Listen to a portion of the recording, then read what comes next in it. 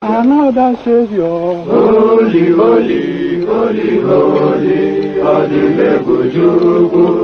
Another Savior. Another Savior. Holy, holy, holy, holy, Adimebujuku.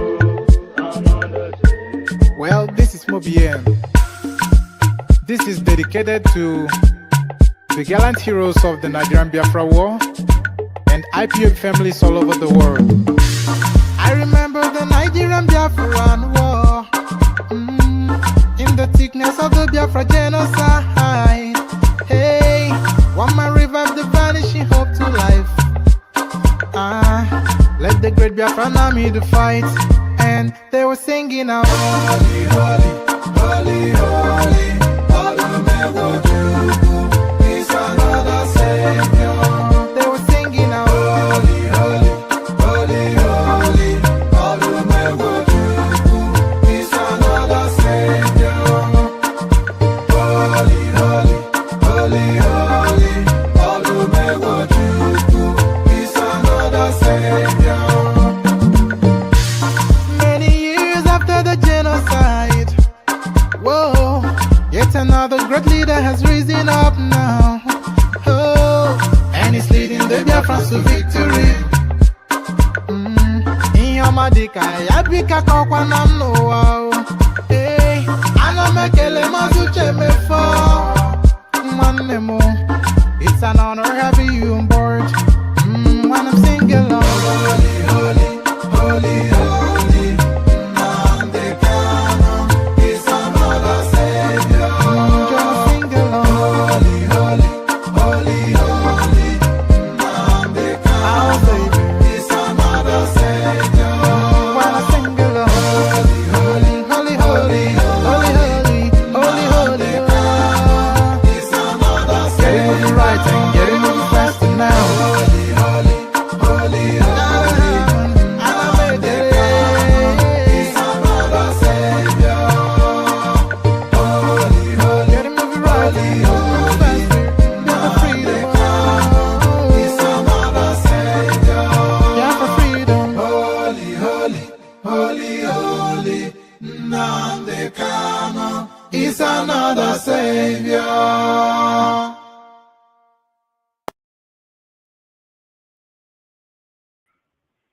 And there it is right there. Holy, holy, holy, holy. Nnamdi Kanu is their mother's savior. So Nnamdi Kanu is their mother's savior, but apparently, allegedly, Nnamdi Kanu cannot save himself. So Nnamdi Kanu, so the morning after the night before, this is where we are now. The morning after the night before, the judgment came in. Nnamdi Kanu, of course, sentenced to life imprisonment, much to the chagrin of the judge, who wanted to he wanted another verdict, but he conceded to that one. Good day to you. Good to be in your company of that. Nnamdi Kanu is their mother's savior. Nnamdi Kanu is their mother's savior. Good day to you. Good to be in your company and all that. I hope you're having a wonderful day so far. Our protocol remains the same. Click on like, click on subscribe, click on the hyperlink that says Stream here to come and join me on the screen. Share the links just as widely as you can. Super chat towards the stream. So let's just get started immediately and right now. So this was the moment then that the judgment came in. There was a lot of disappointment actually around and about that judgment that came in. The Nnamdi Kanu space were disappointed, and Nigerians, the broader, wider Nigerian population, were disappointed too. So everybody was disappointed with that judgment, because what Nigeria wanted was for the judge to give him capital punishment. That was what we wanted, and what his space wanted was for him to be freed. So everybody disappointed with that judgment. But let's pick it up from here. Hello, my name is Adegoyega Awomolo, Senior Advocate of Nigeria. Suraj Saida, SAN, Mutalubi Ojo Adebayo, SAN, SH Bakrum, Abbas A. Olaiwola, Akiyosori Arosoyin, Ayodeji Afolabi, my Lord, we are preparing for the prosecution, my Lord. Thank you, sir. Thank you. Let me say this. How many people are here as consultants to the convicts? Can you stand up before I call you? You have four? Okay. Can I meet you? Give them the microphone. You are legal consultant to the convicts. They were lawyers to the convicts before he converted them to consultants. Yes, my lord. What is your name? My name is Dr. Maxwell Opara. Yes, the next person. Along is my name, Lord. Thank you. P-A-N Ejiofor. Yes. Prince Mandela. Thank you. I just want it to be a record that he has a representative in court that will go and tell him, please, you may sit down. Sorry, my lord. My lord, I don't have his brief to represent him here. It's okay, you may sit down. Azeko, please. My Lord, shame, we don't have his brief. Why are you here? We are here as consultants, my Lord. I'm coming.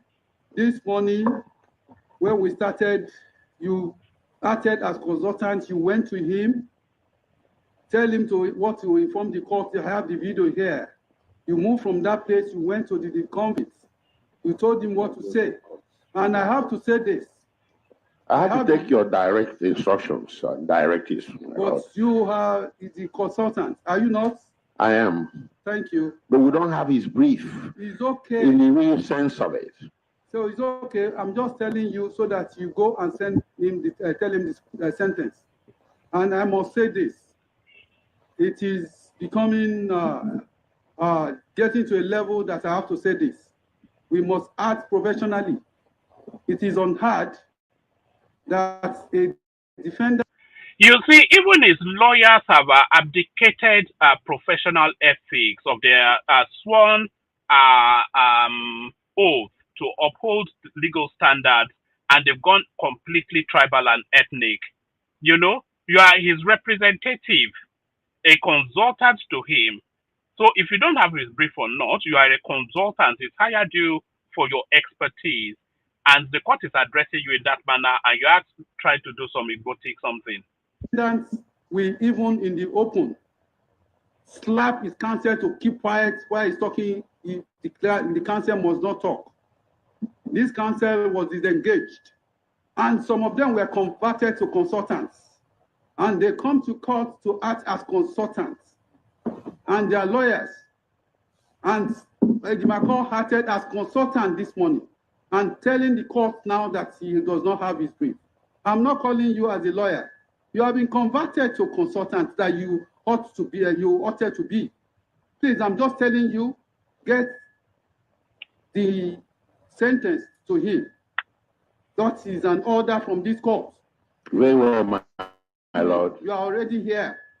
Your name is on the list as consultants. As consultants all along. While he disengaged you, most of you have been coming as consultants. And I have it on record. It's not that the defendant has no legal access. He has access to legal experts. Please, you may sit down. Thank you. My Lord, we're just concerned that we're not being put in some kind of legal jeopardy. You may sit down, please. Thank you, my Lord. Thank you. Sentence.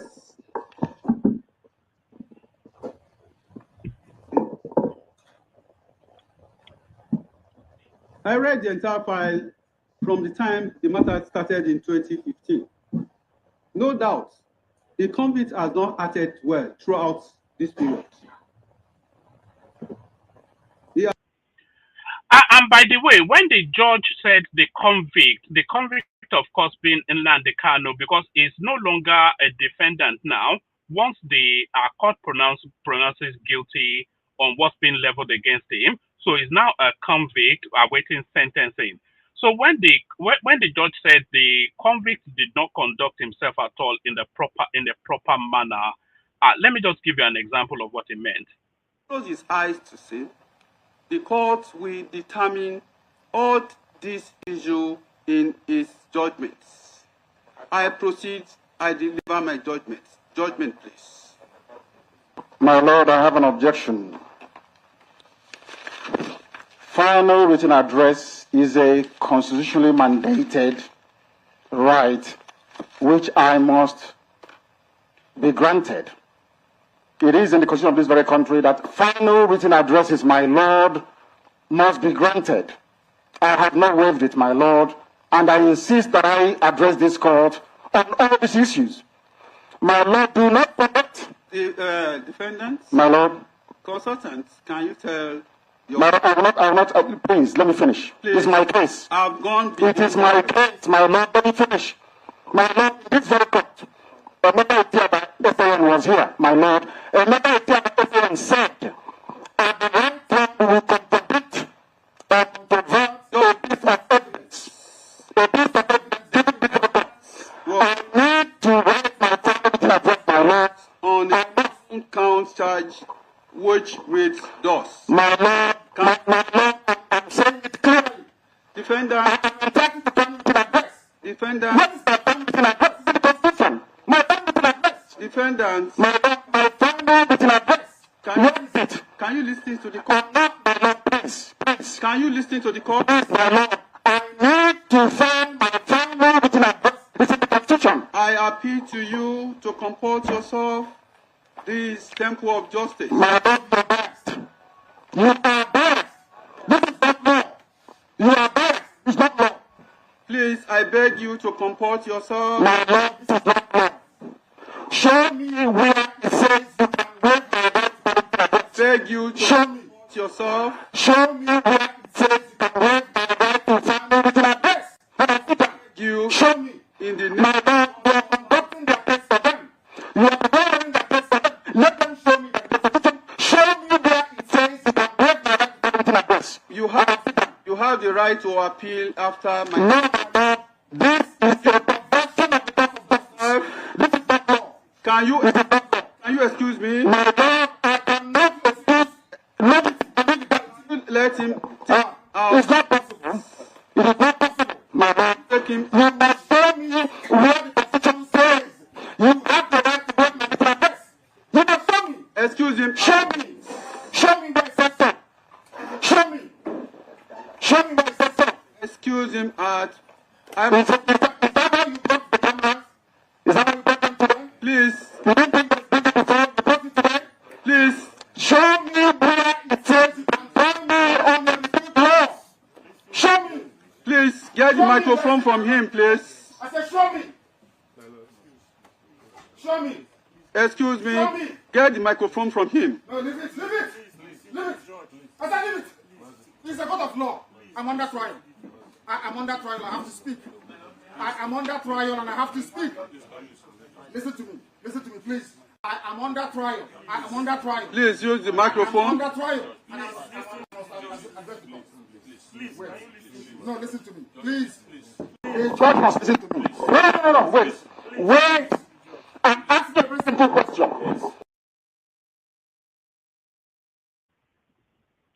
So that's some of the conducts that the judge was referencing just there. Nnamdi Kanu does not actually belong amongst human beings. He's a baboon. The judge should have sentenced him to a zoo. He should be put in a cage in a zoo and have banana thrown at him. The guy does not belong amongst human beings. I read the entire file from the time the matter started in 2015.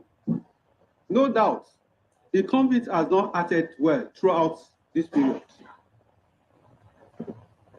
He has caused delay severally. He caused delay and started crying that he's held unlawfully without trial.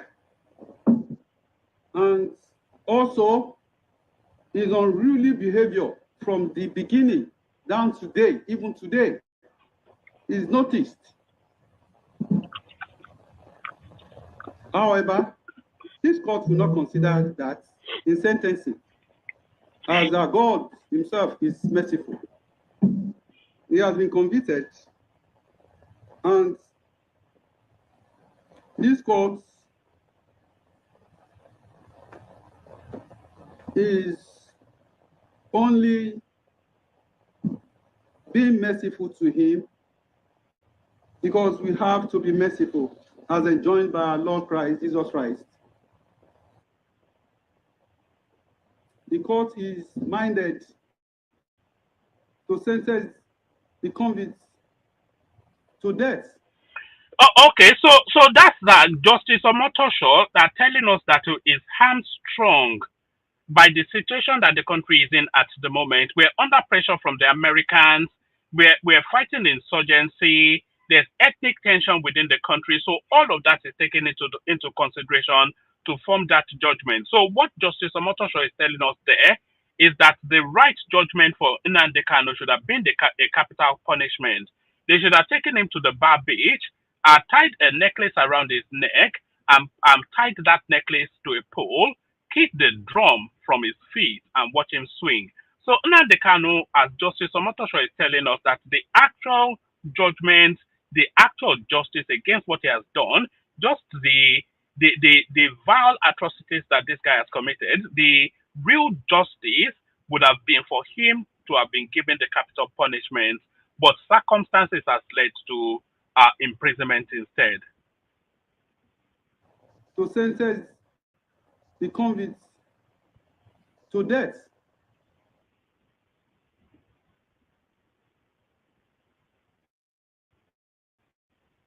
And also his unruly behavior from the beginning down today, even today, is noticed. However, this court will not consider that in sentencing, as our God himself is merciful. He has been convicted, and this court is only being merciful to him because we have to be merciful as enjoined by our Lord Christ, Jesus Christ. The court is minded to sentence the convicts to death due to it committed. The convict has not shown any remorse whatever for his actions. He remained arrogant, cocky, and full of himself without realizing the magnitude of his crime and the effect of what he has done against his people in the Southeast. I've listened to the allocutors made by the member of House of Representatives representing the constituency of the convicts. Although I'm not really persuaded, but I must temper justice with mercy. The court is moved by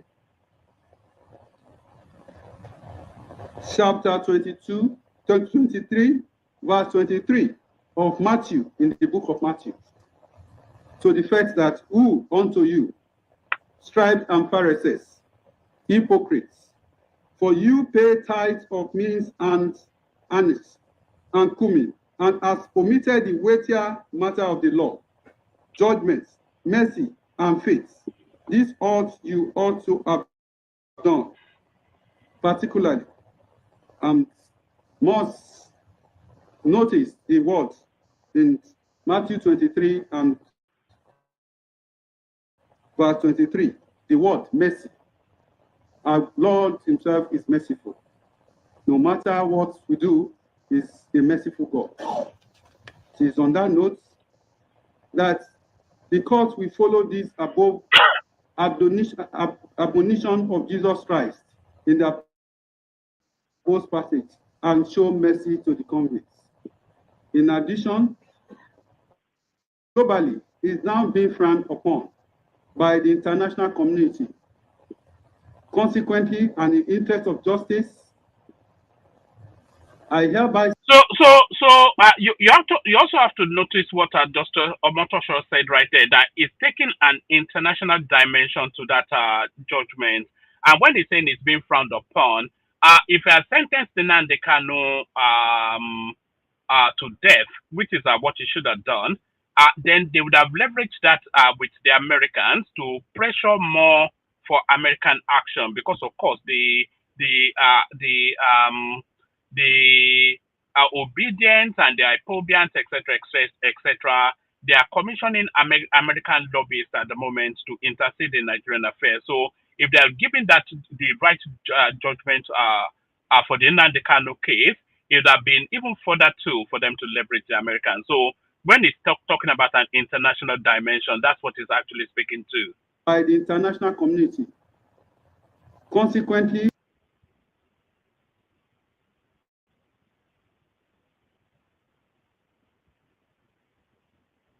I don't know what's going on now. Let's see. Listen, it's not looping around. Let me do this.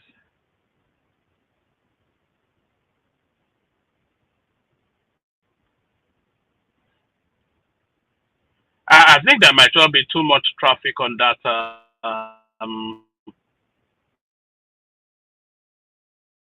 on that video. £1,000 Mercedes could be yours, or their cash equivalent. Please, Fellowship. Matthew, in the book of Matthew, to the fact that who unto you, scribes and Pharisees, hypocrites, for you pay tithes of mint and anise and cumin, and has omitted the weightier matter of the law, judgment, mercy, and faith. This ought you also have done, particularly, must notice the words in Matthew 23 and verse 23, the word mercy. Our Lord himself is merciful. No matter what we do, is a merciful God. It is on that note that because we follow this above admonition of Jesus Christ in the above passage and show mercy to the convicts. In addition, the death penalty globally is now being frowned upon by the international community.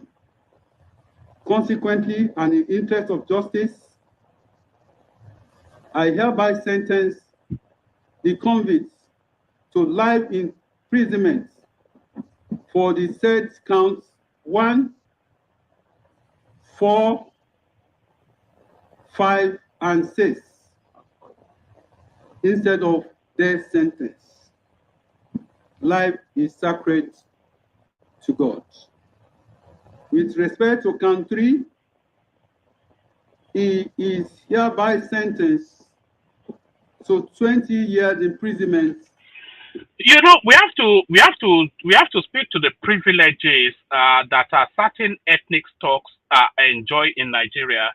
If Nnamdi Kanu was Danladi Bako and everything remains the same, the judge will have no hesitation sentencing him to death. It is only because he's an Igbo person that the judge feels hamstrung that he has to commute death to life imprisonment. So that is to tell you then just how privileged the Southeasterners are within the Nigerian space. Somebody that is what is singularly the most evil person that has yet come out of that country, Nnamdi Kanu, the authorities get hold of him rather than to send him to death. You know, they're sending him to life imprisonment, all because he's an Igbo person. That is entirely an Igbo judgment, nothing else. Without no option or fine. For count 7, he sentenced to 5 years imprisonment without no option or fine.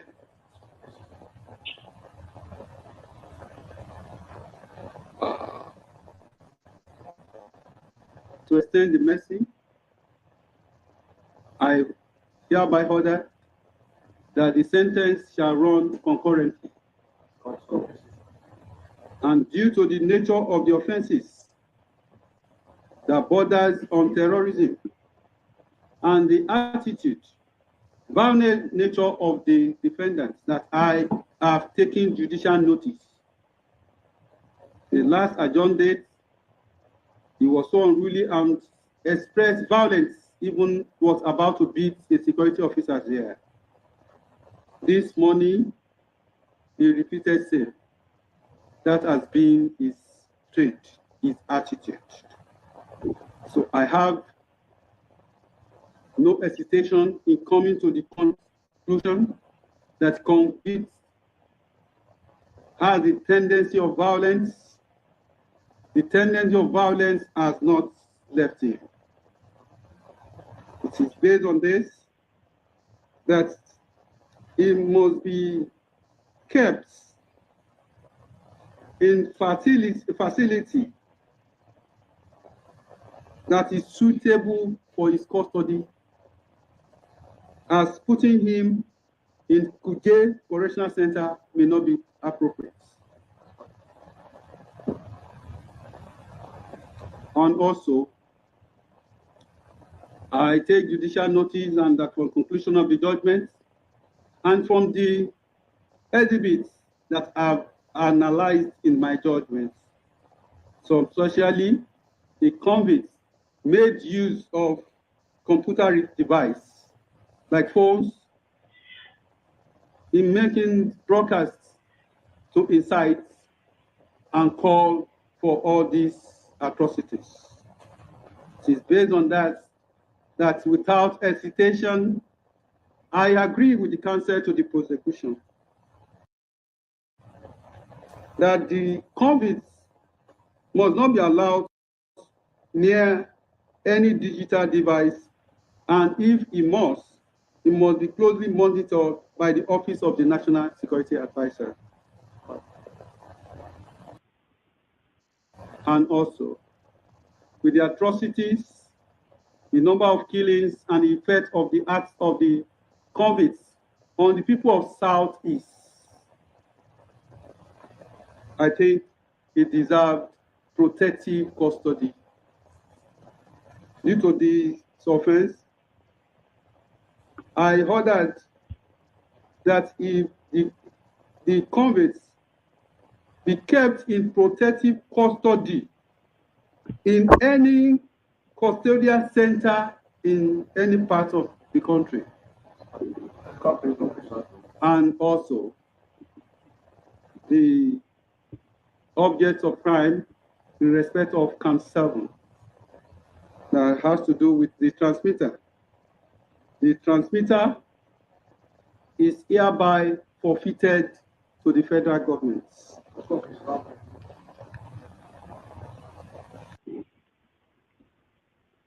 So there it is, right?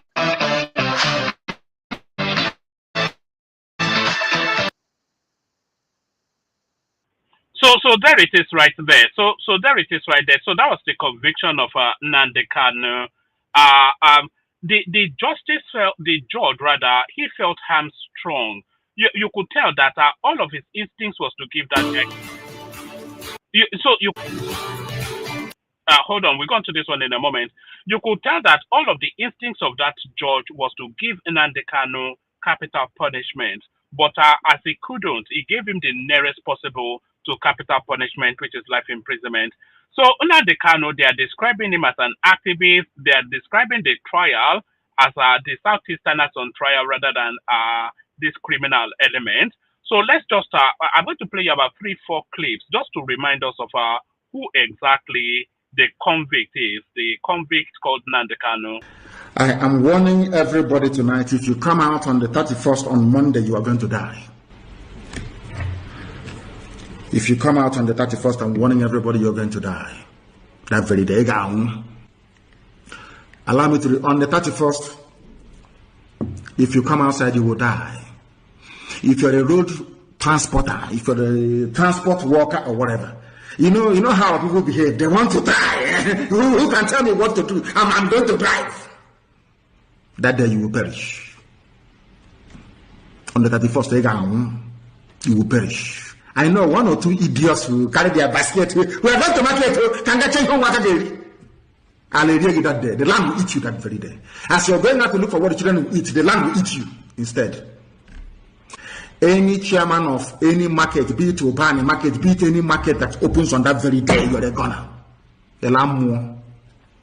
Highest thing they will write about it for 2 or 3 days and you'll be forgotten. This is another one we put on the 31st. You know the way we love dead bodies. Your obituary will happen. At least we'll go there and eat rice. Ndara. Monday is the real deal. 31st, nobody should come outside. If you have relatives in Umahia, go and tell them all. Go and tell them. Because they wait now, around 12, they'll start peeping out to see. You know, our people are very foolish. Let me try and see if I can open my shop to see what will happen. Until your brain will be on the floor. Then an alarm, your eyes will open. So that's Nnamdi Kanu. So you heard him there. And this here is a consequence of what he just said there. Hey, sit at home!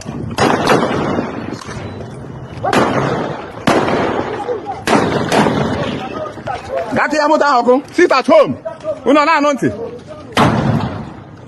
Sit at home! Everybody, sit at home! Let's go. Hey, let's go. Kiyako, let's go. I said sit at home. So he directed and they acted, and as always is the case, a lot of people lost their lives right there. He did promise you that if you come out, you will die, and then they came out and his men shot them. So there it is right there. Shooting where again? Shooting in Okota, they are shooting also in Okota. People must go to the bush, ambush them. Go to the bush, you need to cut them off from the back, ambush them, take their guns from them and kill them.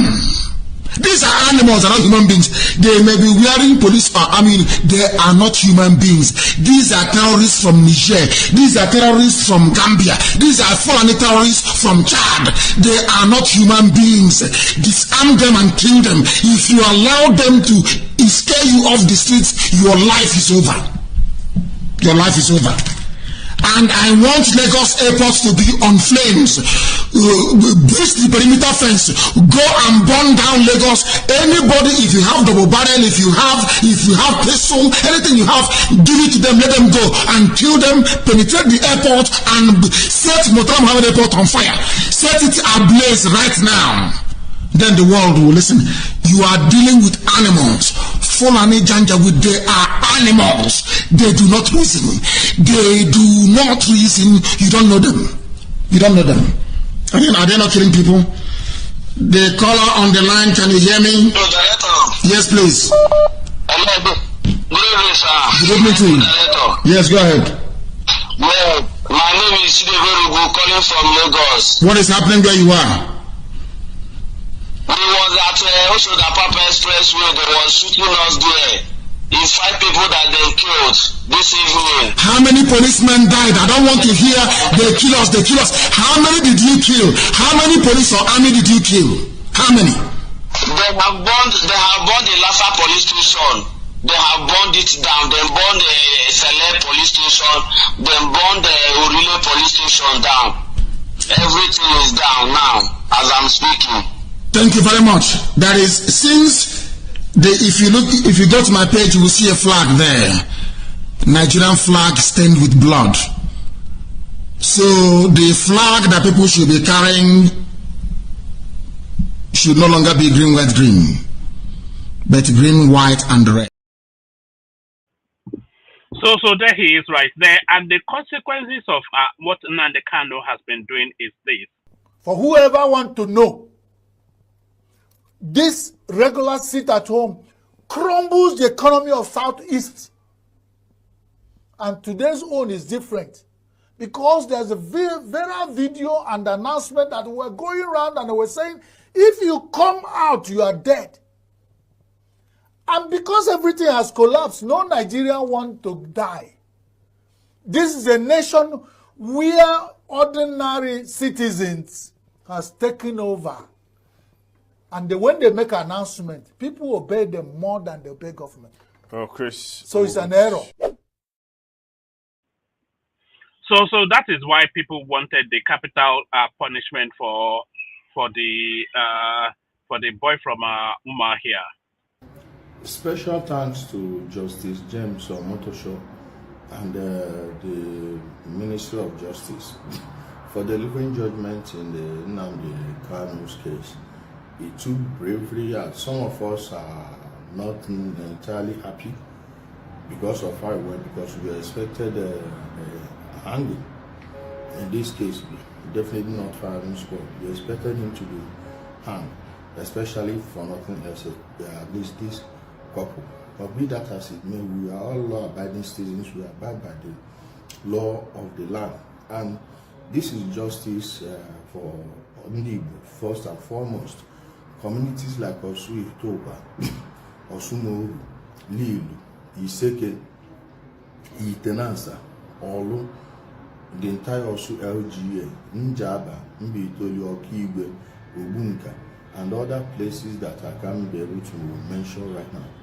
This is justice for all the people that have lost their loved ones, those that are still missing, those that they collected their money, ruined their lives, businesses that were lost. Finally, justice is here today. We thank Mr. President Bola Ahmed Tinubu for not interfering in this matter. And we also thank the law enforcement who have been keeping our city safe, and the judge once again for not keeping him around this Abuja in order not to be a security threat to the law-abiding citizens of Nigeria, especially those living in the FCT. At least this is one terrorist of the list. We will be going after them, and now we are calling on the foreign minister to please. Now it's time to go to work. This guy has been convicted. Every other person that gave him money, especially those in the USA, those in Germany, Italy, Spain, the United Kingdom, Canada, and a few other places, but mostly these places are just mentioned. And all these, they are bloggers. All of them, they need to be picked up, and our land will start the rehearing. And to all those who lost their family members, take solace in the fact that justice has been done. The leader of the person of the group that are winning an Igbo has been sentenced to life imprisonment. Once again, we may not all be happy with life imprisonment. Many of us will have preferred the price sentence. But what can we do? We can't question the law. Hopefully the Court of Appeal and the Supreme Court will uphold everything that was meticulously listed by the judge, and all the reasons he gave for arriving at his final decision of life imprisonment instead of what the prosecutor asked. Once again, we are happy, and all my friends who have been in these fights for 5 years, some 7 years, some 10 years, Choma Marilis, Rita Anubohobu, Ongunwanze, Ruby Matthew, George Onibe, whether I don't know what more that people think about it, but at least he is impute. So that's just the verdict from the Southeast right there. People are acknowledging just what this guy is. So the noise that you hear is not the full representation of how the Southeast actually thinks about these things. If you listen to voices like that was a jelly, of course. If you listen to voices like that, then you get the real tempo of what the broader Southeast thinks about what's going on. So that's that. We go on from that to this.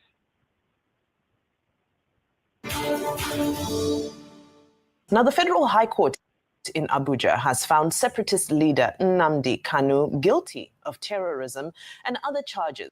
But you know, it's the appellations that they used to describe actually that skews the narrative. Nnamdi Kanu is not a separatist leader. Nnamdi Kanu is a terror merchant. So it's just when they describe him as a separatist leader, that already it skews the conversation already towards sympathy towards him. Nnamdi Kanu is not we see how he's terrorizing his own people, having them shot. So it's not a separatist leader. It's just a narcissist on a jolly. It's a bloodthirsty terror guy that is out to slaughter as many people as he can. following a decade-long legal case full of drama. The judge, Justice James Omotosho, held that the prosecution was able to establish the ingredients of the charge against him. In his ruling, he said he was satisfied that Kanu had made a series of broadcasts incite violence and killings as part of his campaign for a separate state in southeast Nigeria, known as Biafra. Kanu was convicted on all 7 charges he faced. As well as terrorism, they included treason and involvement with an outlawed movement. Omotosho, in his ruling, sentenced the leader of the proscribed indigenous people of Biafra to life imprisonment. Omotosho declined the prosecutor's request for a death penalty, saying he must, and I quote, temper justice with mercy, end quote. And this is despite Kanu's reported arrogance and lack of remorse. Well, what is reported about the arrogance or lack of remorse? Is it not demonstrably so? Did he not demonstrate arrogance and lack of remorse? Is he remorseful? No. Is he belligerent? Yes. Is he arrogant? Yes. Have we seen it in demonstration? Yes. So what is the reported about it? So that already tells you that the narrative of this particular clip that we're looking at is skewed towards sympathy for Nnamdi Kanu. Joining us on the show to discuss the outcome of Kanu's journey to jail and its implications for peace in the southeast is Maxwell Okpara, lawyer for convicted Nnamdi Kanu. Good morning, sir, and welcome to the program today. Good morning, Vimbai. Good morning, Ayo. Good morning, Dr. Bati. It's my pleasure to be here once again. Good morning. Well, Maxwell, well, we all know the details of what transpired so far in the Mazi Nnamdi Kanu case. As his counsel, although he had dismissed all his lawyers and said he would defend himself. Now, a day after, what's your take? What do you think? And what will you recommend as the way forward? Of course, you can go on appeal, but the prosecutors can also cross appeal. But what's your position on all that has transpired? Well, I want they should derobe this guy and strip him of his legal whatever, because this guy is not a defender of the court. Is not a defender of the law. Is an ethnic jingo. Is an ethnic jingoist. So this guy has no business being an agent of law. He has no business being a lawyer. They should derobe him, strip him of his registration, and cast him adrift. I want to start by commending the people of Southeast, the Igbo people, for listening to us yesterday. We are calling inside the court, calling from courts, chatting that nobody should take laws into their hands.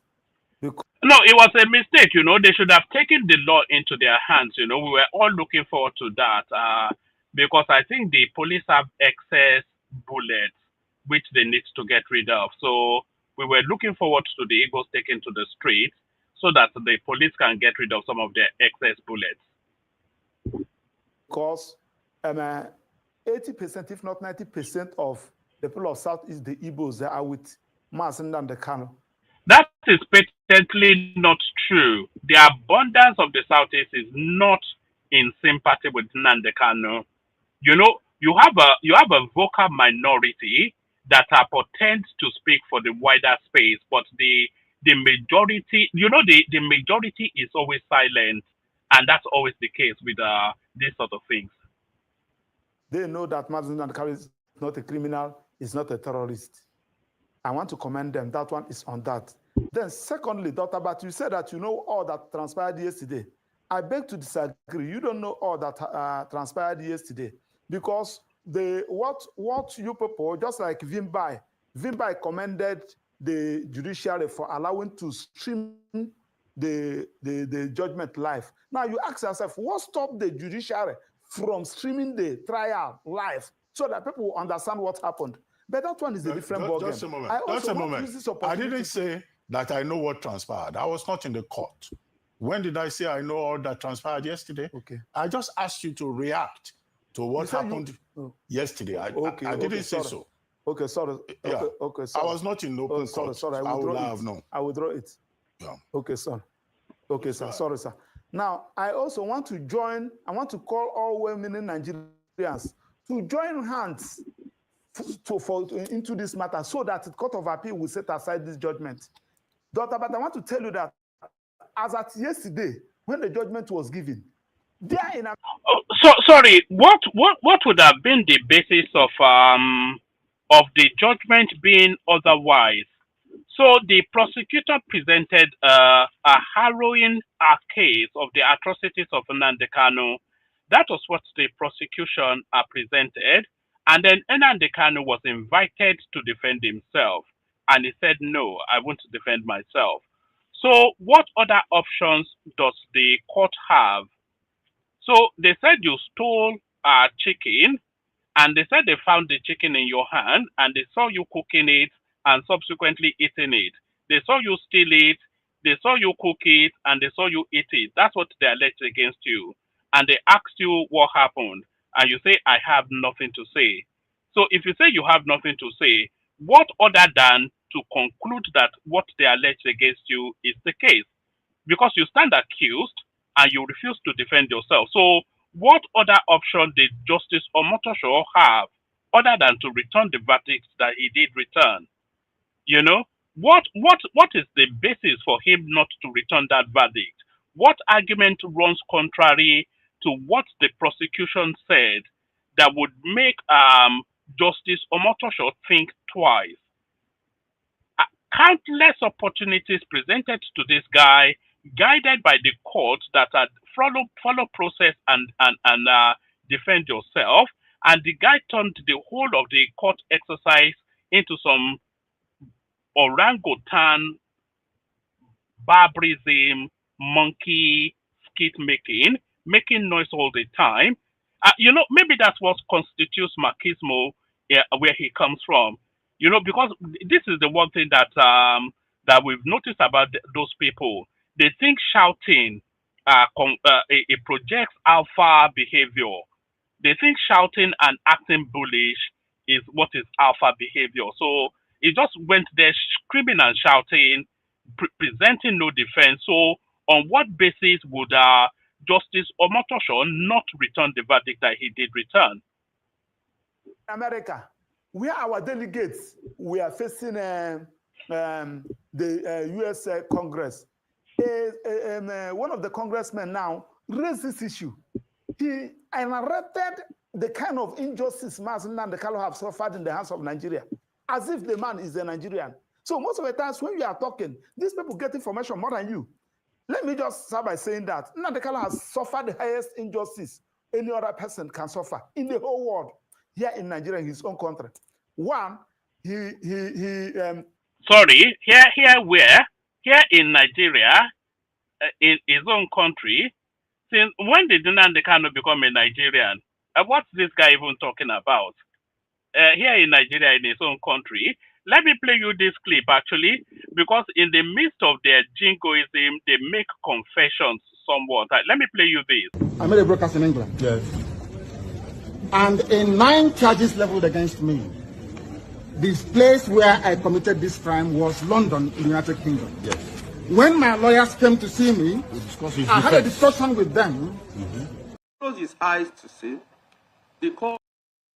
So the place where he committed this crime is in London, England. So he himself agrees that he committed the crimes. And here is his lawyer now telling us that, oh, the whole Biafra something is just a skit. It's just on money making something that Nnamdi Kanu is a Nigerian. These people get information more than you. Let me just start by saying that Nnamdi Kanu has suffered the highest injustice any other person can suffer in the whole world, here in Nigeria, in his own country. One, he was enjoying his bail. A government, the prosecutor, who is prosecuting him, went to his house in Afaruku, unprovoked, and they killed 38 persons and left with the 13 corpses as we speak. As we are talking about, as a result of that, he lost their parents.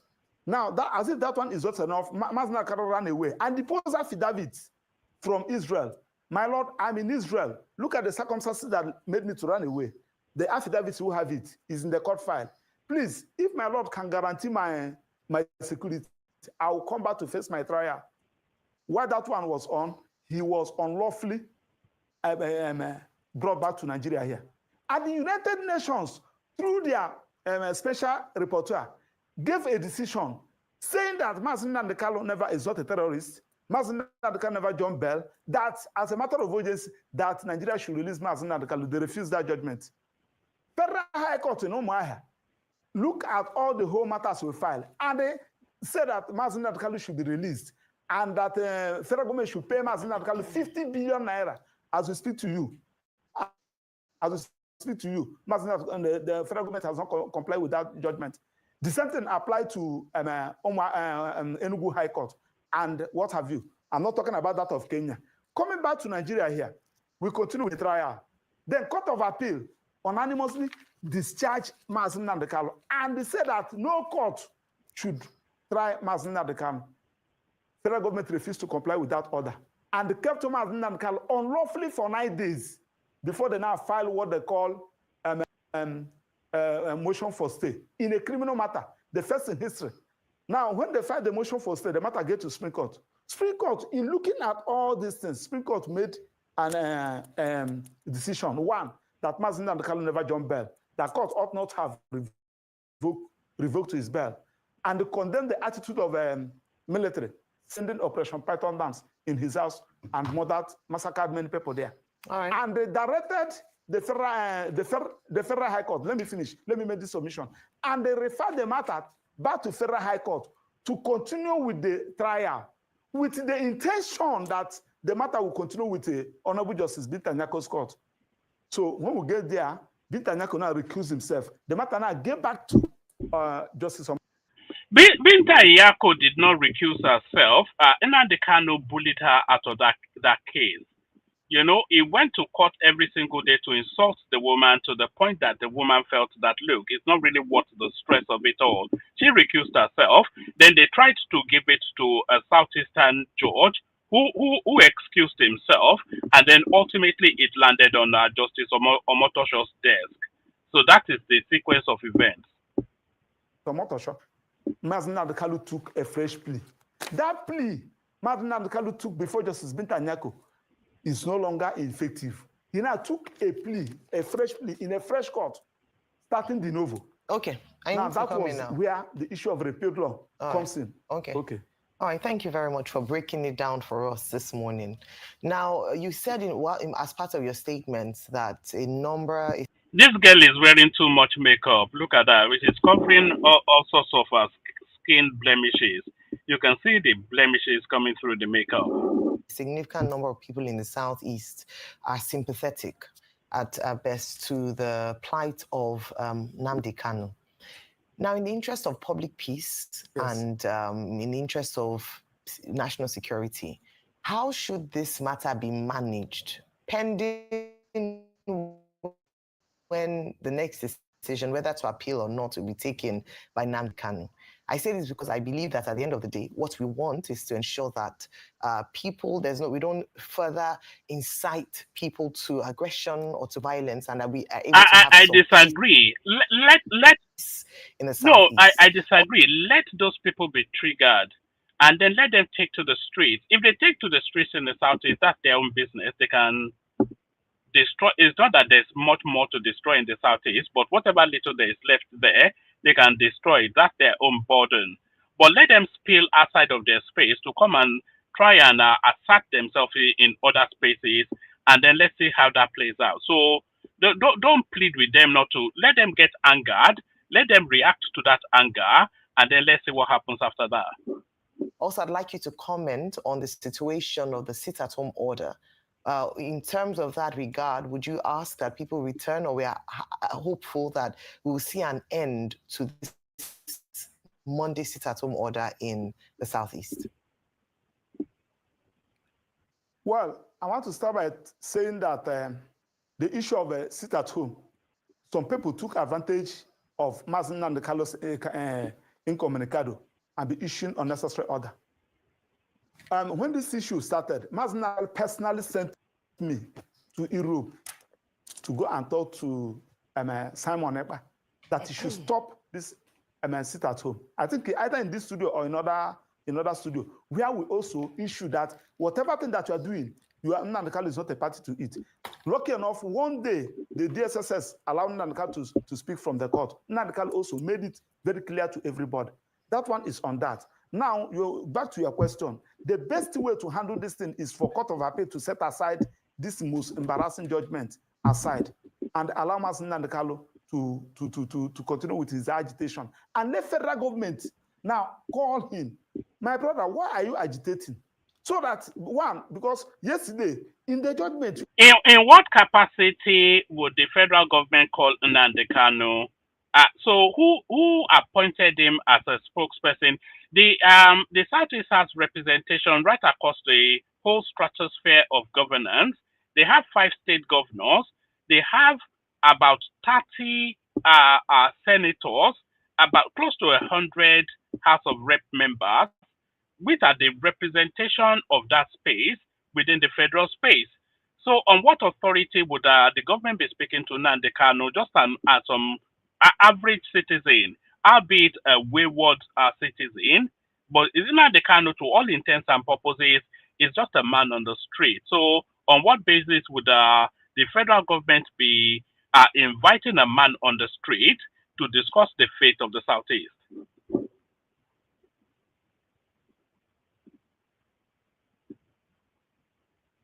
You are comparing Nnamdi Kanu's agitation with Boko Haram.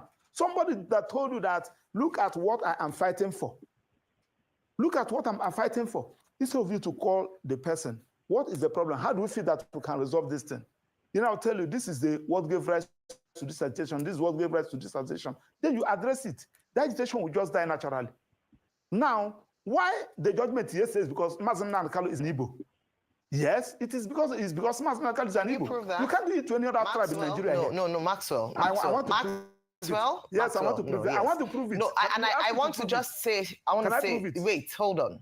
I want to say that it's important that we're able to not incite any form of aggression based on this assertion. So except you're able to prove beyond reasonable doubt, please don't make such assertions. We won't want to entertain that on the show, please. I think it's important that if you would make such an assertion, okay, you have to be able to... I will draw it. Thank you. I will draw it. Thank you. I will draw it. You see, this is why I said this guy should be stripped of his legal credentials, because he's not a lawyer. He's an ethnic jingoist. This guy has nothing to do with the law. He's just Maxwell, an ethnic... I want to Maxwell? prove it. Yes, Maxwell, I want to prove it. It's for Court of Appeal to set aside this most embarrassing judgment aside and allow Nnamdi Kanu to continue with his agitation. And let federal government now call him. My brother, why are you agitating? So that, one, because yesterday, in the judgment, you are comparing Nnamdi Kanu's agitation with Boko Haram. Somebody that told you that, look at what I am fighting for. Look at what I'm fighting for. Instead of you to call the person, what is the problem? How do we feel that we can resolve this thing? I'll tell you, this is what gave rise to this agitation. This is what gave rise to this agitation. Then you address it. The agitation will just die naturally. Now, why the judgment yesterday is because Nnamdi Kanu is an Igbo. Yes, it's because Nnamdi Kanu is an Igbo. You see it right there. So that's the ethnic jingoism right there. It is precisely because Nnamdi Kanu is an Igbo that they didn't give him the death penalty, which is the natural justice for all that this guy has done. But anyway. You prove that? You can't do it to any other tribe in Nigeria. No, Maxwell. I want to Maxwell? Prove it. Yes, I want to prove it. I want to prove it. No, I want to just say, wait, hold on. I want to say that it's important that we're able to not incite any form of aggression based on this assertion. So except you're able to prove beyond reasonable doubt, please don't make such assertions. We won't want to entertain that on the show, please. I think it's important that if you would make such an assertion, okay, you have to be able to... I will draw it. Thank you. I will draw it. Thank you. I will draw it. Oh, all right. But people... Okay, I'll let you land. Please, go ahead, Mr. Okwara. Go ahead. So what the point... the best way to handle this matter as it stands now is for Court of Appeal to look at all the whole matters we file, which Nnamdi Kanu also file stay of proceedings. Say, my Lord, please, these issues I took to Court of Appeal, they are fundamental issues. Please allow Court of Appeal to give directives on how to go about it.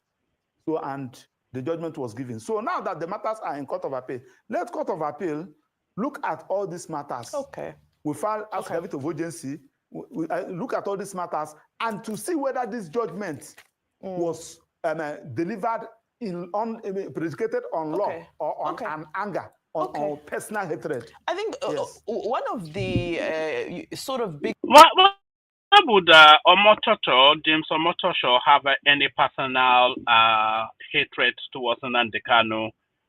There are parts in life that would never cross.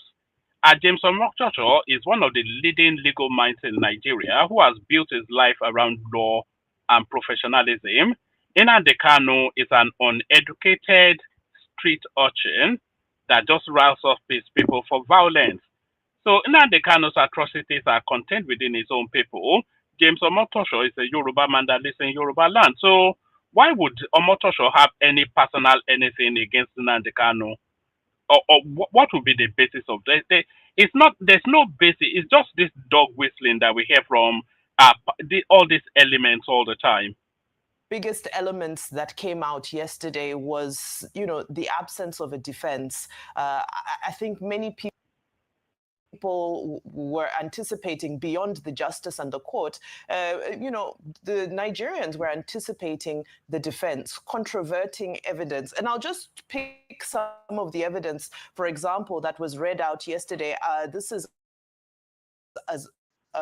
as goes by the CTC. He said, the defendant said, I am telling you people to go into the bush, and wherever you see a military convoy, you attack them. Wherever you see a police convoy, attack them. They are human beings and they also bleed. Any person with a police uniform or any army uniform is an enemy of the people, end quote. So some of these things were things we would have wanted to hear addressed. As councils were, shall I say, reassigned to become consultants, but you were in the web. Can you give us insight into why we couldn't get a defense for, some of these statements that many people are hearing and are concerned about the nature of this type of language from somebody who's so influential that people listen to, that people will obey orders from? Very good question, Mr. Vimbai. When you people started the introduction of the program, I was following it up. You made mention of a final written address. And Dr. Abadi, thank God that Dr. Abadi is also a good in this field because I have been benefiting from his submissions and legal analysis. Now, defense is not compulsory that you will call a witness. It's not compulsory. Defense has to do with cross-examination. Defense has to do with you filing your final written address. Now, they tendered 34 exhibits. 34 exhibits, including Nnamdi Kanu's boxers, including Nnamdi Kanu's singlets, including Nnamdi Kanu's perfume, they collected in his room. Now, the judge relied heavily on all those doctored video clip. And anytime they want to tender anyone, after playing it, they will ask any objection. Our lead counsel said, my lord, we will object, but we reserve our comments in our final written address. All these things are in the court's record. This is how they tendered all the whole exhibits. And we plan to attack them on the final written address. Now, Master Nnamdi Kanu told you that, please, I'm supposed to enter my defense, but I want you to clarify one issue, especially the directive Supreme Court gave that these people should amend their charge. They should amend their charge to reflect on the proper law. And the issue I raised, you said no, you must enter defense. I will address all those issues in the final judgment. Before we could say Jack Robinson, you foreclose Mazi Nnamdi Kanu. When you foreclose Mazi Nnamdi Kanu, what are you expected to do? You should order for address, because Section 36 talked about Administration of Criminal Justice Act. Administration of Criminal Justice Act cannot take over the position of the Constitution. Section 36 said any person that is facing criminal trial is entitled to adequate time and facility. What is one of the facilities? Final written address. And when we come to court is he still entitled to that if the judge feels he's being unruly and he's abusive? And I'm just curious. Yes, you feel he's still entitled if he's saying that this court is rubbish, you don't know law, he should still proceed. Is that what the law says? let me address you. See, you have to separate your personal emotion from the adjudication of a matter before you. That is why I said that judgment yesterday was predicated on anger, but I don't want to go into that. Now, Mazen Kanu said, please, my Lord, I want to find my final written address to address some issues you on your own foreclose him. And when you foreclose him, because once parties are closed their matter, you expected to ask for a final written address, except the parties on their own said, my Lord, we are not filing any final written address. You're supposed to give them that opportunity of fair hearing. Let him file his final written address. You are not saying that you have used his motion he filed earlier as his final written address. Does that motion address all those doctored video clip that you accepted? Now, in all those video clips, that favor the prosecution, you take it. So it's doctored video clips now. Things that we heard in live broadcast from Nnamdi Kanu, they are now doctored, AI generated. Do you remember the Yes Daddy take of Peter Obi? When Peter Obi was doing Yes Daddy, and they were telling us it's deep fake, that it's not even Peter Obi. These people are a real wonder. They should be on telly as some sort of comedy act.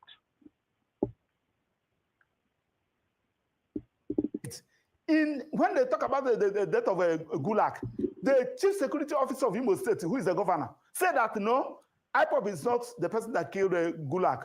Nobody killed Gulag. Gulag death was as a result of politics.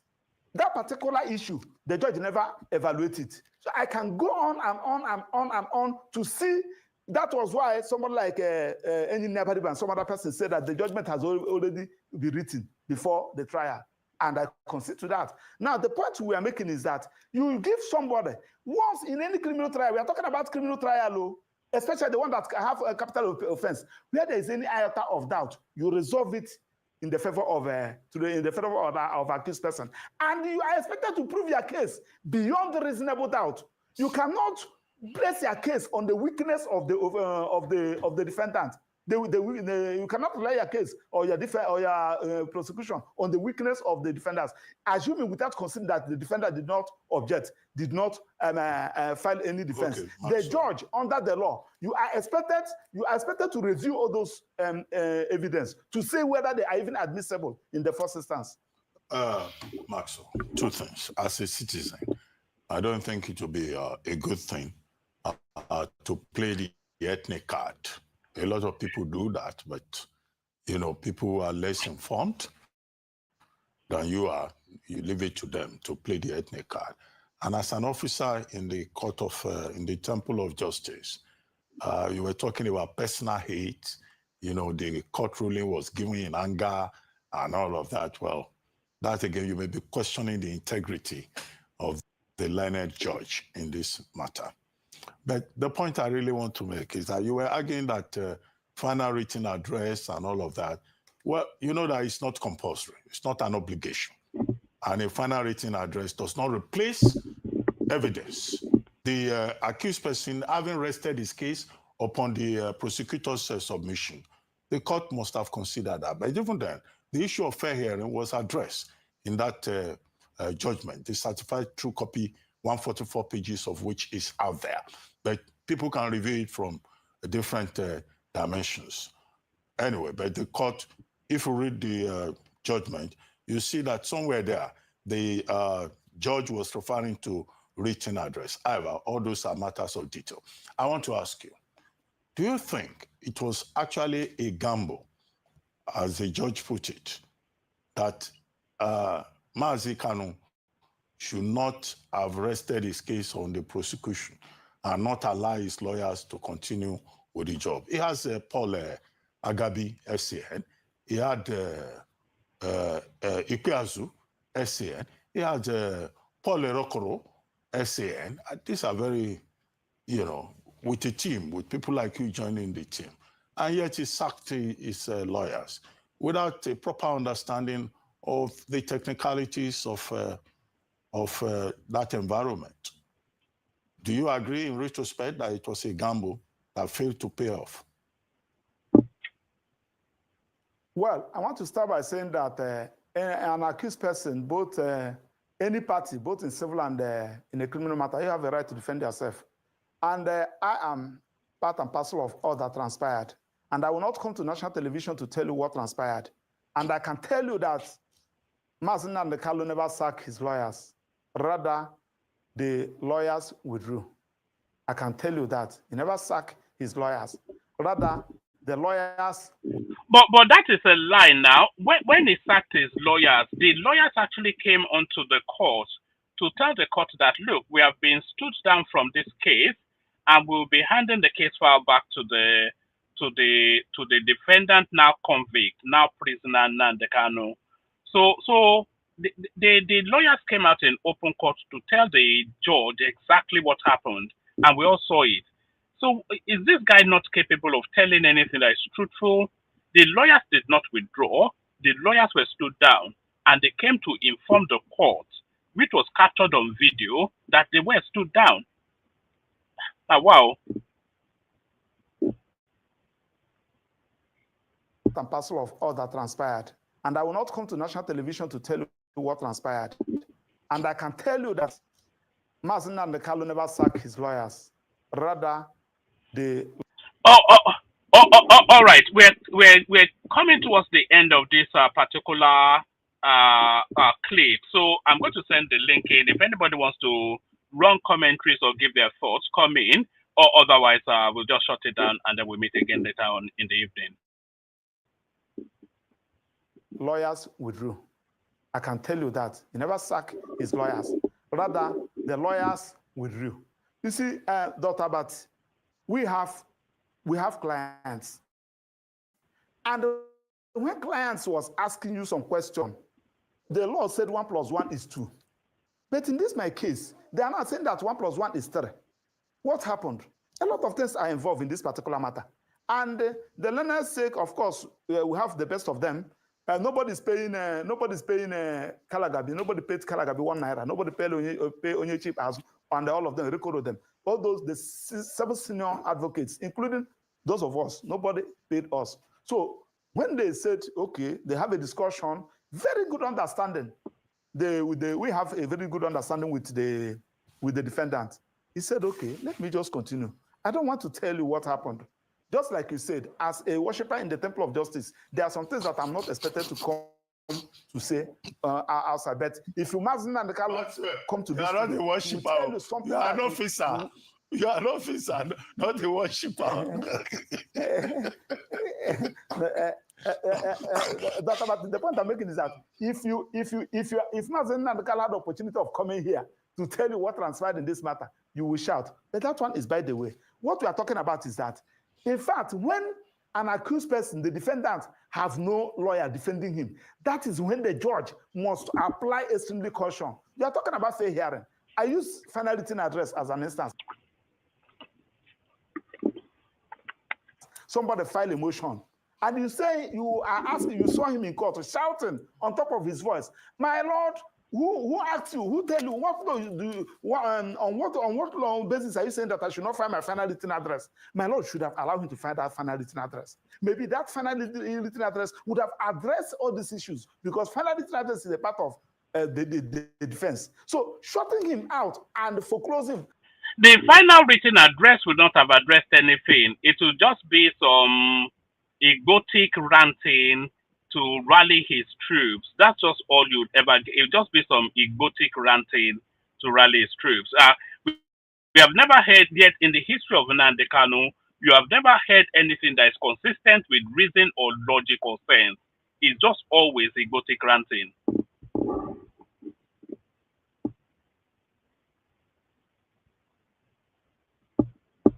With final written address, and they rely on all those laws, all those exhibits, which he was telling you during the trial that, my lord, I will address all these exhibits and tell you the reason why you cannot admit it. Because under the law, if a judge admits inadmissible evidence in the judgment, you can expunge it. You can expunge all those exhibits. The judge would have just given Mazen Nnamdi Kanu opportunity, especially when he was raising in the court. My lord, don't read this judgment. Allow me to find my final written address. What is the rush? Because justice rush, justice crash. Okay, what is the rush? that you cannot say, okay, I'm giving you 2 weeks for you to file your final written address. Maxwell, I know you are trying very hard to vitiate the judgment, but the best arena for this will be the Court of Appeal. Not of course, really we're filing by Monday or Tuesday. Aha, that's it. Nice. Thank you very much, Maxwell Opara, for joining us on the morning show. So there it is right there. According to Nnamdi Kanu's lawyer, it is actually the Igbos that are on trial. So we've got Chukwu Gozi something joining us, and then we've got Al as well. So good to have you. So Chukwu on mute. What are you making then of this? Well, I'm not gonna lie. The reason why Nnamdi Kanu is there is because he's Igbo. That's a fact. You can't deny. That's a fact. That's why he's there. Because he's What Igbo. are you talking about? What are you talking about? It's a fact. Sorry, hold on. What about all the crimes that he committed? Is there no consideration for that? He did come, but that's a fact. The reason why he's there, because why did Igbo hold not go to jail? Because you're boy. That's a fact. What's wrong with this country? We know that's a fact. That's why he's there, because Igbo. Not enough is Nigerian country. Because Igbo like shit. No. Just listen and answer the question. What about all the crimes that he committed? Do you give consideration to that or not? I know he's giving up, but I'm saying there's a hypocrisy in Nigeria. No. Hold on. Are you all right? Are you all right? Oh, yeah. Are you all right? Yes, you are all right. Then listen to my question. What about all the crimes that Nnamdi Kanu committed? Are you giving any considerations to that? What crime did Nnamdi Kanu did? Wasn't Brady who started the crime? Wasn't Brady who started? No, are you all right? I'm going to remove you in a minute. What about all the crimes that Nnamdi Kanu committed? Are you giving consideration to that? I know he committed crime. Right. So if you know he committed crimes, then should he be answerable to those crimes? Yeah, he should. Right. Well, and how does he answer to the crimes? I'm going to kick this guy out. He's just always coming here to be a nuisance. Sorry. If he committed all these crimes, then should the law hold him to account? Yeah, or should the law excuse him because he's Igbo? No, the law should not excuse him. Right. So what is your complaint? But you know Nigeria, mommy. You know it's in Nigeria. What and have different law for different people. It's a fact. You can't deny it. No. Are you all right? You just said he committed crimes now. Yeah. So are you saying the law should not hold him to account because he's Igbo? Is that what you're saying? No, I didn't say that. Yeah, so the law has held him to account. Yeah, but you know what I'm talking about. Can you stay muted? What's all this nonsense now? You just come here and start to talk about everybody all the time. Charles, carry on. Yeah, I understand. I know Nnamdi Kanu did a crime. That's not the problem. But the issue I'm having with Nigeria government is complicit. The same people from different other ethnic groups are getting free. Why is that in this country? Who is getting freed? Yeah, most getting free? Are upset. Allowing the new generation in Nigeria are angry. The new generation. No. You can be angry all you like now, but you have to direct your anger towards something that is substantial, something that has meaning. You've now just admitted that Nnamdi Kanu committed crimes, but you are saying that he should not be held to account because he's Igbo. But I'm saying Buhari are the Igbo super Nigerians that they're not to be held accountable? But I think Buhari started this shit. It's a fact. Buhari started what? Buhari started the agitation for Biafra. Did Buhari start the agitation for Biafra? Buhari started this shit. Did Buhari start the agitation for Biafra? You don't know because you're not Igbo. I'm Igbo. I know what I'm saying. No. So I'm asking you then, you are Igbo. Did Buhari start the agitation for Biafra? No. So who started it? But he poked the Igbos. He did. It's a fact. He poked them in what way? How did he do that? But how did he do that? Division. Why who started the division? He did. How did he do that is what I'm asking you. What are you saying? Why was the one who started the division? Yeah, how? I said, why did Nnamdi Kanu why? No, how did Buhari start? You are just jumping from pillar to post. How did Buhari start it? I think Buhari started it. Buhari is the one who called the division. Buhari is the one who did How? You said that, and I asked how. How did he do it?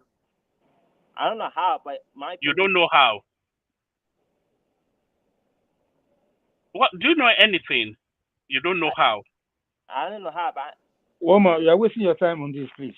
No, I want to narrow this thing down because they do a lot of this mindless commentary all the time, but they never narrow it to specifics. Buhari started it.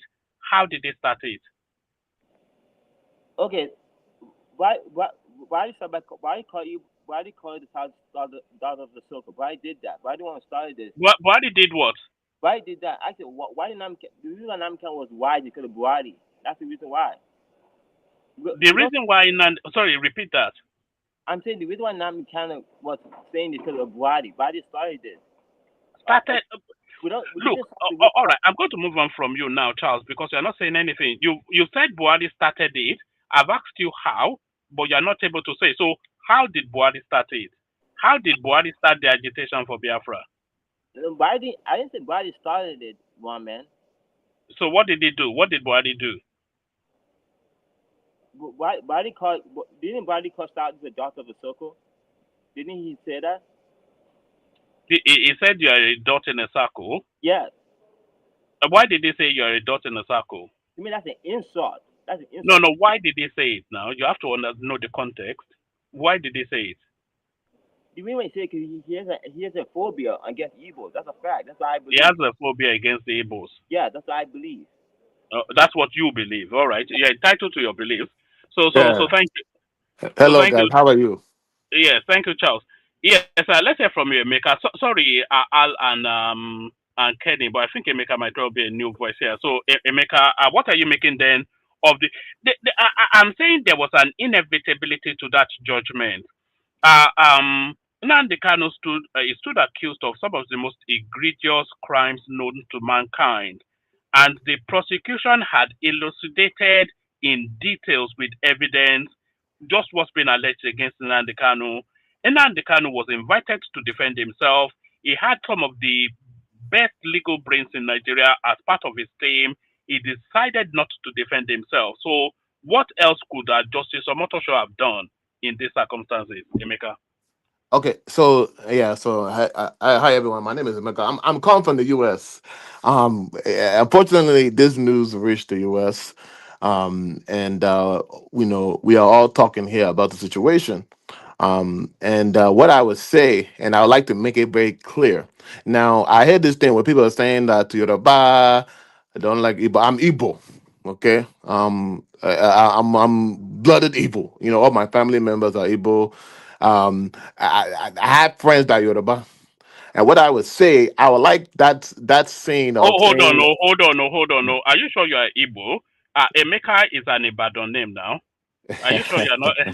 Are you sure you're not? Emeka is an Ibadan name. No, I'm Igbo, sir. I'm Igbo, sir. But what I'm saying, right, is that I would like, before I start, I would just want to say that all this thing about Yoruba, this and Igbo, no, all that is rubbish. It's the government of Nigeria. You know, I don't believe in all these Awasa, Igbo, Yoruba fights. No, that is just to brainwash us. You got to see what they're doing. Now, we talk about Nnamdi Kanu, the way that the legal system in Nigeria is corrupted. Okay, it's corrupted, and I didn't like how the guy in America here. You have a chance to at least explain to the court, in case that thing go into appeal. You have the chance to at least let your voice be heard. But what I would say to you is that if it goes to the Supreme Court, I would say that Nnamdi Kanu have a chance. Why? Because his right was taken away. Now, if they follow the law, not by what you are saying or you're about or Igbo, forget about all those things. That's just a distraction. What we need, the main important thing that is in front of us today is that when it goes to the Supreme Court, will they follow the law? Forget about everything. Because right now, what they're doing is taking advantage. In America here, I never heard a case where the person is not present, and then you are just, unless he tell the court, I don't care, go ahead and make a ruling without me being present. But you cannot, the person have to be present before you just automatically just say, oh, we're gonna find this guy, sentence him to life. The person have to be there. But what I would say is that I believe Nnamdi Kanu have a better opportunity in appeal, because by law, if his testimony was blocked by that court, by law, that he had the right to win that appeal. You understand? So I just want to make sure that even in America here, we're hearing this stuff going back and forth, and what people are doing in Nigeria is saying, oh, the Yoruba hate Igbo, Igbo hate Yoruba. All that thing is rubbish, and I don't want us to. We are Nigerians, okay? We are Nigerians. We stand together. No matter how you look at it, if you talk to anybody outsider and ask where are you from, you say you're from Nigeria. You don't consider yourself as Igbo. You don't consider yourself as Yoruba. All that stuff is rubbish. Let me agree with you on two things that you said, Emeka. I agree that the judge should have let him make that submission, because he stands accused of a crime that carries capital punishment. So all bases should be covered before a judgment comes in. But so the judge should have allowed him to say whatever it is that he wanted to say. But I think the judge was already irritated by his belligerence. So, but like sir, it doesn't matter. Hold on. Yeah, I'm only going to say that his representation was also saying that the judge should set his personal emotions aside for the interest of that justice. So he should be allowed to say that. But if he goes to appeal, I'm not sure that the appeal will overturn the judgment. They may give him the window to make whatever speech he wants to make, but then they will still uphold that judgment because the evidence is just so overwhelming. But carry on. But and I'm happy you said that. But see, one thing I would like to make sure everybody understand. No matter where you're from, I'm from America. I'm in America now. You're in Nigeria. Whatever you're from, where are you at now? Me and you can dialogue from morning to night. We can talk until our mouth run dry. At the end of the day, the law is the law. But one thing that I didn't hear his lawyer mention, and I want to make it clear, his lawyer never mentioned, see, in America here, if you say, oh, Your Honor, I want this guy to be sentenced to death, or I want him to be sentenced to 1 year, 2 years, 3 years, 4 years, or life in prison, or whatever you want to call it. In America, we look at backlog. What do I mean by backlog? Backlog meaning that you look at the history. What other person in Nigeria that committed the same offense that you sentenced that person? Because let me tell you, what I hear for people are saying is, they're saying that, one person did it before. They let them go. Okay, you let them go on what ground? If it's ground as saying that, okay, did he kill somebody? Did he shoot somebody? Did that person command, by him saying anything, did he tell them directly, okay, to go and shoot? But no. So if I was his lawyer, I would look at the situation and say, okay, Your Honor, you have sentenced my client to life in prison. Okay, in the history of Igbo culture, Igbo land, or Nigeria and of whole, can you explain to me where did you sentence somebody else like Nnamdi Kanu, or Yoruba guy or Igbo Delta, whatever you want to call it? When did you sentence that person the same way you are sentencing Nnamdi Kanu? Because you can't say if I never heard the judge mention based on my facts. You only listen. If his facts is the only thing you are going by, then it's a lie. You have to break out the law and say, okay, based on history, we sentenced one person before the same way we are doing Nnamdi Kanu. So that's why I believe what you are saying, Uncle, is 100% right. This guy did not sentence Nnamdi Kanu based on the law. He sentenced Nnamdi Kanu based on his aggression. So if a Yoruba man... Hold on. Let me play you a clip. Shooting where again? Shooting in Okota, they are shooting also in Okota. People must go to the bush, ambush them. Go to the bush, you need to cut them off from the back, ambush them, take their guns from them and kill them. These are animals, are not human beings. They may be wearing police army. They are not human beings. These are terrorists from Niger. These are terrorists from Gambia. These are foreign terrorists from Chad. They are not human beings. Disarm them and kill them. If you allow them to scare you off the streets, your life is over. Your life is over. And I want Lagos Airport to be on flames. Breach the perimeter fence. Go and burn down Lagos. Anybody, if you have double barrel, if you have pistol, anything you have, give it to them. Let them go and kill them. Penetrate the airport and set Murtala Mohammed Airport on fire. Set it ablaze right now. Then the world will listen. You are dealing with animals. Fulani Janjaweed, they are animals. They do not reason. They do not reason. You don't know them. You don't know them. I mean, are they not killing people? The caller on the line, can you hear me? Yes, please. Hello, good evening, sir. Good evening to you. Yes, go ahead. Well, my name is Chideverugu, calling from Lagos. What is happening where you are? We was at Oshoda Papa Expressway. There was shooting us there. It's 5 people that they killed this evening. How many policemen died? I don't want to hear they kill us, they kill us. How many did you kill? How many police or army did you kill? How many? They have burned the Lafa police station. They have burned it down. They burned the Sele police station. They burned the Urile police station down. Everything is down now as I'm speaking. Thank you very much. That is, since if you go to my page, you will see a flag there. Nigerian flag stained with blood. So I am warning everybody tonight, if you come out on the 31st on Monday, you are going to die. If you come out on the 31st, I'm warning everybody you're going to die. That very day. Allow me to, on the 31st, if you come outside, you will die. If you're a road transporter, if you're a transport worker or whatever, you know how people behave. They want to die. Who can tell me what to do? I'm going to drive. That day you will perish.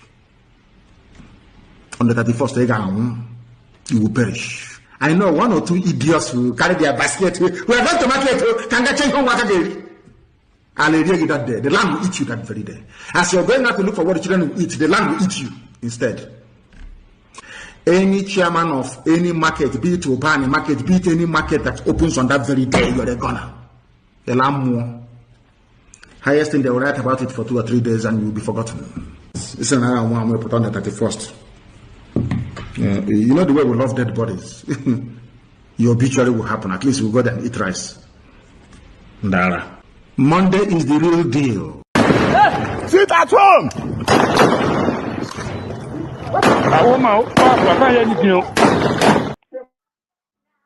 So that's just one sample. I could give you 100. This guy was directing people to go and commit the most egregious crimes.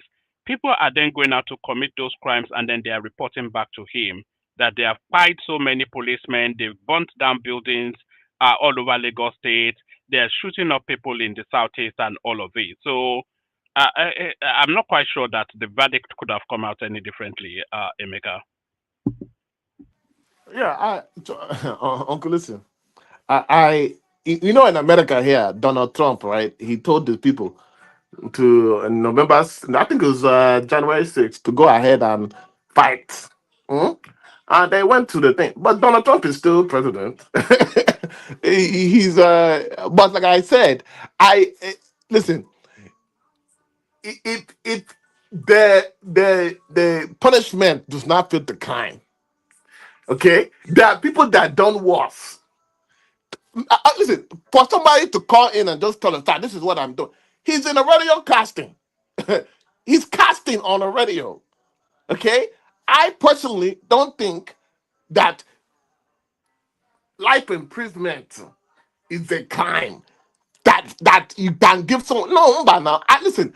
I don't, in America here, anyone that kills somebody, I don't like it. I will not bow for that. I will not bow. But he sounds to me like he's an activist. Somebody that is telling him the anger is coming from somewhere. And what I hear is like is either something happened with the police brutality. I don't know.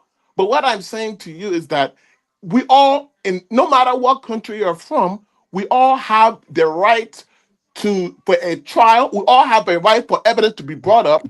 Now, I believe you, and be honest with you, I was side with you, sir, where you said you don't think, based on based on what you just played, I mean, it's a possibility that the pill might not go as well. Now, what you produce is strong evidence. I think the part that got me is when the guy that called in and talk and say, "Oh, this is what we are doing," you know. But being directly telling someone, giving order to people, but it's a tough situation. So I won't lie to you. It's a very, very tough situation. It's not tough now. It's an open and short case. You are just trying to be loyal to your ethnicity. From what you heard and what you know, there's nothing else. In fact, it's lucky that they didn't give him capital punishment. You heard him there directing people to go and commit the most egregious of crimes. The people went out to commit it, and they were reporting back to him that we have burnt down XYZ spaces, and those places were burnt down. That we have brought down policemen armies, and the bodies of these officers are being buried. All at the instructions of Nnamdi Kanu. He told them in the southeast that if you come out on Monday, you will die. And as he said that, subsequently, we saw his men going out on Monday shooting anybody in sight. So, I mean, what else do you need? What else do you want to hear?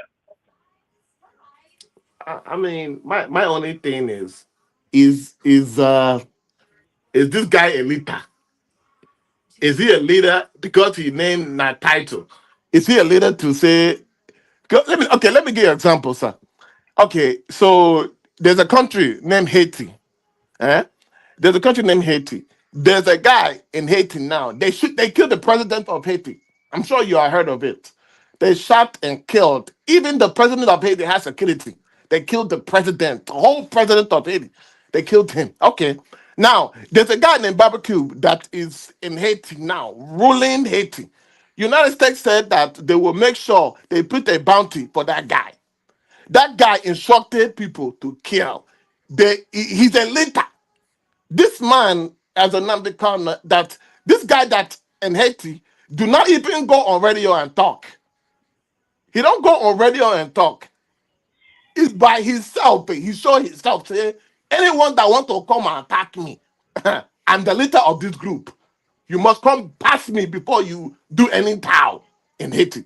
Why am I telling you that? I'm telling you that is because I'm the kind of talking on a radio station. All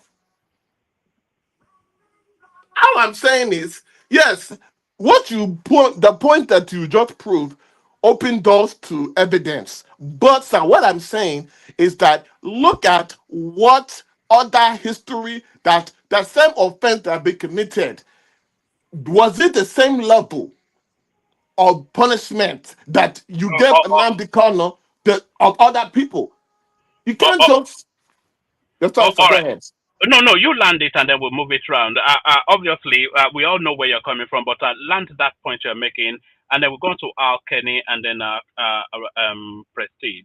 Land it and then we'll move it around. Yeah. Yeah. No, yes, sir. See, listen. First of all, let me tell you, thank you for giving me the platform to hear my voice. That's number one. God bless you for that. All I'm saying is, I like to make it clear. As an Igbo man, I have Yoruba friends in America. They are Yoruba people. They have restaurants. They have jobs. They do all the same way Igbo is doing it in America. There's no difference. But let's not take this opportunity to see or use Nigeria as a weapon to. Now, let's be honest. So, the one thing I would say I don't like about Nigeria or the armed police forces, the way they treat people, the way they do 419, the way they do so I can understand if it's aggression there for change. But if it's aggression to say, oh, just to kill, let's not use opportunity to say that Yoruba, Igbo, no, we are Nigerians. Okay? But the last thing, sir, and I will let it go. What I would say, the most important thing about Nigeria, forget about what you are seeing now. I don't like how they're using Nnamdi Kanu's name as a tool to block up what is happening in Nigeria.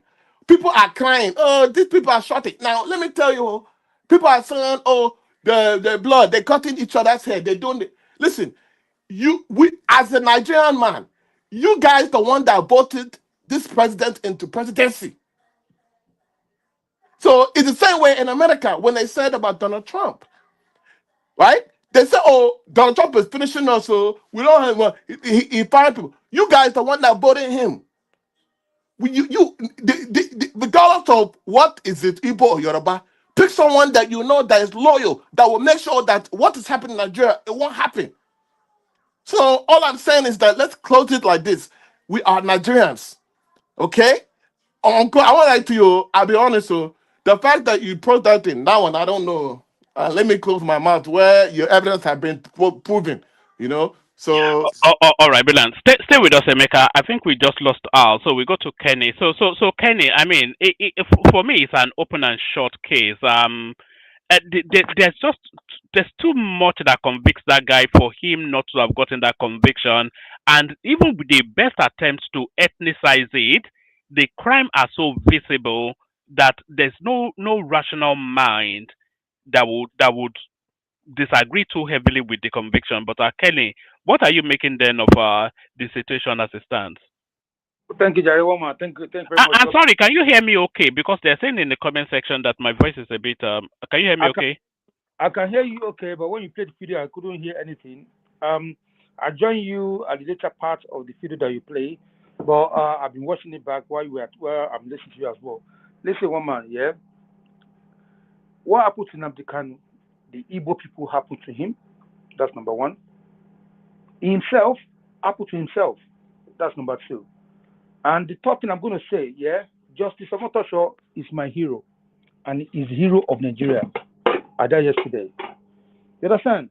And I have a single question for all the Igbo people that are defending this criminal. One question. Are we saying everything that the judge read yesterday and all the utterances, everything that the man commanding, everything that they say he said, that we listen to on radio, on Belvia Radio, on Rudolph channels, because Rudolph too was mentioned yesterday. We're losing you somewhat. Can you hear me now? We're losing you. Can you hear me are now? you on Bluetooth? No, I'm not using Yeah, we Bluetooth. can hear you, but you were fading in and out. Yeah. Oh, sorry. And I'm using my this new. Okay, is it clear now? Woman? It's better now. It's better now. Carry on. Okay. Yeah. So everything is said on Rudolph channel, because Rudolph as well was mentioned yesterday when Rudolph interviewed him. He was bragging, and the ego, pride in him. You understand that he believes is the king. He can be the king. He can be the king in the Igbo land. So are we not saying all those things that they used against him, he didn't do them? Is that what they are saying? Or are we the one that they force his mouth to speak and to command when they say they need gun and they should go and buy all the anybody they see on the street, if they see uniform people, buy them, go and buy Tinubu. Do they force him to sell those things? Or you guys don't know that it's against the law to instigate people against your nation. And you people who come online, you say you have education, you are the one that know everything, but your brain did not tell you that all those things that instigating people against nation is against the law. Now it's facing the law, you guys are crying. Listen, woman, me, I want to bath. And I need them to cry into a bowl so I can use it to bath and wash my face. I care less about these people anymore. How can you be defending undefendable? Somebody commits a crime. All of us will listen for 2 hours yesterday. He himself denied himself justice because of pride. They say, okay, submit your defense. He said, you want to defend. You sack your lawyer. He said, I want to defend yourself. Even if you are facing common theft in court, you need a lawyer. Not talk of somebody that's facing a case that carry made a him or life sentences. You say you don't need a lawyer. You say the jail is a zoo. Now the zoo has sent you to where you belong to. You understand? And if anybody think Asiwaju Bola Ahmed Tinubu will pardon him, that person needs to go back and sleep and wake up, because it's not going to happen. He will rot to jail. Oh man, this man deserves every single thing that's happened to him. And I'm saying this, anybody from that place, because they're going to raise somebody else up, they will not learn. They will raise another person up to continue. The person too will pie and they will put him in prison too. You understand? So enough is enough. You gallivanting around, and you believe that there's no law in Nigeria. You believe nothing will happen. You open your mouth. See, anything you see on TV, they are recording. Continue saying it. You understand? Some of you that you stay behind the camera, you don't open your face. You condemn that country. You say a lot of things. One man yesterday, I was crying yesterday. I was watching a program where the Americans, they were debating about Nigeria, and they are talking trash about that nation. People that don't even that know nothing about that country. Somebody that cannot even stand in front of Akpabio. That's it's not even the level of Akpabio. He's saying he's tired of that nation. He's had enough of that country. And these are the things these people cost for that country. They are the ones that go to America and say Nigeria, they're quite Christian. You understand? The truth, no man, the truth must be told, must be told. That's why someone can sit down on his own chair, a common senator in America, telling us that it's had enough of Nigeria. And they have power to sanction Nigeria, they have power to do whatever they want to do. Or because somebody was still in power, or because Obi lost election, or because your useless Kanu is in prison. Now you are turning everything I'm upside down. Woman, I have nothing. I'm not afraid of anyone. I can open my face and tell you what I'm saying, because I'm proud to be a Nigerian. I'm a Yoruba person and a Nigerian. So this one that is talking on TV lied himself that they didn't allow him, that he doesn't need to defend himself. They give him chance to defend himself. He refused. So what do you expect with Judge Omotosho? Is even try. He should have said him to buy him on the street. They should take him to Oshodi and hang him and cut his head off. That is what he deserves. So the rest of them will learn. And anybody in Yoruba land too that want to go in the line of Nnamdi Kanu, they should do the same thing to him as well. We cannot continue this way. Too much ego. See, you don't know law. You don't know law. You don't know law. You are in the court of law. He show no remorse. Even Adibi is gentle in his approach. Plead. Say, my lord, I don't mean this is what I'm doing. I don't even know what he's talking about. Please talk with gentle voice. Let them see remorseful in your face, in your mouth. You are telling the man, God will punish him. You are telling the judge. If I'm the judge, I will tell him to buy him 3 times. I will tell them to chop him in pieces. Someone that say you should not use emotion, you should not use some personal. Yeah, I will use personal because it's not personal. You are in judge, you are shouting, you are even slapping your lawyer. That kind of audacity. And some idiots are still defending him. Are you not ashamed of yourself? They should be ashamed of themselves defending this animal. Because he himself is a zoo and he's going to be caged for life in his zoo where he belongs. When I stop, let somebody else speak. If you have a question for me, you can ask me any question. Thank you, sir. Yes, I will in a moment. I think Emeka, did you want to say something to Kenny before we go on to? Yes, sir. I mean, the guy, I won't lie, the guy that makes sense. Look, listen. At the end of the day, I mean, all the killing, I mean, and what is going on in Nigeria now. And I won't lie. I sympathize with what he's saying. So I don't have no argument for that one. I mean, he's speaking his mind. He's speaking what is true. The killing in Nigeria is too much. The bribery in Nigeria is too much. So I can truly understand. I mean, I have friends that lost their family in Nigeria. So I can truly understand. The only thing that I would say that, to be honest with you, sir, you just pack up my whole day now, because that one video you go put like that now just go finish me. That one go finish me. I won't lie to you, sir. I mean, you that one go make sense. Well. I mean, at the end of the day, like he said, I mean, if even me in America, if I do death threat to anyone, say I go bomb school, they go lock me up. They won't take chance. So I can 100% understand. Now, I will also agree his pride is the one that finished him, because the way he was anger, I didn't even know that was his lawyer. And thank you, sir, for bringing that up. I didn't know that his lawyer. The amount of disrespect. I can see if there's a different approach to say, oh, this is, my lord, this is the situation. I'm willing to change. Even the one that his lawyer, I didn't even know he was representing himself. So that one is even shocking to me. So all I can say is I don't want to kill too much time. I'll just say I agree with Mr. Kenny. Thank you for your. I don't have no disagreement. All I'm saying is, again, if you see what something is wrong, it's for us to speak up. Let us not be blind to what we're saying. I didn't even know that one. I mean, I follow Nigeria. Even though I'm in America, I still follow the news in Nigeria. But that one, you just show me like you go play now. That one go put Shiba in my blood. Now say you understand? So I could play you videos of victims of Nnamdi Kanu's atrocities, families that have been decimated, breadwinners that have been pied. Wow. I can even show you videos of human flesh being eaten, but of course YouTube. I believe you, sir. Sir, I believe you. It's quite wild, yeah. So that guy is a very evil guy. So there's just no question about that. But Wama, let the discussion move. I have a meeting. If you can give me proof, I will be happy.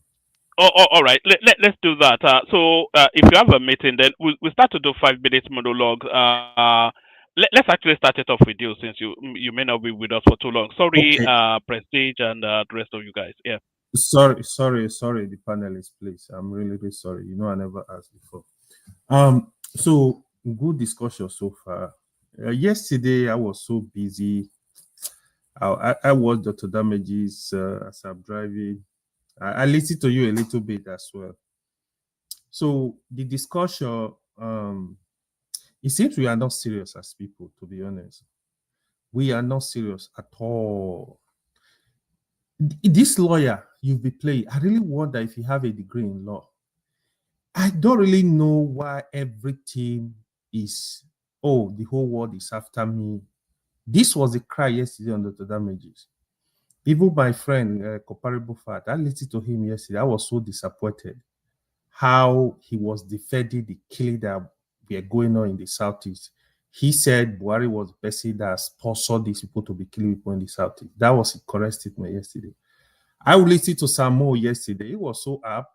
Samo, even though he was making very good point, people could not really discuss the issue. They just sentiment, they hate Igbo, they do this one, they do this one. Nnamdi Kanu did not do anything.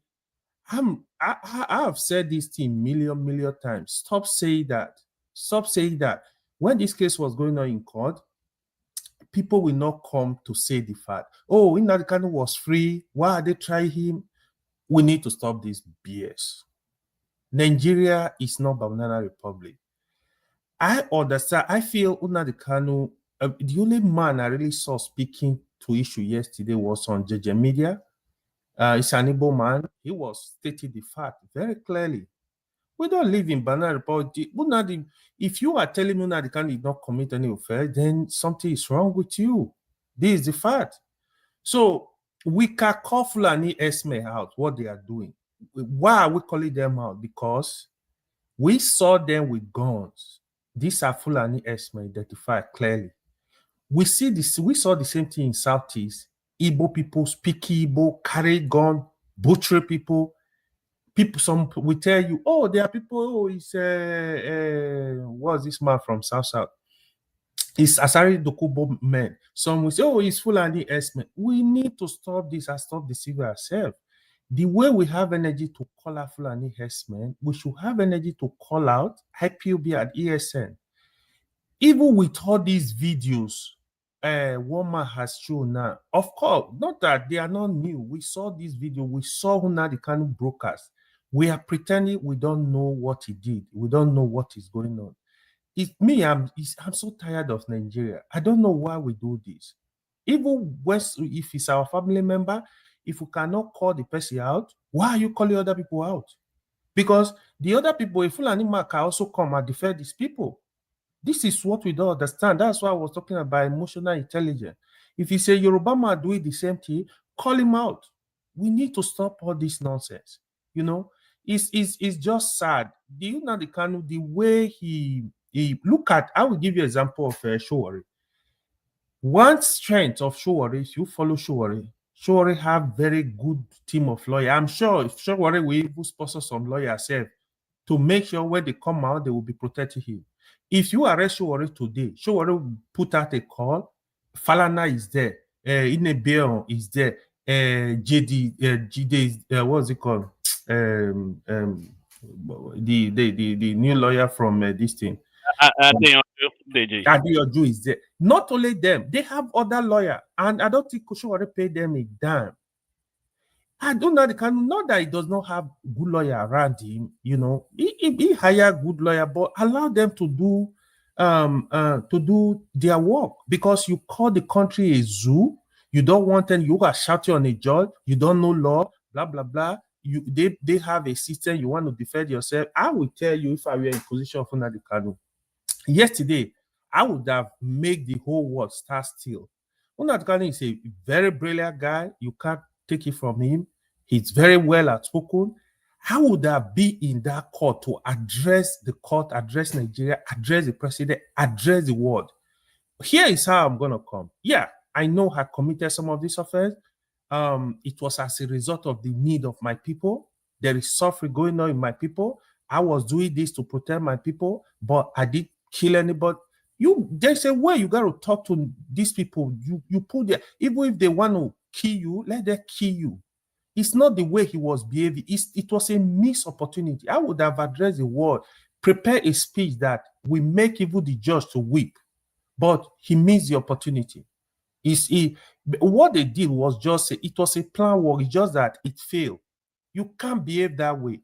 Then on the other side, I want to address, some people that are making argument, even as fast as you got to accept the fact, because are they doing the same for Samuel Ekpa now? Are they saying that, because Samuel Ekpa, that was why he was jailed in Finland? No, you can't say that, because that's not Nigeria. This how far this guy committed the law. How can you say you don't know what Nnamdi Kanu did? Yeah, the other argument I'm going to agree with a lot of the Igbo speakers, those that say, okay, the terrorists in the north, why are you allowing them? Why are you free some of them to go back to the military? Yes, I stand with them on that. The truth is, I want justice in the country where an Igbo man commit a crime, use the same stick to flog Hausa man, to flog Yoruba man, other people. It doesn't matter. We should not even be defining who is Igbo, who is Hausa, who is Yoruba, who is Kanuri. We should punish everybody for any offense committed. And some people will say, oh, are there any similar case that is not an Igbo man that be put in life imprisonment? People have been killed, sentenced to death, not Igbo. How come we don't know the history of Nigeria? Asari Dokubo that is talking, when Asari Dokubo started militancy, Obasanjo kept Asari Dokubo underground DSS prison for 2 years. He did not see light. How come you don't know? It was after that Obasanjo invited Asari. They used presidential jet to go pick him up the first time. Obasanjo had a meeting with him. Listen, you got to stop. Blah blah blah. He went back. Obasanjo picked him up. 2 years. He did not see the light. That was when you see him supporting Tinubu. He said Tinubu was happy his family when he was in jail. That was what Obasanjo did to him. It's not new. You saw what Buhari did to Dasuki. Dasuki is from the north. He kept Dasuki in prison for how many years? Even when they were begging him. Because we should stop behaving as if, it's only Igbo. No, it's not only Igbo. This is the truth. I understand the pain, the sentiment, the emotion flying around, but we should try and, this is a country, it's not binary, we should try and stay on issue. So, are you going to tell me now all these video one man has been played, they are AI generated? Or what are you going to say about them? I think that's the next line of argument. I watched some of That's these the- things live. yeah. I watched some of them live. And they watch them. And you keep defending. If you have any other argument, at least let the argument be good. I watched Samo yesterday. I was listening to him. He was even they just attacking him. No, get out from here. Blah blah blah. Blah blah blah. You don't do that. If you counter his argument, all right. Land it why so that we can bring in. Yeah. So the matter is, I was just pissed yesterday. I said no, I don't even want to go online. Even when I came back in the evenings, there is no need because people are not discussing. Discuss issue.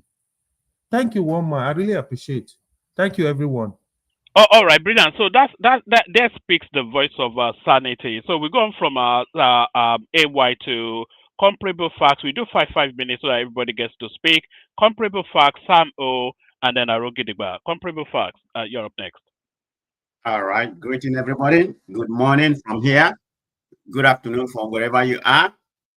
So I'm going to start. AY say you was listening to Dr. Damage yesterday. That was my opinion. Okay. I mean, it's unfiltered opinion. And I'm not going to apologize about my opinion. It's strictly my own opinion. Okay. Having said that, you saw what happened to Sam yesterday. I mean, I welcome him. I was defending him. So you can testify to that. And I wanted him to stand that platform. And I use this platform as a reference that I do come here. You shouldn't be concerned about the panelists. You should be concerned about the moderator. If the moderator allow him to speak, that should be the ultimate. It's not about people pushing against him. The same thing happened here. When I come and make my own statement, they push against me. I welcome that. I enjoy it a lot. As far as one man allow me to air my opinion, that's what matters for me. I don't care. I like to challenge people. I don't want to go to a place where everybody's saying kumbaya. That's not my MO. But having said that, let me start about this topic. Like yesterday, I wasn't really I didn't follow the whole trial, but I came to your platform, but I made a cameo appearance yesterday. But they was talking about Christianity by that time, so I didn't speak that much. But thanks for giving me the opportunity. So let me start because some people here are calling people who are supporting, who are against the conviction of Nnamdi Kanu or whatever, calling them stupid and everything. So if you're gonna go with that narrative, I'm going to say the people celebrating the demise of Nnamdi Kanu are enemies, are haters, are traitors, are tribalists. So I'm giving it back to you, Kenny. So having said that. Oh, no, I didn't hear you. What did you say?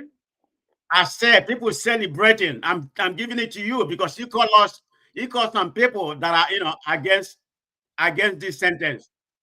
You call them stupid and everything. So I'm going to call I don't think we can hear them. you. I don't think we can hear him. Haters, traitors, and tribalists. That's to you and other people. Okay. So if you're among those that are defending him, that means you are one of the stupid people that are defending him. That's okay. That's okay. I can take any word, but I'm calling. All right. Don't start a fight. Just carry on. Oh no, I'm gonna come here and I'm not gonna be censored. I'm gonna be uncensored. It's no spin zone. I'm not gonna spin anything. I'm gonna say that I feel. If you don't like it, that's your own prerogative. That's strictly my opinion. It doesn't do anything against you. You're not being censored. I'm just saying don't start a fight with Kenny because it will take up time. But carry on. No. I'm not. I already made that comment. I'm done with that. So I'm gonna go to the fact, to the what I said. So Nnamdi Kanu was sentenced for alleged terrorists. Okay. Let me start from. Let me pivot back. The way the law is applied in Nigeria has a political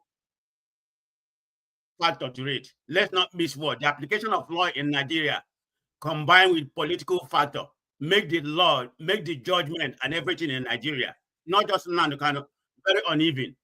That's a given because politics has a political factor to the highest.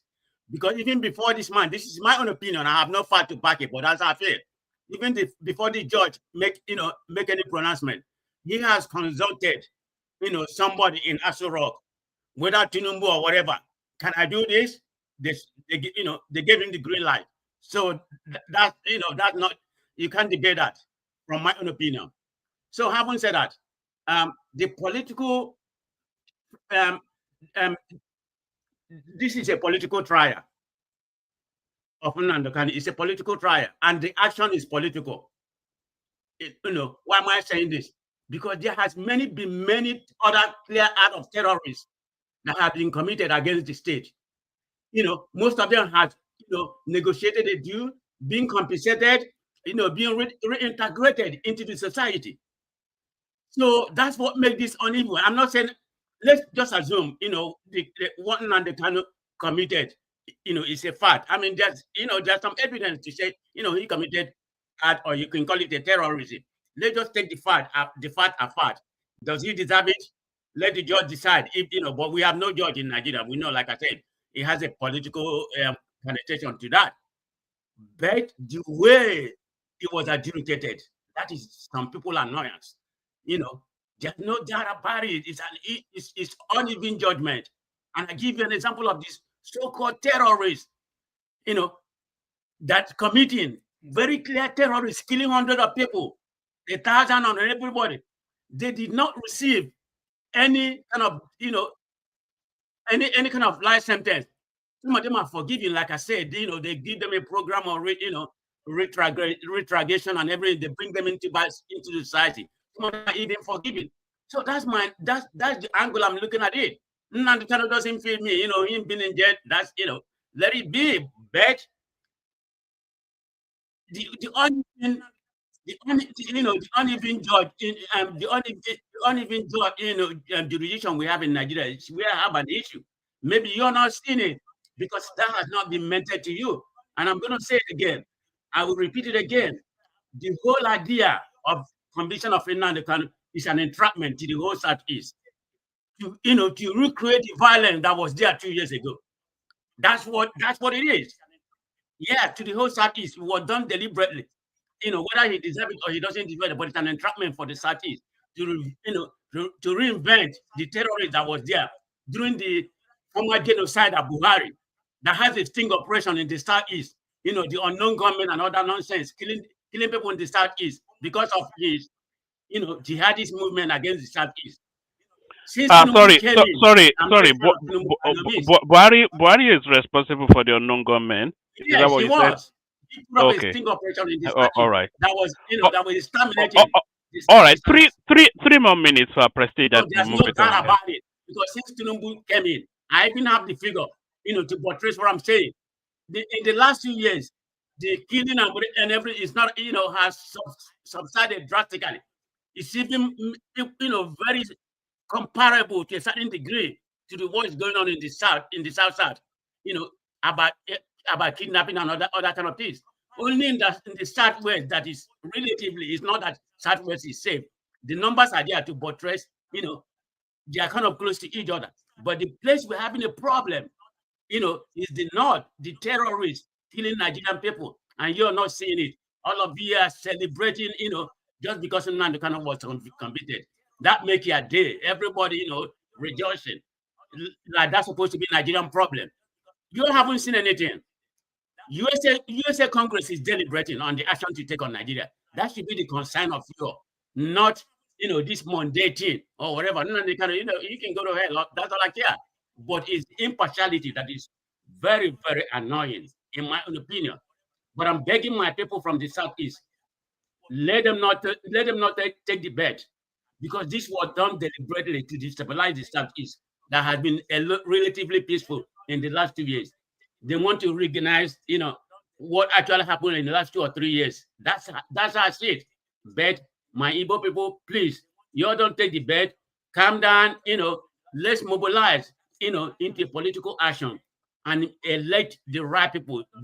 Right now, we still have one Nigeria, because I'm a proponent of one, I was a proponent of one Nigeria. But in recent, due to recent event, genocide and Christian, other kind of things, and the discrimination against the Southeast are beginning to pivot, not for one Nigeria anymore. I'm not there yet, but I'm close to being there. That's where I am right now. Whether you like it, that's your own problem. You can have your one Nigeria. I don't give F about it. So that's where I stand right now. Nigeria,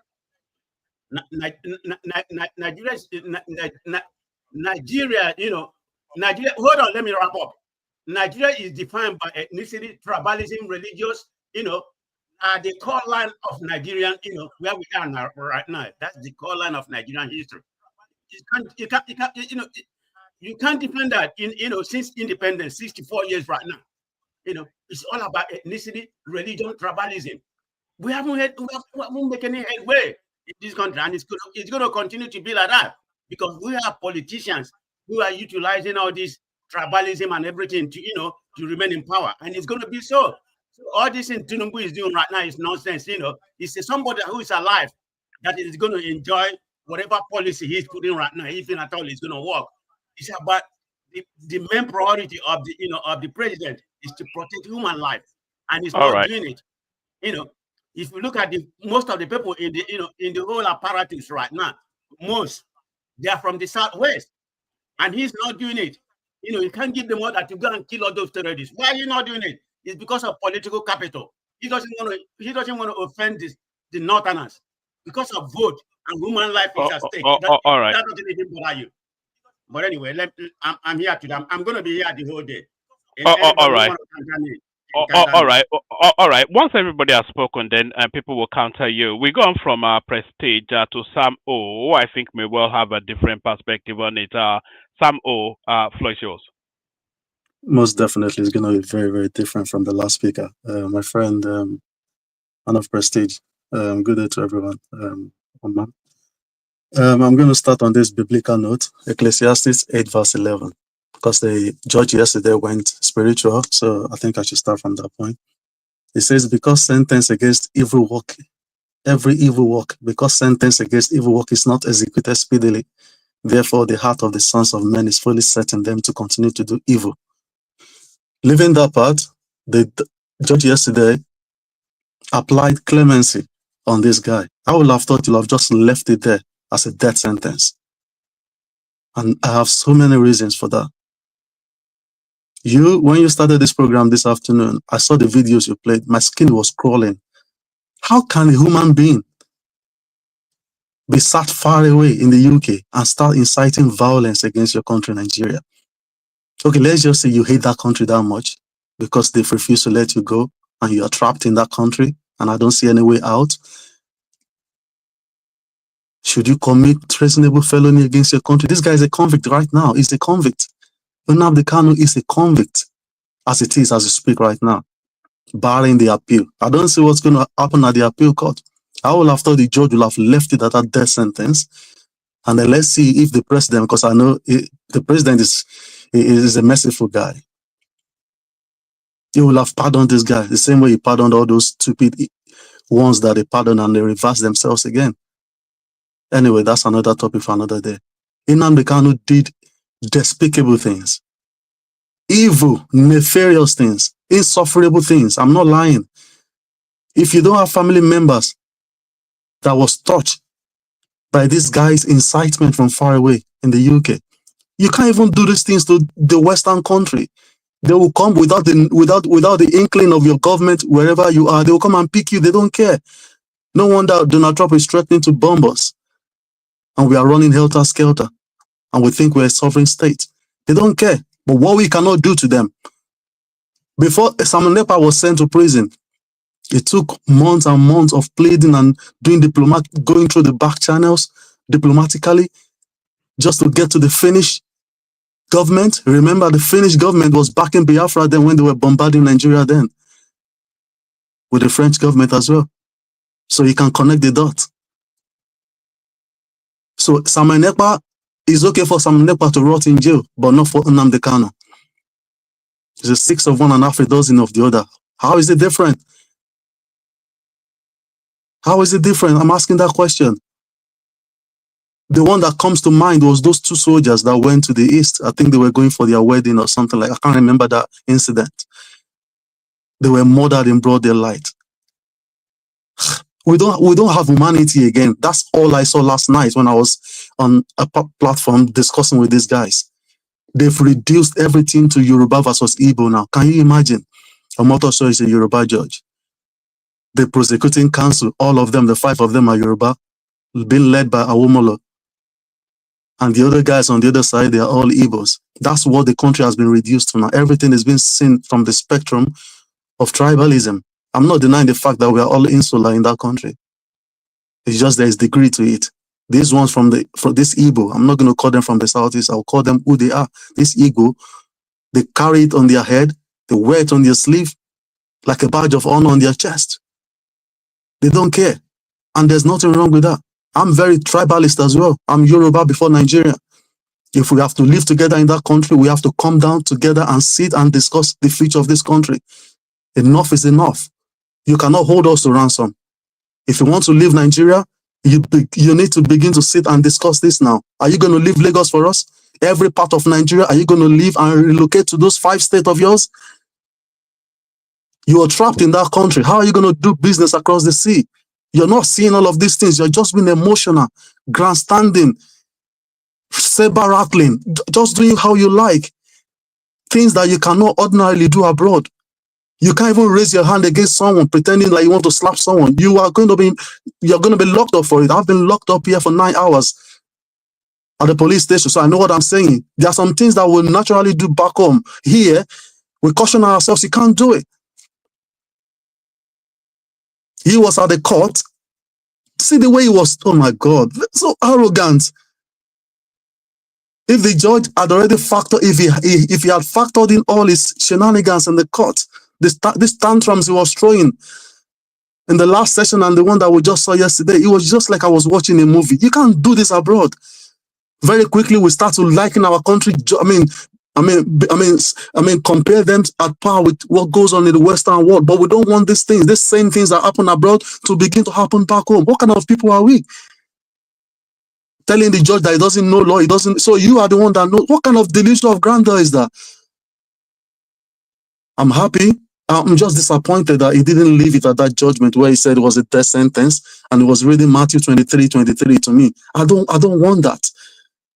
Leave it at that. Leave it to the Court of Appeal. Let them go there. Let them slug it out. If he's not satisfied, let him go to the Supreme Court. If he's still not satisfied, then let them go to the basketball court or wherever he needs to go. These people need to be reined in. I'm not joking. See what is happening all over the world. Everybody discussing our matter as if Nigeria is just a small country like that. We are not Togo. We are not Benin. I saw on the TV yesterday those Americans. The House of is it the House of Reps there? Yeah, discussing about us. Even Nicki Minaj. Oh my God! See what you have been reduced to, and these people are the ones celebrating it. You are the ones instigating it. We can connect the dots. We see all what you're doing. But I've got good news for you. You are trapped in that country. You're not going anywhere. You will be forced to be submissive in that country. And that's all I have for now. Thank you very much, man. All right, brilliant. It's like a parallel universe, isn't it? Everybody knows what this guy has done. I've played a few clips. I could play a lot more. Some of them are too gruesome. Do you know that I've seen clips of a woman being, they were cutting, anyway, let me not say it. A lot of this, a lot of the things going on in the Southeast, they're inhuman. It's just, and too often, I've seen stuff that I wish I hadn't seen because it's embedded in my, and it's affected me psychologically, all coming out of that space.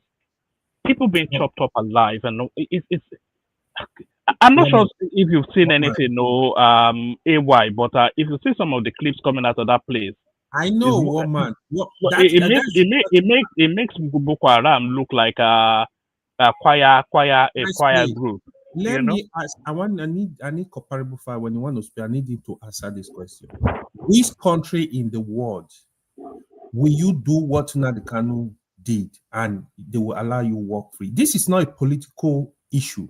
This is a terrorism issue. America. America is the one. If you answer that question, America. Do you know anybody that have instigated people to go and buy people? Donald Trump told people to on November Donald Trump did not tell people to kill anybody. It was not broadcasting every day telling people to bomb police. Sir, have you been watching? He said fight like hell. Do you know what fight like hell? They fought like hell now. They entered the Congress They Now, talk like hell. Come on, my listen, brother. Come on, man. Listen. You can do your blind argument, but people should stop saying you. Even if you want the Kanu free, to be honest, if that judge was actually very fair, because to be honest, all the allegations, he read everything out. People are still denying. Oh, what was his SQ? What is that judge was very professional. He read everything to details. I would ordinarily want Nnamdi Kanu to be free, to be honest, politically, but he needs to also calm down and learn to respect the country. You can't do that. You committed atrocities. I'm telling people to go. We need to stop this foolishness, man. What's wrong with us? You think it was Obasanjo? Even I can not even see light. But ordinarily, even if he was Buhari in charge, Nnamdi Kanu, they were fighting. Some kind of solution. I say, okay, he should be ready. If a strong man, I respect Nnamdi Kanu, he's intelligent. You can't take it away from him. But a strong man know when to stop. I was listening. Sorry to say, I was listening to one Igbo man. Forgot his name on. He fought in the Biafra War. He said one of the problem Ojukwu had was his stubbornness. He didn't listen to people. If you are a strong man, you know when to fight, you know when to stop. They say he who fights around the world will fight another day. What is Nnamdi Kanu doing? You think you can hold the whole country to ransom? God forbid, if they try you, nothing will all right, we're losing you a while. Thank you. Your connection is fading a little bit, but let's go on from Sam O to Arugi Digba, who's also with us. So Arugi Digba, we're still on the subject matter Nnamdi Kanu, and people are still arguing that justice was turned on its head. So what are you making of the conversation so far? Good afternoon, Digba? one man. 5 minutes. Good afternoon. Yeah. How do you do? I'm good. Good to All right. have you here. Thank you very much. One man. Here we are again. A country, a lawless country, where its citizens don't understand the rule of law, where its citizens don't appreciate the rule of law, and where its citizens are so preoccupied by my thief and your thief. That's the syndrome we suffer from. While it's actually prevalent across the length and breadth of Nigeria, it would seem that some of my brethren from the Southeast display it quite so fervently and so publicly. It reminds me of the incident of Stella Odua. That was when I first started getting very, as I've been always very interested in Nigerian politics. I've always been an observer. But I can remember this Stella Odua incident very, very clearly. She had evidently misappropriated public funds. I believe she had herself and a permanent secretary had misappropriated funds in the refurbishment of a number of airports. I think the Enugu airport was one of them. She'd also misappropriated funds by buying 2 bulletproof vehicles at overinflated prices. Koshari's group was involved. Why is everybody's connection so quirky today? Your connection is quite quirky. Really? I thought I'm thinking it's rather stable. But, all right, carry on. Yeah. Carry on. So going forward, what I'm trying to say is we are so preoccupied with my thief, your thief syndrome. The real issue is not that Nnamdi Kanu did not commit a crime, and the real issue is not that he is not guilty of the crime he's committed, and the real issue is not that the sentence is appropriate. The law defines very clearly what the crime he has committed. I'm not aware of the Nnamdi Kanu's crimes. Sometimes in 2014, I believe, in the year 2014 going to 2015, I came across the Radio Biafra London channel on an internet app I used to listen to Wazobia Radio at the time, and then I used to listen to it for hours. 2 p.m. bang on, Nnamdi Kanu will come on. There's a lady and a man that used to run the show. They used to do different stuff. And he'd come on and he'll spill all sorts of gibberish. He'll accuse the Hausa and the Fulani and the Yoruba of everything, or this and that. He'll call them sabos. Sabos was what he used to call them. All the co-conspirators and all the saboteurs that were Igbo as well, they should be caught up. Their children should be kidnapped.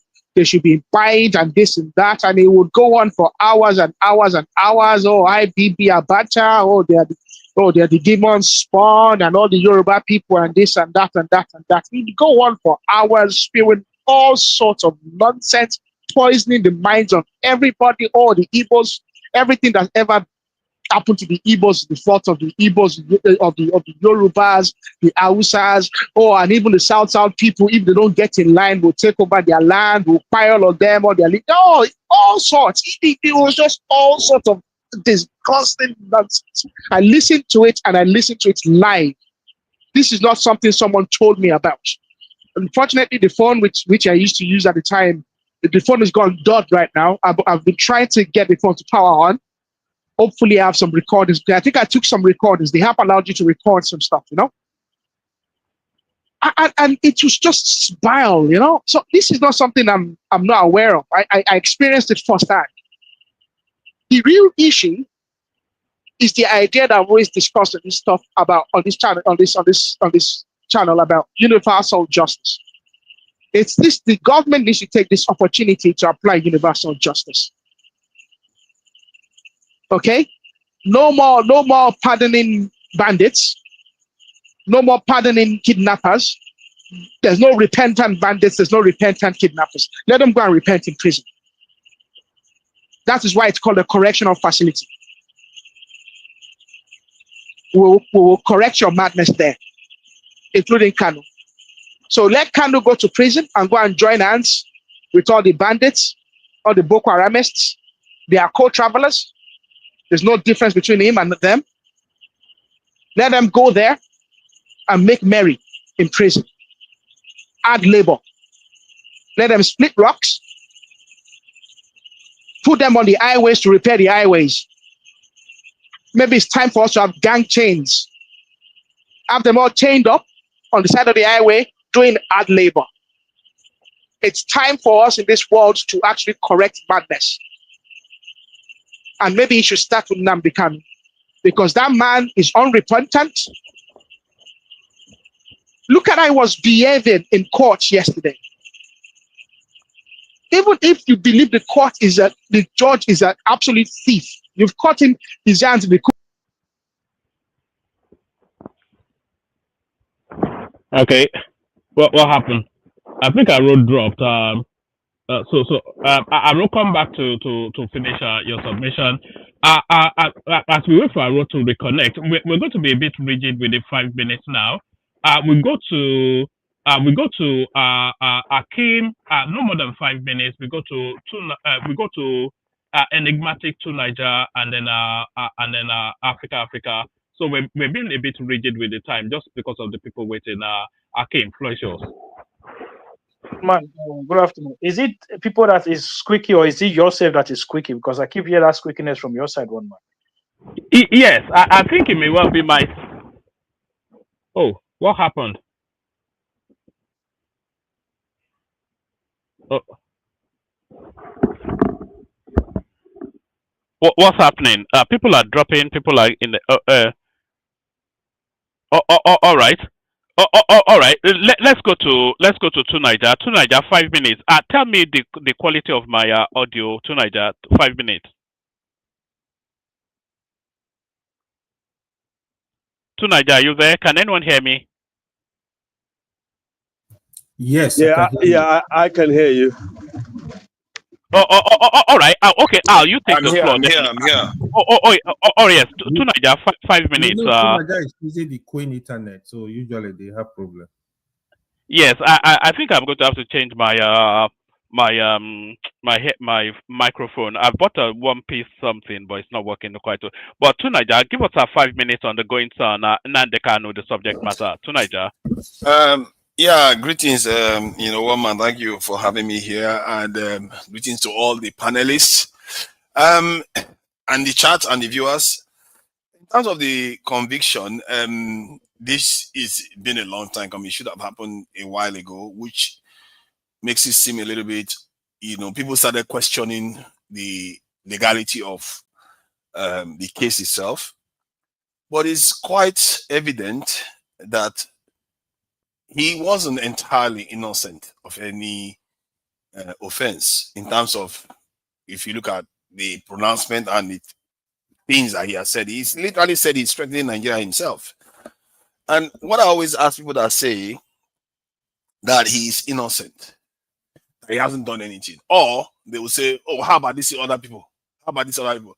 I always ask them, one, the countries you are in, many of you that are overseas, have you seen anybody that will say that about their nation and get away with it? Have you ever seen anyone? They don't. Because that's a very, very serious thing to be saying.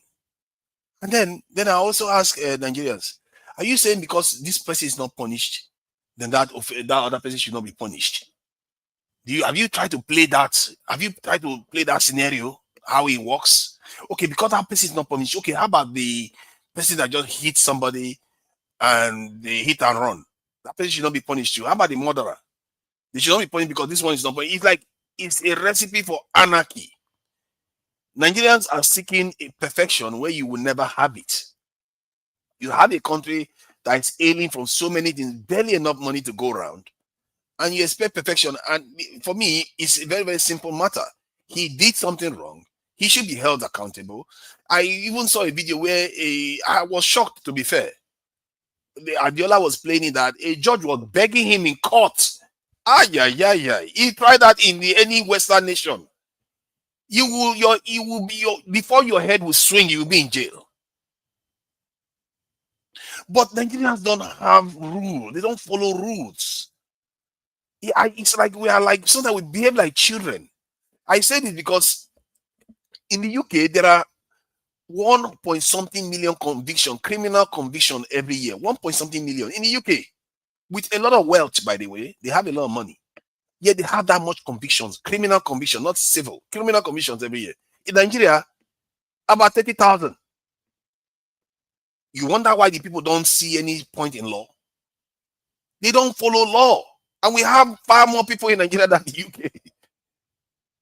I don't understand why people just keep defending. Can you just say, okay, fine, let's agree. He did something wrong, and say, okay, maybe he should seek amnesty. Maybe he too should compromise and say, you know what, I'm not going to follow this violent, but I'm not going to follow this violent rhetoric anymore. I'm going to try to, tone myself down and actually fight for what I want in a peaceful manner. Like every other politician does, you try to do it in a peaceful manner or seek referendum, something like that. If you ask me, many Nigerians that sympathize with his way of thinking, they will support it.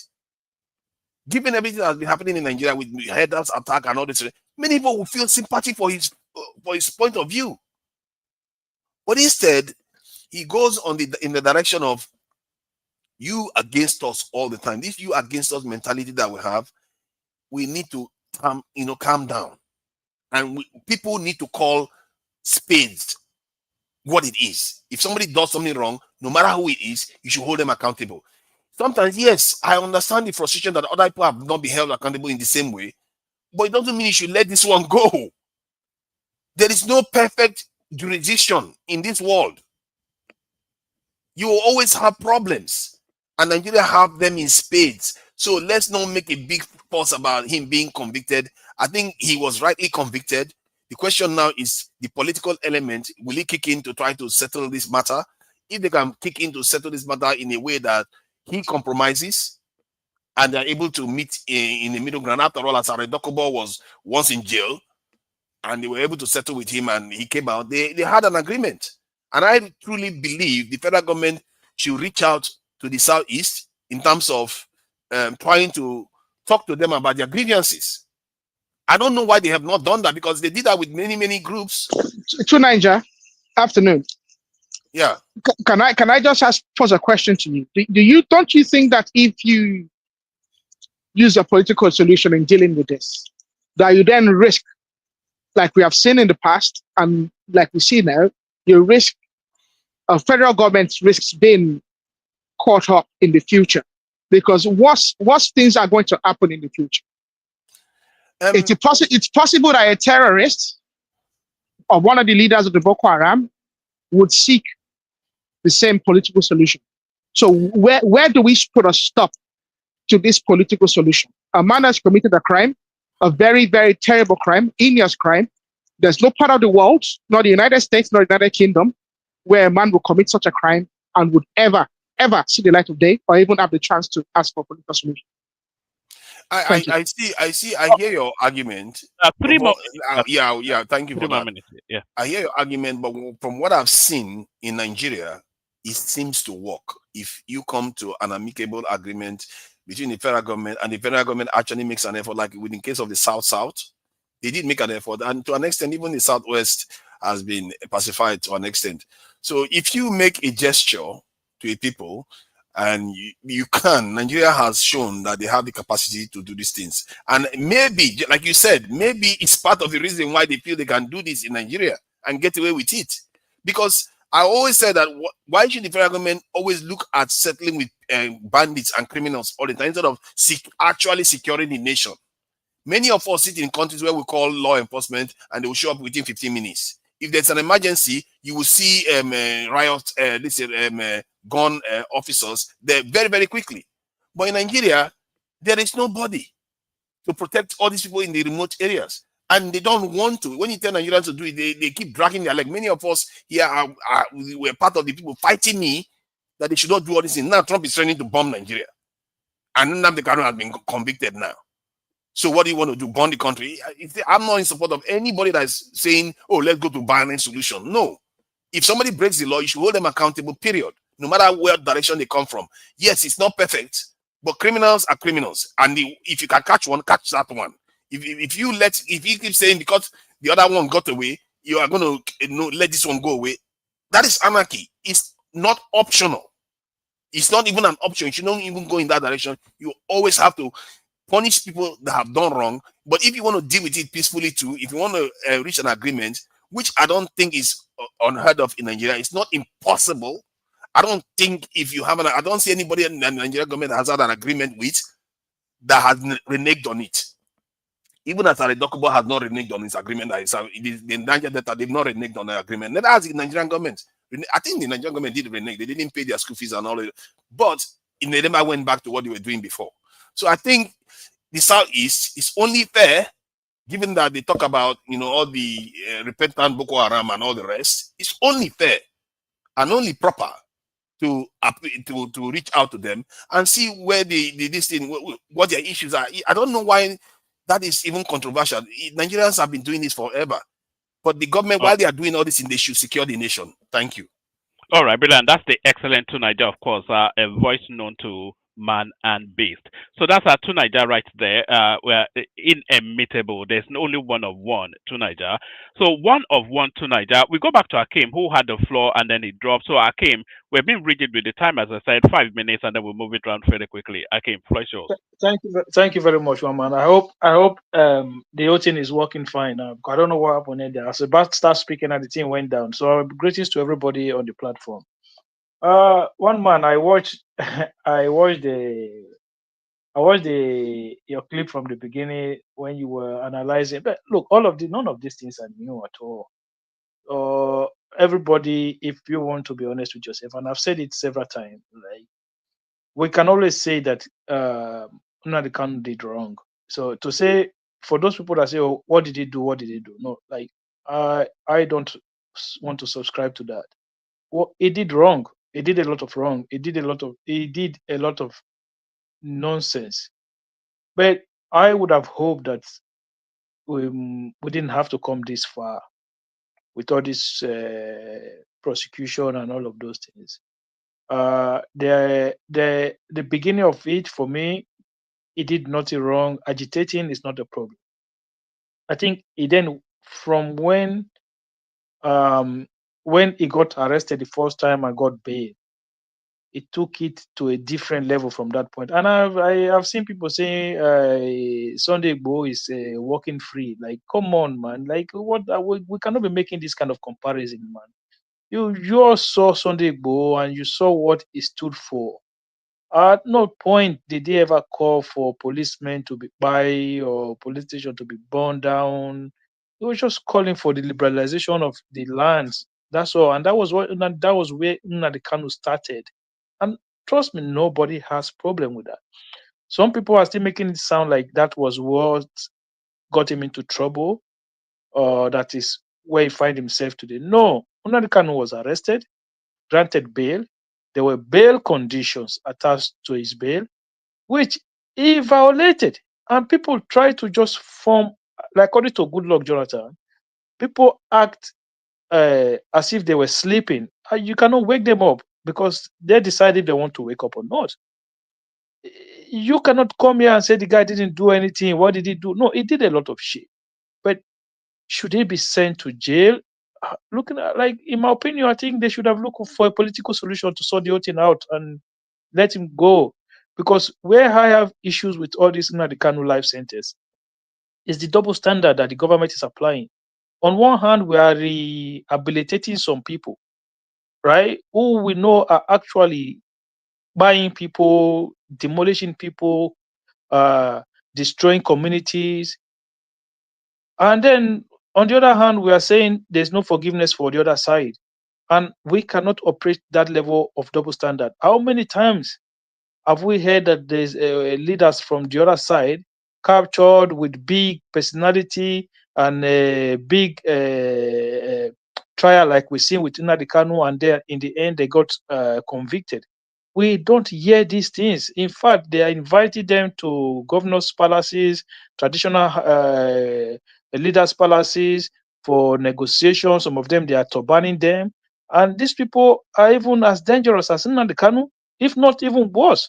So government cannot be seen to be applying double standard in terms of justice when it comes to the justice of the land. If you are going to be so harsh on one side, you have to be harsh on everybody. But if you are showing leniency to one side, then I would have expected that they also pass that leniency across to someone like Nnamdi Kanu. It's okay. Samuel Nekpa is been heard by the Finnish government. The government could have gone to Nnamdi Kanu and said, look, we need your collaboration, we need your cooperation, we understand your grievances, but we want to work with you to help to develop the region, or to help to impact that region positively. They could have spoke, not like, don't just walk, speak to him. Look, we're going to let you go, but we don't want any trouble anymore. There's no need for the loss of life in that region or in any part of Nigeria, but we need your collaboration and stuff. That's it. You work with them, and then the whole thing is done. We don't need to be going through all of this nonsense. My own position is that you can always call on both sides. Nnamdi Kanu did wrong, but I think the government shouldn't go this far as to sending the guy to prison for life. I think the time he has spent is enough. I even thought the Buhari government was too harsh in the beginning with the arrest. There was no need for him to be arrested the first time. That first time, I think they made Two more minutes, Hakim. 2 more minutes. yeah, they made something out of nothing. The man was doing his Radio Biafra, agitating for separation of the Southeast. Like, why do you need to arrest somebody for that? Like, they even tried to arrest Sunday Igboho for what? What did Sunday Igboho do wrong that time that they went to Bogo his house for? Tried to arrest him overnight. If not, the guy was lucky to be able to escape. He probably would have been in the same situation today. So I think sometimes the government is just they're too strong-handed in the way they handle certain situations. And I was expecting Tinubu, and I was expecting the Tinubu government to have come out to have channeled a different course from the way Buhari was doing this and handling this in the Kanu matter. But to my surprise, I'm surprised that he still went. He let the whole case went ahead. Like, when he came in and then they dropped the Showore case, the Showore charges, and I was okay. That's good. And I thought maybe okay, now the Kanu will be next. Well, to my surprise, he allowed the whole thing to go all the way. Like, I'm not in any way in favor of this nonsense people talking about Yoruba judges, Yoruba president. It's just stupid. There's no need for this kind of conversation. Try to make it about Yoruba thing. No, it's nonsense. There's no need for it. But I understand why the president should have been able to let the guy go. There was no need for all of this. So you're going to create a situation whereby it leads to more division in the country, which you don't need. You're already dealing with a lot of international issues when it comes to Trump and all of this nonsense, you know. So All right. Thank you, Hakim. Stay with us, Hakim. As soon as everybody has spoken, we'll open it up to a more general conversation. We'll take it in the direction of Africa next, and then enigmatic. Africa, Europe next. The Nnamdi Kanu situation. Your thoughts? Greetings to everyone, to Niger, One Man, and everyone on the platform. One Man, again, thank you for letting me in. Nigerians, thank you for letting me in into your topic. The reason why I actually met you guys and knew about you guys, Namdi Kanu is one of the people that actually led, me into going online and actually getting involved in somebody to debunk some of the propaganda. I mean, me myself, I've been, with you guys like Night to Niger and in Kaiser show and One Man, because that was the platform also, to debunk some of this stuff. I mean, a freedom of speech is not freedom to incite; is an international factor. Just because you got the freedom to open a radio station and broadcast it, maybe somewhere locally, or internationally, if you're inciting certain group of people, you'll be arrested and prosecuted. It's a global factor. One man, have you remember the guy called Abu Hamza in Finsbury Park? Yes, I do. Yes, I do. Did Abu Hamza physically killed anyone, or he incited people to unleash terrorism in this country? I think it was it was an instigator, wasn't he? Well, carry Yeah, on. yeah. He actually forced the British government to actually change the law to get rid of him. He's, the guy, I'm sorry to say this. I know another man terrorist is another man hero. I can hear that in the sound of my brothers from the Southeast, and I can feel their pain because, as I mentioned the other day, something need to be done, in terms of the history where you guys came from for certain people to feel like the way they are at the moment, because that's something need to be done, but that's the future. But however, you shouldn't be supporting any leader, just like how I always came out here and I spoke against, the atrocities, some of my people are causing, even though I have nothing to do with it. But as a decent human being that got a heart, you need to stand up to what's right, and it's a factor. I understand you guys are grieving over him being detained and being prosecuted, and the way it was done as well publicly. I can understand, if you see that as your leader, you're gonna feel emotional about it. There's no doubt.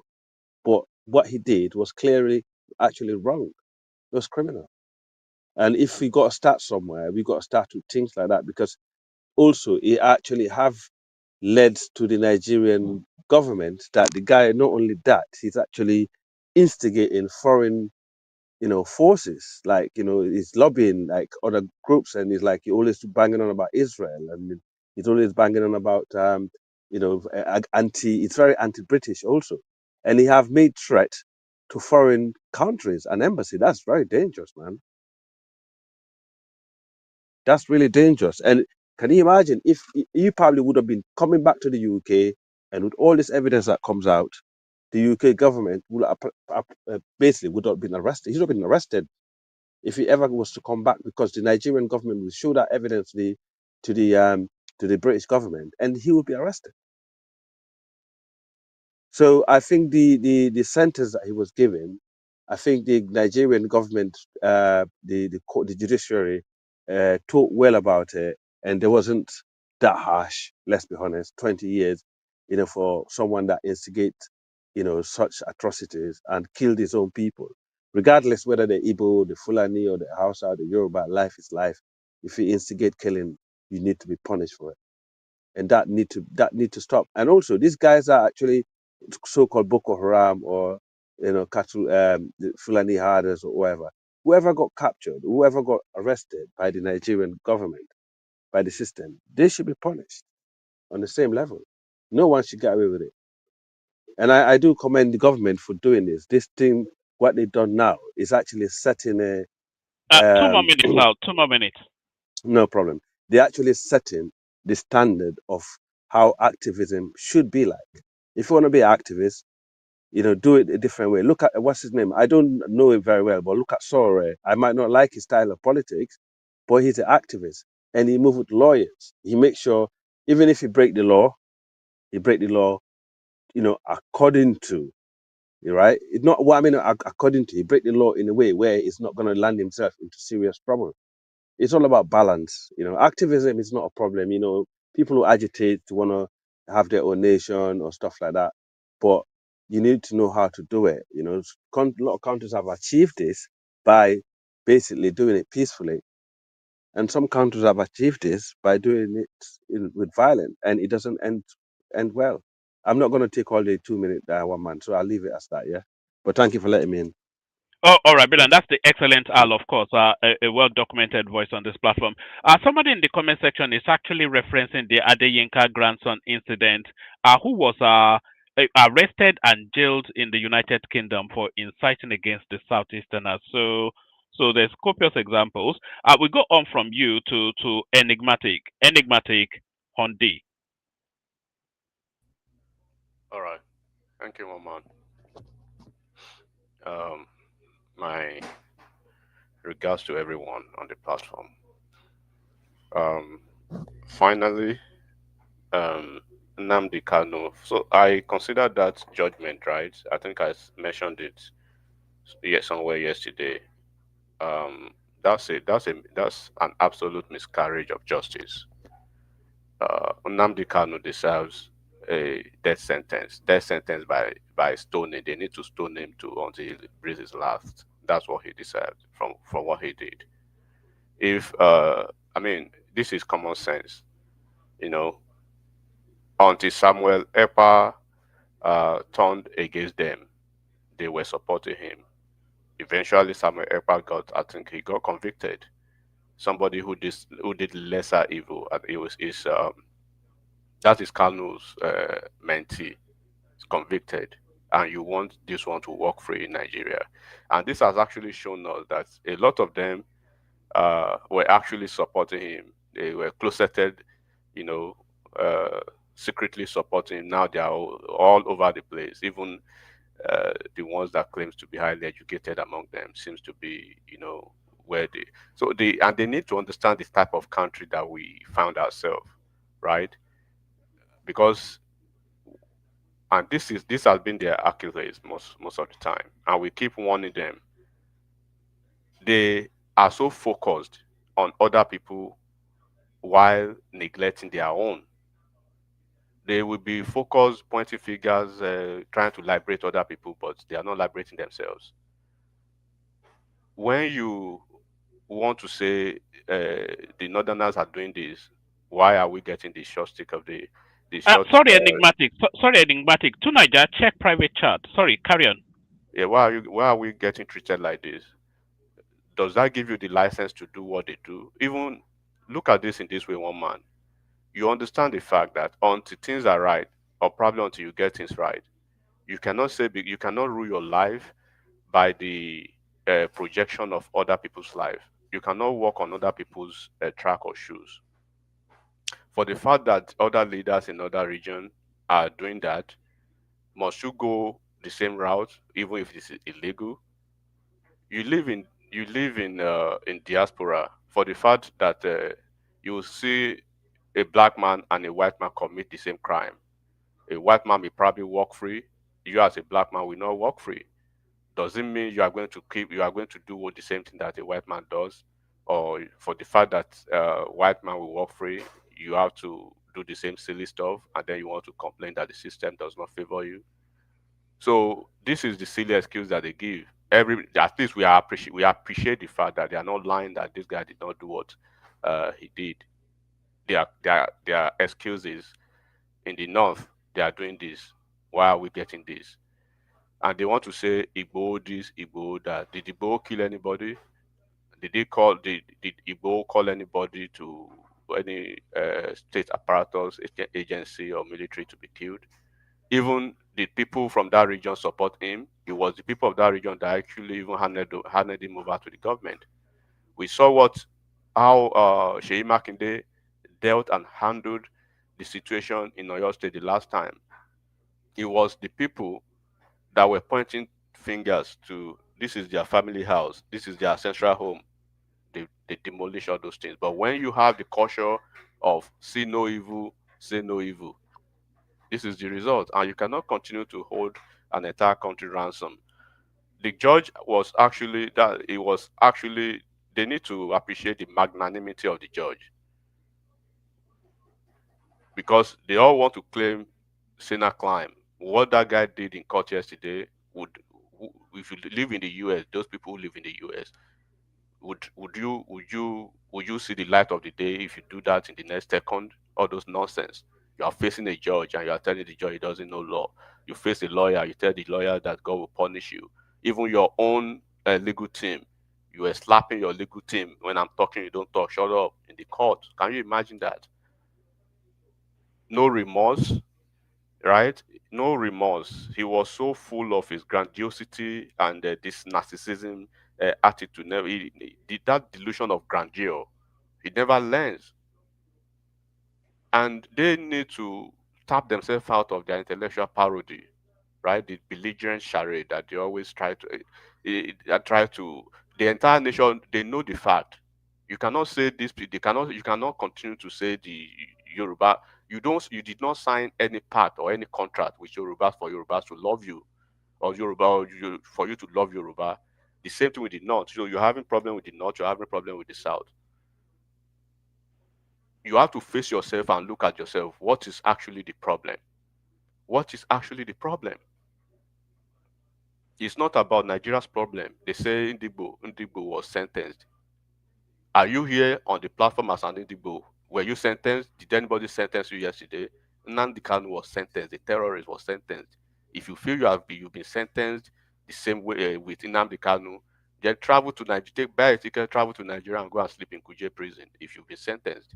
And this is the failure of leadership from that part, right? The leaders, they even behave poorly, badly, even than the youth.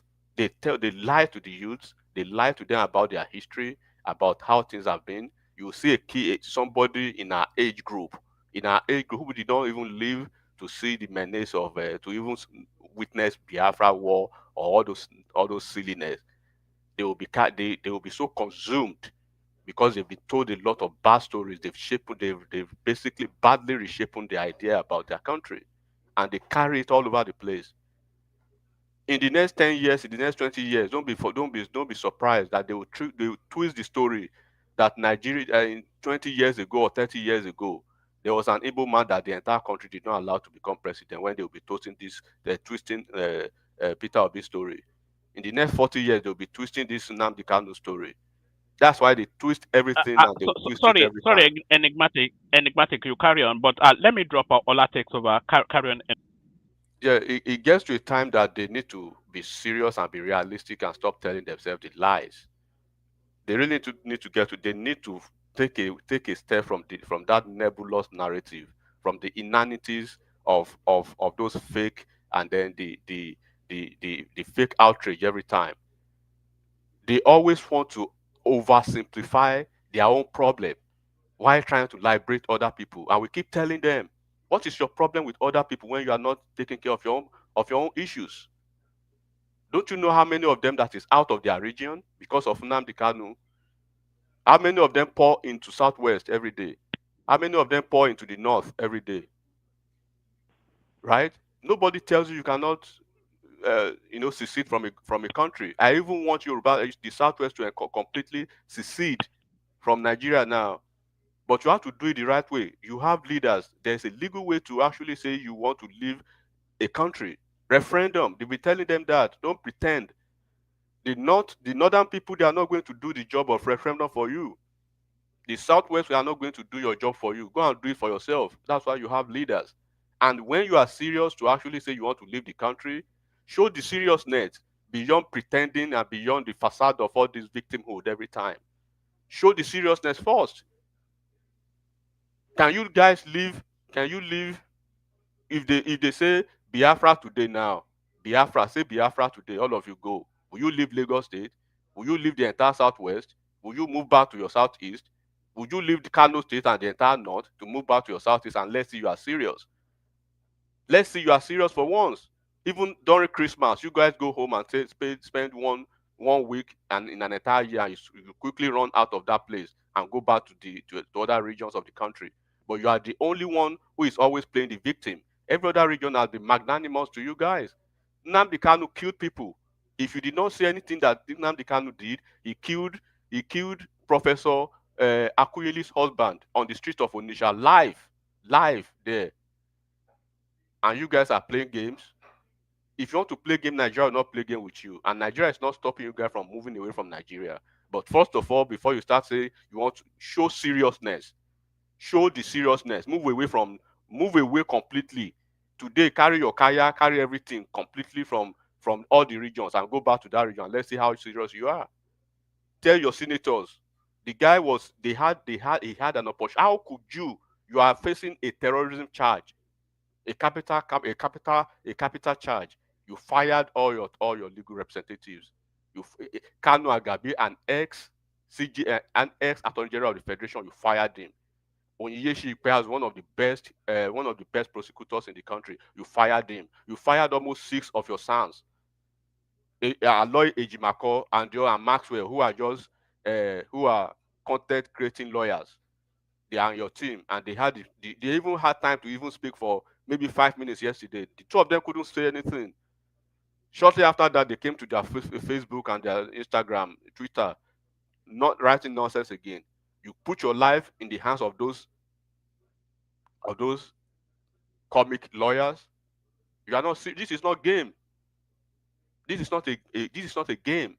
It's your life, and you cannot hold Nigeria accountable or Nigeria responsible for you to have made a very bad choice. Everybody supports you want to leave, but do it the right way. If the Southwest want to leave today, they will do it the right way. Nobody is going to go the way of an illiterate like Boho saying everybody. No, we will do it the right way. We'll submit referendum. We'll call the people that needs to be called. We'll organize ourselves. We submit referendum to the National Assembly, and we'll leave easily. And we'll cut our path with Nigeria, and we will know that we are not disturbing any part of the other country. Not that all of you will stay in Lagos State. All of you will stay in Kano State. You'll be saying you want Biafra. They should come and give you Biafra. You want an Hausa person to submit your Biafra referendum for you. You want a Yoruba person to submit your Biafra referendum for you, and you are not pulling a hand. Shebi Nnamdi Kanu has been slammed now, but you said you are going to organize 2 million Nigeria will born, and we tell you guys, right? Nigeria will keep moving on. If you like, continue to drag yourself in the mud. Nigeria will keep moving on. Nnamdi Kanu is a British citizen, and I believe with this his terrorism charge, he's going to revoke. They're going to revoke his citizenship.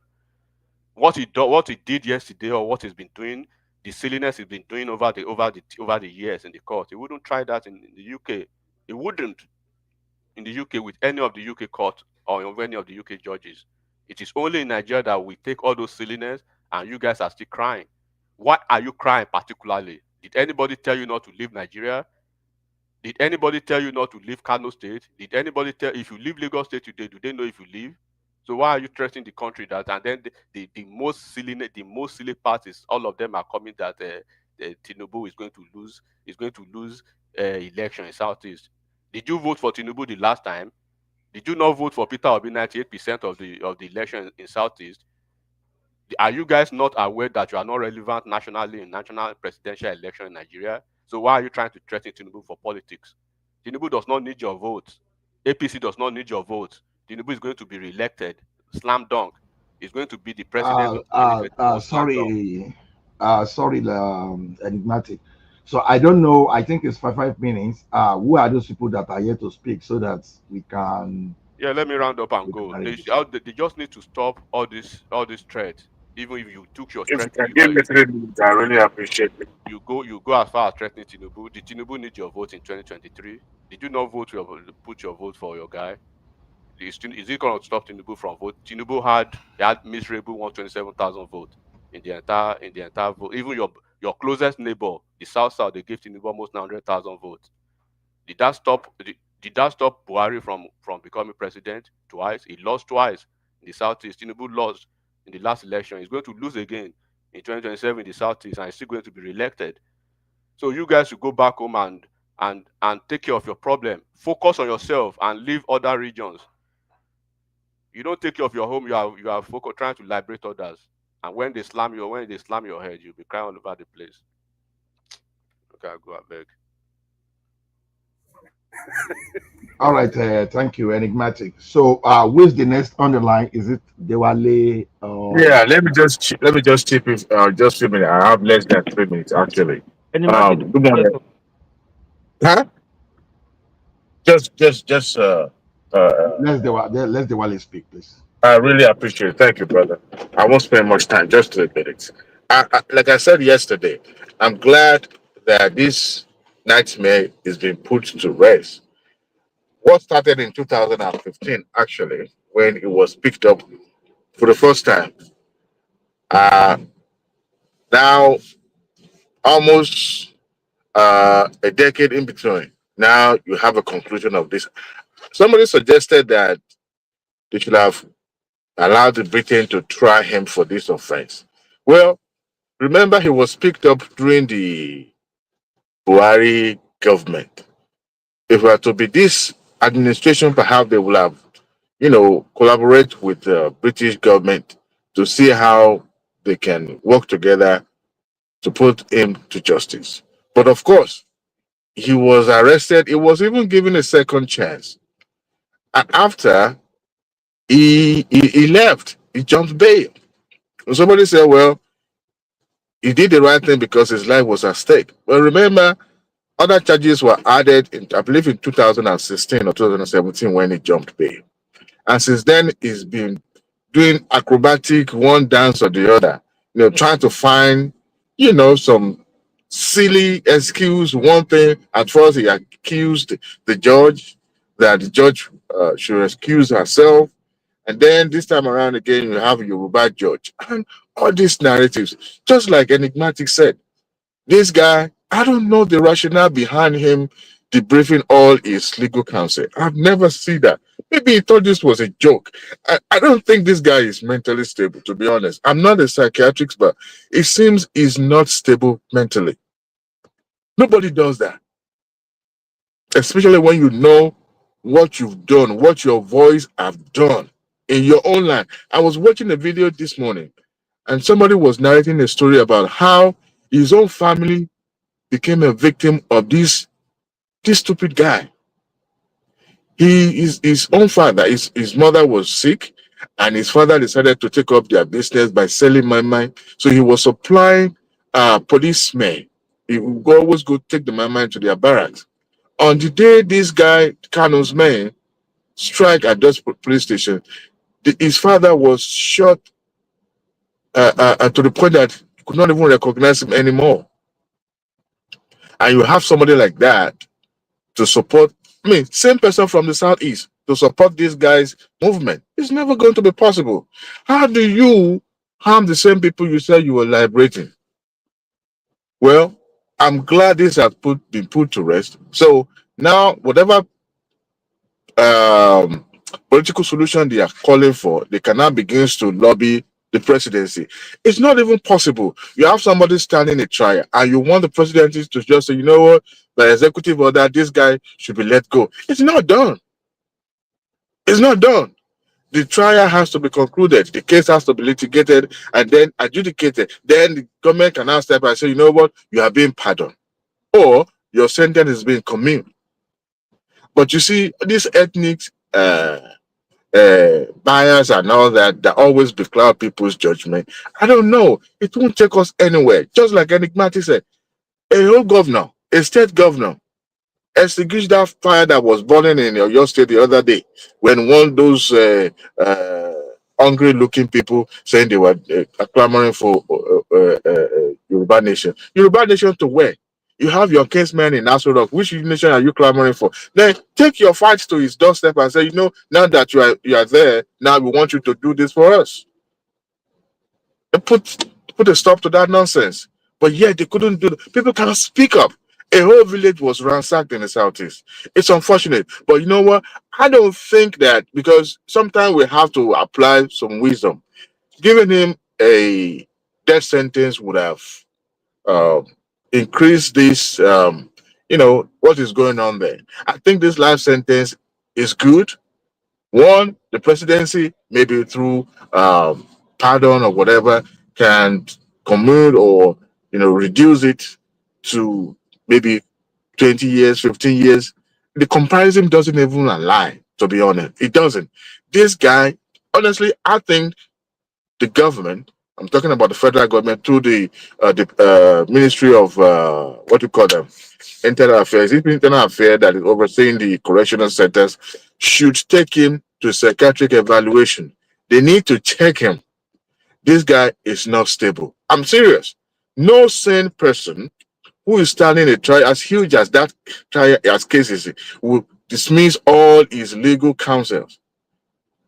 I mean, you know how many people that have been representing this idiot for a very long time doing it pro bono or whoever is bankrolling him, and yet here we found ourselves. I'm glad he's been convicted. At least we can now to rest. At least Omotosho can move from there to another case. Okay, and that's my own contribution. Thank you, everybody. I appreciate you guys.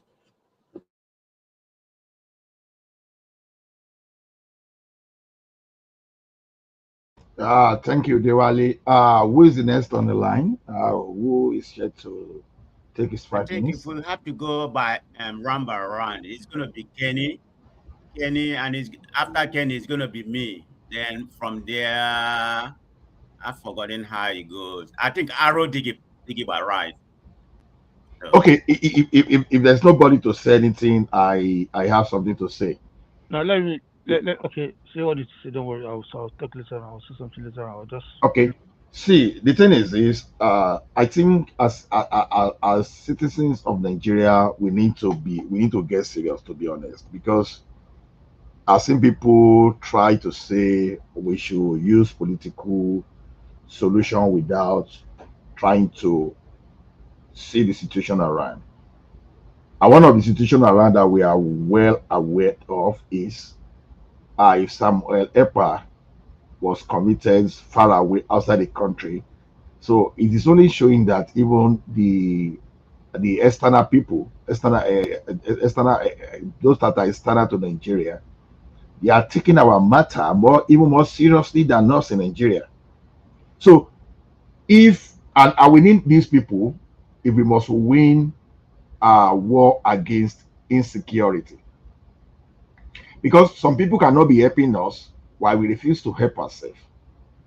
Yes, we can't say because some idiots are trying to reform terrorists, and we now say because of that, the other terrorists, we should now find some kind of justification. It doesn't align. Our energy should rather be channeled to say to making sure that the terrorists from the north that are being pacified, that not only because left to a person like me, except maybe someone that call himself maybe terrorist or maybe some like bandits, you are just willingly submitting yourself. And even willingly submitting yourself, you should still be put under scrutiny. You understand? So when you catch a terrorist, the first thing just find a, because we need to find a special court for those people that some really that if a terrorist is caught within a week, finish his case, firing squad. Don't even waste the taxpayer money on putting a terrorist in a prison.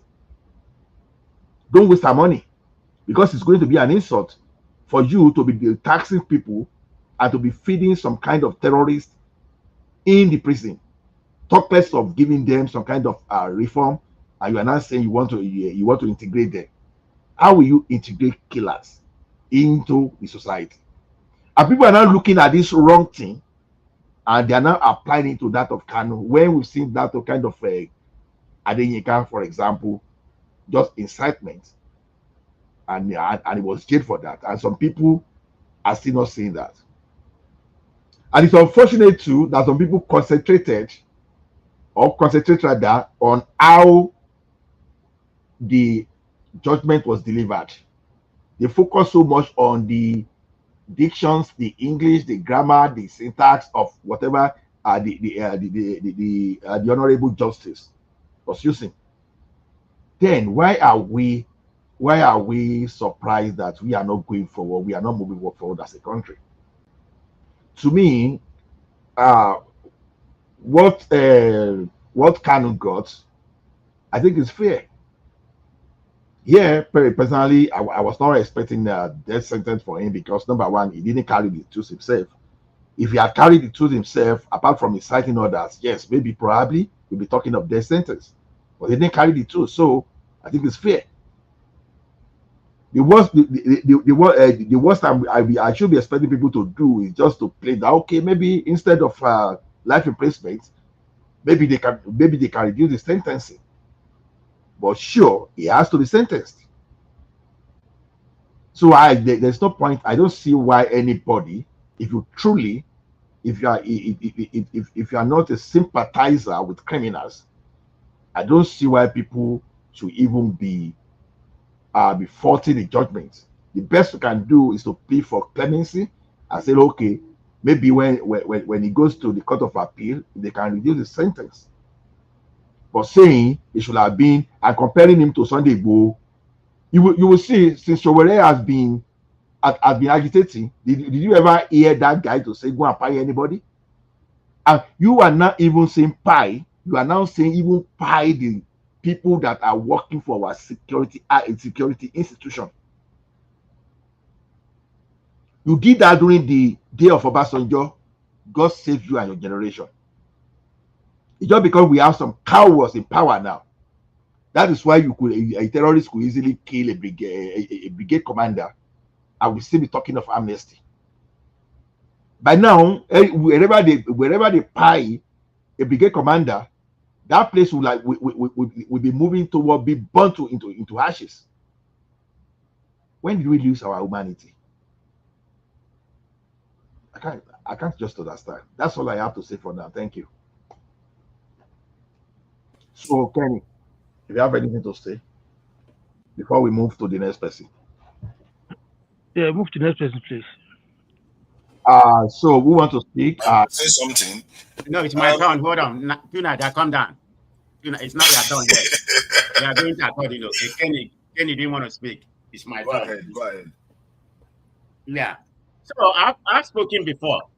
This is a second round right now, so everybody have a privilege to speak. So I'm not gonna come here. No, don't let us make it second round. People can interject because I don't want so. Okay, you can ask me a question, but if I allow you to interject, you can interject. So let's make it like that.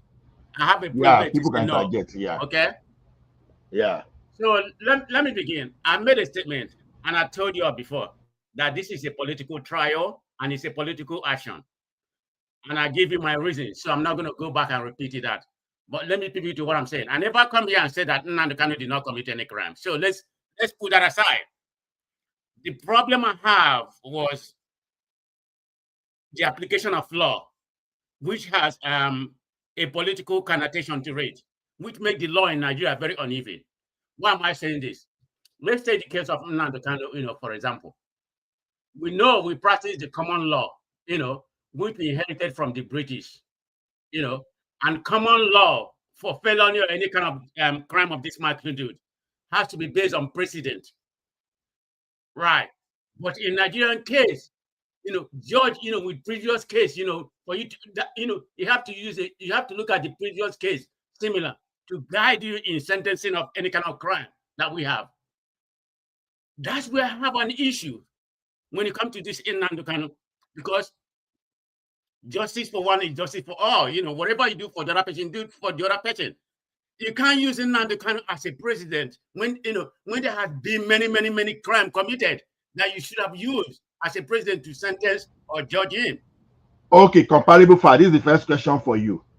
Who are those comparable criminals? So, because you have to be specific. Okay. What was Nnamdi Kanu committed? Terrorist, right? Based on what? Is that by carrying the action or by inciting? Can you answer that? Okay. He incited people, and then people were calling him back to give feedback. I'm not saying so that. I'm not saying that's right. Hold on. It was incitement, and people were feeding him back, and he was even teaching people how to make a bomb. He was teaching people. He was telling people that he wanted to air the number of police and the military pie. and someone was even reported out if Ola, already you don't have to informed the tell me police all station. this. We already, Hold we on, hold on. already narrated They, those. then Everybody they knows about now it. hold on. Everybody If in they, this platform is now some educated. people now You know what went he ahead said. to You don't now have to wait now. you don't have They to now really went get it. It's ahead. not necessary. Okay, so what are you now talking about now? Give another person that incited people and that now own up to doing all those stuff, because basically Nnamdi Kanu was owing up to doing all those things by even coordinating, and there are digital footprints. But So the who bottom are line, other people? let's stick with the fact, okay? Don't bring your own No, narrative we are here. staying with the facts. We are staying with the No, facts. So no, who just are other people? calm down. It's my town. You can calm down me. Let's speak with the fact. The Okay. fact is here that Nnamdi Kanu was, was charged and sentenced to life imprisonment for inciting terrorists. You can call it bomb making or sit at home and other. They all for the same category: incitement, instigating. You can use any word. That's what you were charged. But I'm trying to give the law. I'm not a lawyer, but I have a common sense. Man of prestige, please don't forget. Man of prestige, don't forget that I was also charged for importing without license, All part of telecommunications. investigation. So yeah, no, well that's a different charge. There's 7 different charges for which he was charged and he was found guilty of all 7. Let me go on with my narrative, not to lose my thought. I was going somewhere, but y'all don't want to let me land. I was trying to find a precedent, and I want somebody here, even a lawyer or whatever you call yourself, to come and give me an instance where there's a precedent to this. You don't know, like I said, there's a precedent, for you to do for you to charge anybody. That's what we practice. We practice a common law, that you have to, code that you have to use a precedent for you to make any kind of judgment. And how long have we been in existence? 64 years? Are you going to tell me there's no precedent for you to use to make this kind of judgment? Tell me anybody that have incited, incited the terrorist act that was sentenced. Can anybody? I'm challenging anybody here to pull out. I'm not talking about terrorists or whatever, but incitement. Let somebody challenge me on that. I will take my word back. I'm not talking about terrorists. So let the fact takers here, everybody go to whatever you want to do, and bring it out. Then we can go from there. That is the angle I'm coming from. That this is not it's a political trial and a political action. That's the way I look at it. The judgment has to follow a precedent. Then if we have anything like this has happened, even the people that actually perpetuate, the terrorism that has the action, they are being forgiven. They are being reintegrated into the country. What have you done to them? You forgive them. Some of them you give them Okay. Since you ask a question, let me help you. About 40. Hold on. Let me help you since you ask a question. Chief Obafemi Awolowo was sentenced to life imprisonment, and incitement was part of the charges. Apart traceable felony, incitement, so they were all part of the charges, and he was sentenced to life imprisonment. Are you okay with that? What was it? I need to find out, just because he said it. I know he was. No, okay. At least I gave you an example now. You understand? Incitement, it was part of it. Inciting the Western region House of Assembly crisis, making statements that were said to encourage rebellion, influencing supporters to take actions against the federal government and regional authorities. It's written. So when you say something, sometimes you think we don't have facts. I said there are. I told you, teacher. I told you if you have the information, you bring it out. It's not do you want me to show you? Do you want me to project it for you to see? Yes. No, you don't have to give it to me. I have a word. Okay, so I'll give you an example. Let's work with the example now. So Obafemi Awolowo was. Forget that OBJ was sentenced as well. OBJ was sentenced. Tia was sentenced. A lot of them were sentenced. The problem is that when people start following Nigeria 2 years ago, there is no way you will not be seeing lapses and gaps in their conversation. but they will not be calm. Look, I did not mention anybody's name here, and nobody should mention my and name. I'm not mentioning anybody's name as well. So there's let me have my platform. And Let me finish my I'm not mentioning anybody's don't name. Take over my time. It's not your show. I'm talking to Allah. You are not Allah. The only person I've mentioned is Allah. I don't want anybody that I don't get. I the want only to use my time. I've mentioned is Allah. Anybody that I don't want to interject. Impulse control. So Allah, like I was saying, right? Quiet, please, Allah. No, comparable fact. Hold on. Of Allah, course, enigmatic can interject. Please. Allah, like I was saying, Toby. right? The essence of having this type of conversation is for us, right, to ensure that we bridge the gap of misinformation and disinformation. When people just jump up and down without, like, there are precedents, and Nnamdi Kanu's landmark ruling yesterday. With my preamble, I said, first of all, if not for the magnanimity of the judicial system, that guy was supposed to have been slammed with a death sentence by stone him to death. But they were so magnanimous to overlook, Look, it's an interjection. I don't want somebody to take my own privilege. If that's how you want to laugh, if that's how you want to overlook, I just get out of here. Those cocky charade. Okay. Sorry, enigmatic. Okay. You don't need to get out. Let him just let him just spend 2 minutes to give his this, and then you continue. So, we are just trying to discuss, so we don't need to use emotion to. It's a platform that everybody listens to. That's not fair. I can do the same thing. It's a platform that everybody listens to, and I'm addressing the moderator once again. Don't forget that the reason why this has taken, because another excuse is that the federal government or Nigerian government, right? They kept Nnamdi Kanu for 10. Don't forget, it is Nnamdi Kanu's orchestration himself. That have you taken time to follow? He has filed a lot of frivolous injunctions just to stretch the entire period of the. I don't know what tactics. The big question is, what was the reason? Why did they fire all the sons? And he chose to. Why are we going to this area again? Somebody has already said that. I'm talking to Allah again. My point. Where we already getting what somebody already said? It doesn't make any sense. I'm on talking. Comparable fact. I gave him 2 minutes. Let him spend his 2 minutes now. I'm having a matured conversation with Allah. So the fact is that for those who are listening, who are not Nigerians, and they've taken time to follow the case, they should know that this guy had the privilege to present his case, to get represented by the most senior and very intelligent lawyers in the country. One of them, Kanu Agabi, the former Attorney General of the Federation. Another one, Onyinyechi Ikpeazu, one of the best prosecutors the country can afford, was on Nnamdi Kanu's team. All of a sudden, he fired all of them, and you could see the attitude in the court. Babaola, you are in Canada. Even with that charade yesterday, the way he was calling out the lawyers, he was disrespecting the court. That's a content. They didn't even in the judgment, I was expecting to give him maybe 10 years of contempt of court. They didn't do that. That is part of the magnanimity we're talking about. We have to be serious. So for some people who want to overlook or oversimplify the thing, and they just want to jump on this straw man argument about did not do this, for the fact that your neighbor's child is a thief and he's going scot-free every time for stealing, does it mean that you are supposed to be training your child to be a thief or be stealing like the other person? That is not an excuse. Thank you, Ola, for that conversation. Yeah. Thank you, enigmatic. Okay, I'm going to counter you.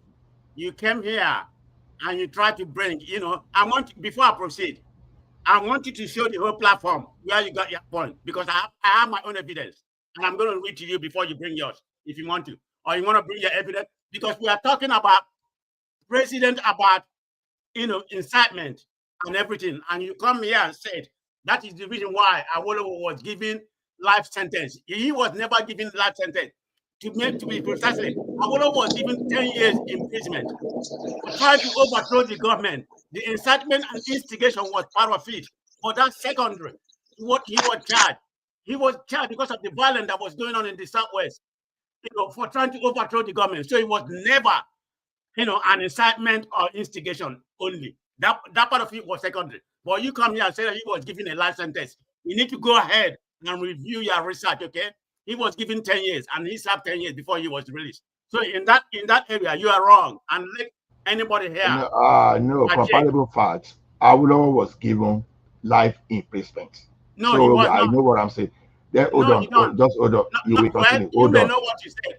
I'm not here trying to argue about your intelligence. Okay. The information Hold on. The information let that I have me is different from your let me information. give you another. Let me give you another thing. You continue. Another thing is this: we have. That's why we have appeal courts, and this thing can go up to Supreme Court. So if you are not happy with life imprisonment, then you can go to the appeal court. That's but not now, even the part. You are shifting the goalpost. Let's stick I'm with not what you just brought up here. I'm not shifting. I'm not shifting the goalpost. You are not I'm talking not about shifting. if I'm not happy. It's not No, about me being happy. I'm not I'm happy shifting. about the incomparable of That justice is why. in Nigeria, the way law has been applied. That's why we have level. There's no precedent about That is why we have level of that received a life sentence, and you argue with me that I was wrong, and you try to pin your own fact, but your own fact is incorrect, judging from my own investigation. So that's where we are right now. Okay. And I will give you about Nigerian common law, what he said on everything. Baba just gave an example too now. Baba just gave an example now that Obasanjo was sentenced for incitement. So what about that? Do what? I said that. Go and bring it out. Bring it where that, and let everybody here go and fact check what I said about Awolowo. Less people here. Everybody has their own search engine or any means to go and fact check what I said. Whether Awolowo was sentenced to 10 years. So comparable fact. Are you saying Nnamdi Kanu should be working free? Let me just know where you I didn't say that. So don't. So what are you fighting for? Why are you fighting for? I'm fighting for that. The law, the way the sentence was applied, the trial was a political trial, and the action, which was the sentence, was political. That's what I'm saying. Why should that be of paramount interest? Now, you agree that you agree that someone committed a crime. You understand? And there are means of addressing this issue. So why are you angry that the criminal was convicted? I will tell you why I'm angry. Because the law in Nigeria is not even. The political. But it should not be your business. Hold on. This is a political. This is a political action and a political sentence. This is. What are you saying? That a criminal was convicted should not be your business. It should be the business of the criminals and his lawyers and the judiciary. Yours should be that this was done deliberately. That's why I call it political. Because the whole thing, the idea was to entrap the whole Southeast into a violence which has subsided in the last 2 years. How can you entrap a whole people? How can you entrap wait? Genocide all over the country. Man of prestige. Unknown government in the Southeast with sting operation. Man of prestige. Can I ask you a question, please? Man of prestige, there are no less than 30-something million people in the Southeast. How can you entrap 30-something million people because of the action of one man? Can you please expand it? What do you want me? How do you want me to elaborate that? I just told you. What do you mean? It doesn't matter what number of people. So are you telling me that the destiny? Are you telling me that the destiny of all the Southeasterners is tied to the personality of Nnamdi Kanu? Is that what you're telling me? Is that what you're trying to tell us on this platform? No. What you said is that the government is attempting to entrap the Southeast. Yes. So the judgment is entrapment, which you've just referred. You're just rephrased. That was going on in the study that already subsided. So the judgment is an entrapment, is what you just rephrased. But I'm telling you, how are you claiming? Man of prestige, you're a man from the Southeast. You propose that you are intelligent. So I'm putting it to you now. Are you telling me that the destiny of 30 million plus Southeasterners who live within the Southeast and outside the Southeast are tied to the personality and the person of Nnamdi Kanu? No, this was a deliberate political action. So I'm how not, is that an entrapment? not one man. I mean, the way you phrase I'm not buying the way you phrase it because you are taking a different angle. You are shifting the goalpost. Oh, well, you said it's entrapment. Yes, I said it, and I'll repeat it again. So that would mean to say that the destiny of the people of the Southeast is tied to the person of Nnamdi Kanu. At this point in time, on this day, I believe today is the 21st of November, 2025, and going forward. Is that what you mean to tell me? And I give you a scenario why I made that comment in reference to in my entrapment is to revitalize the violence that was in the Southeast about three years ago, the unknown government and everything that was happening. If you look at the situation right now, So the destiny, okay. Since Buhari left, the violence, the unknown government has drastically subsided. There's no more prison break, all that kind of thing. And that was perpetuated by the genocide of Buhari. The funding was there no more. So you can say what you want, but that's why I say. Is there any evidence of that? I don't have the fact is there. I don't. What evidence do you want me to do? You want me to give you? What evidence do you want me to give? Is there any evidence that Buhari was behind it? What evidence do you want me to give you? You're making a big allegation. That's all I'm asking. If you make a big statement like that, I'm making it categorical, and I will repeat it. Buhari was a genocider. He operated a sting operation in the Southeast to exterminate the people he called dot in the circle. He was a genocider in Nigeria to begin with, but he has a hatred. He has a hatred, Okay, comparable facts. Oh, who is that? This Kenny. Okay. Yes, do you not see the reason why we are saying Why all what? of them are in cahoots with they think alike like Nnamdi Kanu. If you look at and I can give you a lot of examples. Even the sponsors of Boko Haram, about 40 people recently that was sponsored for Boko Haram, they were only sentenced to 10 to 30 years. So But I think the behavior of Nnamdi Kanu in court as well made this case very. I'm never supported the behavior. I didn't even watch it. I didn't watch it, but I'm taking everybody word that his behavior was irrational. You know how irrational he can be. I know. Comparable facts. Yes. Do you know what you are doing? What you are doing is tantamount to giving your support. You understand? Because what I know even about lawyers. Hold on. What a lawyer told me said, even a lawyer in the court will not defend a criminal. They will just make sure that the justice is done. Because what you are basically doing now is hold on. The uneven justice that was what you are doing here now is that's your opinion, but I'm you are speaking with indirectly. So you can clarify, you can. Ola, the problem, like I told you, right, is that, and Yeah. this is very, this is very dangerous for them, because every time they want to narrow down a conversation to personalities. When you talk about politics and you are focusing on, for instance, when you are focusing on Peter Obi, right, they will generalize it that you are talking about Southeast. Now we are talking about Nnamdi Kanu, a terrorist that has been convicted, right? Now they are generalizing it that it is an entire Southeast, and then they said an entire Southeast has been convicted, right?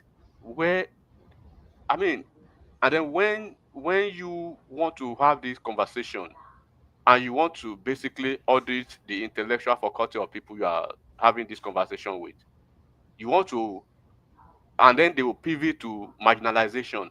And then when you really want to go to the root of that marginalization, because everything comes to this victim thing. When you talk about only one person, they will generalize it to be a conversation about an entire region. When Igboho was doing his craziness and madness, and when Sheyi Makinde had to step up as a governor, he had executive power, he had the security power at the subnational level. He went to their houses, he leveled the houses, he demolished the houses, he did everything he could do, even before getting to Mr. President. He did what he could do at his own level. Igboho was singled out as Igboho, right? The person who wants to commit some criminal crimes, some criminal activities. Not that Igboho is an entire Yoruba person, or not that what is his name, Gumi is an entire Hausa Fulani person. Why is it that Nnamdi Kanu all of a sudden becomes an entire region? They are the one who will drag their entire region into every silly conversation, and by the time they are helping them to drag their region in the mud, they will be crying that they will be the one to project bigotry, tribalism. How has Nnamdi Kanu's conversation? How is it equivalent to you talking about an entire region? Does it mean that everybody in the region is a criminal like Nnamdi Kanu or a terrorist like Nnamdi Kanu has committed the crime Nnamdi Kanu committed? Did you not see the charges? Look at the charging file. Look at the charging instrument. Everything was almost 149 pages, almost 6 hours of the judgment. Everything was read. It's something that we all knew that he did. Look at what he did was it 2020? Everything was there on phone. I mean, on all over the place. So what is it that when you talk about only one, you will talk about Peter Obi, they will say you hate an entire region. You will talk about Nnamdi Kanu, they will say you hate an entire region. A lawyer who was speaking on national TV, right, was telling everybody that 90% of the entire region support Nnamdi Kanu. A lawyer Jimako who couldn't defend his client in court, but we come to out of the court to start defending the client on Facebook and Twitter, was telling you that Ndigbo has been convicted, and you want sane people to have such conversation, and people who have had the opportunity to even live in sane countries. From what you saw yesterday, even if you are following the case for the first time yesterday, and you saw that gory tales of an unstable moronic buffoon of a vagabond on that TV yesterday, telling a judge who is sitting on your case, even every activity that the guy does in court almost every time, it precludes any reasonable person to say they want to even open a political conversation on behalf of this guy. It precludes anything that could say, okay, let's have a political arrangement to this. And like I said again, except you don't want to be fair, that judgment was fair enough. That was the most magnanimous judgment you could have. This guy killed people. Why is an entire region sitting at home every Monday? Why? In the region of almost 6 regions in the country, it is only one region that is sitting at home every Monday. Every Monday. On whose order? Because of this guy. And if you do not follow that to the letter, it was played yesterday. He said you are even if you open your shop at 12 noon, you are going to get burnt in that shop. So what are they talking about? What is the What is the crux of the matter? Why is it crime? I think at the crux of it right now is that at least the one that I would say any Southeasterner will have a kind of case to make is to ask why the federal government has not sought a way to resolve this issue politically somehow. Look, but we don't need a political solution to Nigeria. It would only cause more problem down the road. Hold on, bro. To Nigeria, if you South one didn't lead to problem, did it? To Nigeria, but it did. If that's what brought us over here to Nigeria, we can't keep doing this. If you be following this case, right? Myself and have a case. If you did it with other people and they are talking about repentant Boko Haram and all the rest. Hold on, to Nigeria, this is the case, right? To Nigeria, this is the thing, right? I and Ogbeni, we've come here maybe over a year ago. For you to secure a pardon or an amnesty, there must be a conviction first. Even in America here, go and look at all the people that Donald Trump has pardoned or probably given amnesty. They've been convicted, they've been sentenced, they're already in jail or in prison. Then he will use his presidential power, right? You cannot even file a nulli prosecute, right, at the level of Nnamdi Kanu's case. I understand that part. But this is the time now that there should be. This is the time now. No, this is the time now that there should be a political arrangement conversation for Nnamdi Kanu. But those people are supposed to be looking towards having that conversation. Instead of having that conversation in a diplomatic manner, they are threatening everybody. They are Yeah, threatening. threats is not advice. How do It's you want to? terrible idea. How do Yeah, you want great, to keep threatening people? great point. Because you are supposed to go into a diplomatic arrangement and conversation. You are threatening. Does Tinubu need your Yes. vote? They came and said Tinubu is going to lose out. Did he not? Did he not lose out woefully the last time? So this is the point. Now he has been convicted. Now let's move to the next chapter. What is the next chapter? Let's secure a The political Nigerian government took release. forever to convict. I didn't even know that they were going to convict so soon. They took so long. I don't know why it took so And long. then look, why the case was so bad for Nnamdi Kanu was because already the global world is watching. Somebody who committed a lesser crime, who is your mentee in Finland, has been convicted. So how would you walk free? And this is the reason why the guy was throwing everything to the wall. He does not want to. I mean, to Niger, how would you fire your? First of all, I want to know the rationalization behind that. What is the justification for you firing most of the most brilliant prosecutors in the country? I think from his point of view, that he believes that this is a political problem. That's why. Do they not have people who can talk to him? Because it seems that they are all scared of him. No, do they not have people who can tell him these are the implications and the consequences of your actions? I just told you he doesn't care about that. What he has done, he has made up his mind that's the direction he wants to walk. Then they should let him face his fate instead of holding the entire nation and trying to. Now, okay, to Nigeria, now this is a phase of negotiation. You want to negotiate with the government to say, okay, give him a pardon, right? Or amnesty. And it's not going to happen quickly. At least it's going to be there for maybe, I don't see him being pardoned in the next 10 years, if it's going to happen at all. So when he can be pardoned anytime if he decides to renounce violence. A lot of moving parts is involved. First of all, he will have to show the remorse first. He will have to understand that he has done wrong.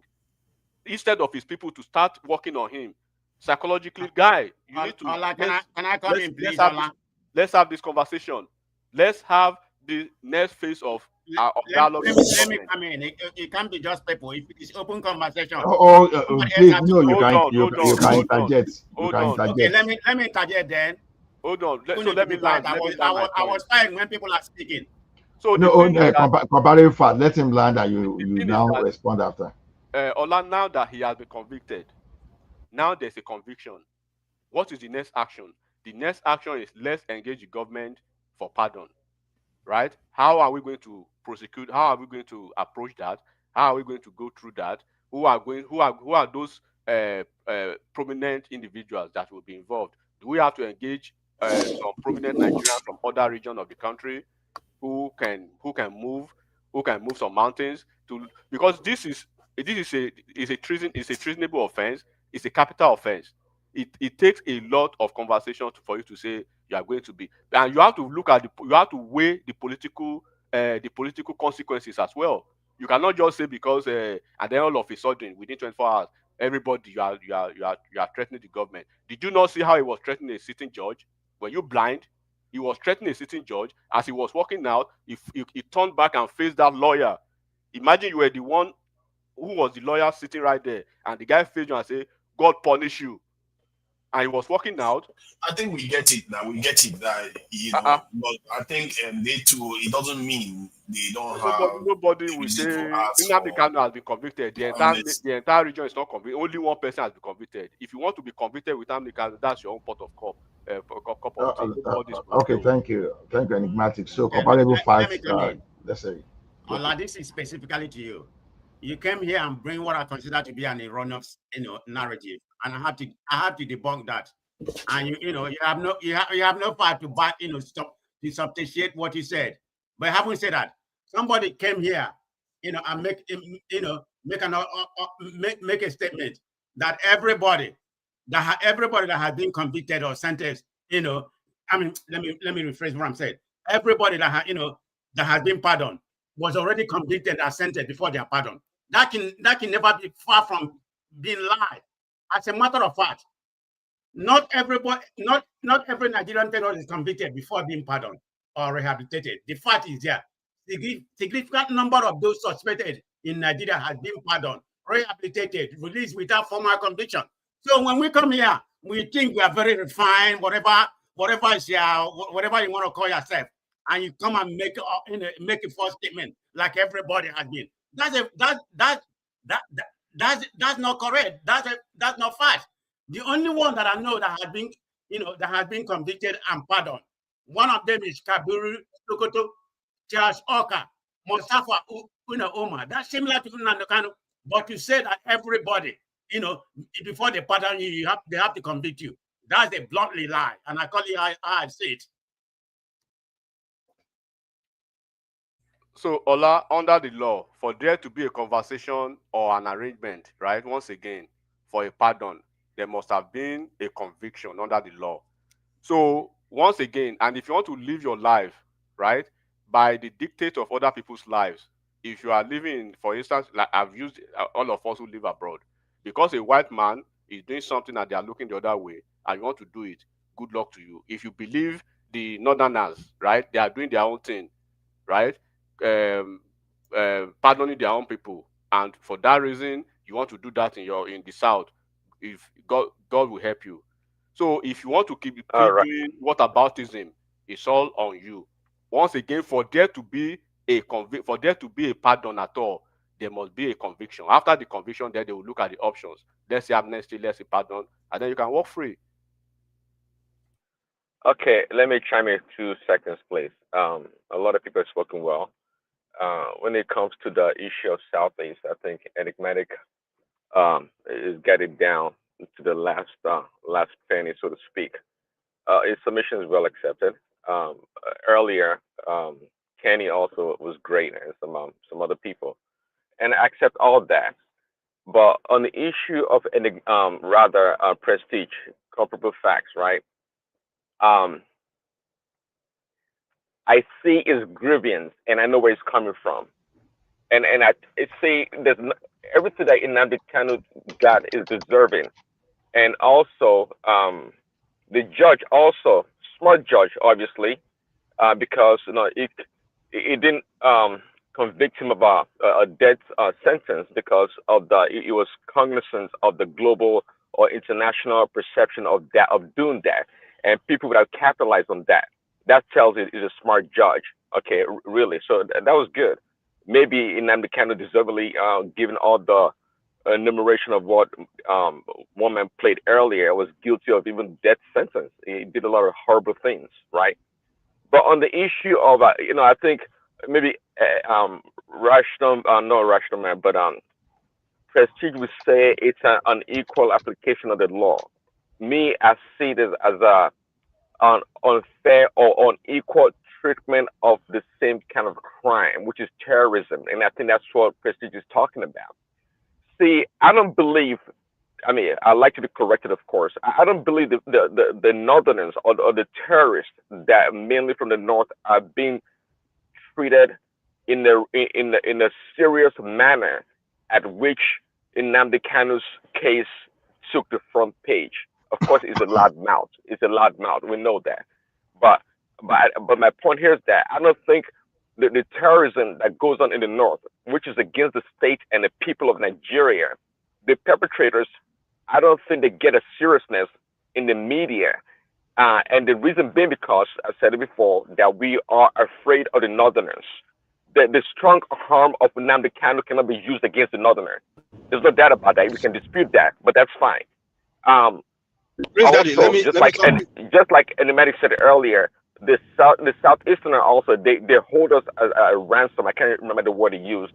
Always trying to guilt trip us for being mistreated in that country. So the southeasterner and the northerners, they kind of call us. They have us in the middle. They have us in the middle. But at the end of the day, really, I want the Northerners got us by the truth, so to speak. They are not being punished for that criminality, that crimes and terrorism the Islamists are doing. They're not being punished to the level at which we have this Nnamdi Kanu issue on our head. And Nnamdi Kanu is a bad guy. Daddy, let He me did come a in. lot of killings. He did a Can you lot of hear me? bad things. Can you hear me? Go Can you ahead. guys hear me? Prince Daddy. Yes, I agree that this pardoning bullshit of wrongdoers, whether north, south, anywhere, is wrong. But let me correct something though. Those foot soldiers or the terrorists, those kind of things, I think those are the people that the government are kind of giving rehabilitation and pardoning. And they're doing the same with the Nnamdi Kanu situation because a lot of his foot soldiers as well, right? Like for example, a guy named George Oyinbe, so many of them they were IPOB, they were arrested by the government. The government pardoned them. You understand? So what the government, I don't think I've done, is pardon the mastermind, like the actual kind of like Abu Bakr Shekau kind of caliber or Nnamdi Kanu. Those are the people that actually created the whole thing. I don't know if they've captured someone of that caliber from the north, like maybe like I said, Abu Bakr Shekau or someone that actually created the whole disaster and then pardon him. I don't think that's been the case in the north. I may be wrong, I don't know. But if we're saying, oh, they're pardoning some foot soldier bandit that they arrested in the north or something like that, and then they are prosecuting Nnamdi Kanu, it's not the same situation because they're doing the same with Nnamdi Kanu. A lot of IPOB members that they've arrested, they've let them free. Some of them didn't even try them. So like Jojo Imbe, he was the one actually broadcasting for Nnamdi Kanu, which he later renounced, and when they arrested him, he renounced and denounced and refused to, agreed to turn against the IPOB movement, and they released him. Today, he's the one broadcasting or doing YouTube channel talking about IPOB and Nnamdi Kanu today. So they've definitely done the same for them. You understand? So this idea of they always the scientists is treated different. No, there's no one that's done the crime worse than Nnamdi. What's his name? Ojukwu. 3 million. Ojukwu actually had 3 million deaths, and Ojukwu didn't even show remorse or even admit that he did anything wrong or even denounce Biafra, and he was pardoned. Till today, till he died, the guy still stand on what he did, that he did the right thing. And till today, even brainwash the next generation to see him as someone that did the right thing. And he lived in Nigeria. Nigeria rewarded him till he died. And he created disaster we are dealing with today. And I can guarantee you, Nnamdi Kanu can be possibly out as early as 2027 if Obi win that election or any opposition win that election. The guy will be released without even showing anything, renouncing or denouncing anything he has done. They will release him just for votes. And that's the same thing I believe they pardoned Ojukwu for. Because of that 1983 election, they wanted to win the Southeast vote. That's why they pardoned him. So this politician will do any stupid shit for votes. I'm telling you, if any opposition, the day any opposition will come to power, Nnamdi Kanu is free. And they won't even need to make any deal with him or to tell him to renounce or denounce. And the guy, when he's free, is the same cycle. He will brainwash, even if he doesn't continue, he's going to brainwash the next guy that will take over from him. And we will repeat the same cycle. So Nigeria is the same thing over and over. If history repeats itself, that's what we're going to deal with. The next thing I'm going to before you come in, so sorry, Mike, there's Mike, right? 1 second, guys. Mike, because I have my own fight, Mike, please. are you saying that the leaders, the terrorist leaders in the north are being punished accordingly? Is that what you're saying? That I don't know one that they've arrested, like a terrorist leader that have arrested. Yeah, Maybe someone knows that's that. No, my point. I'm not talking about the foot soldiers. I'm not talking about the foot soldiers. Mike, that was one given 20 but years. the point is that they are afraid. We know the Nigerian state is afraid of being aggressive the way they were aggressive against Nnamdi Kanu when it comes to the terrorists, the real terrorists in the northern part of the country. So, so all the bombing that they do in the north, all the bombing, like, who are they bombing? They're just bombing grass?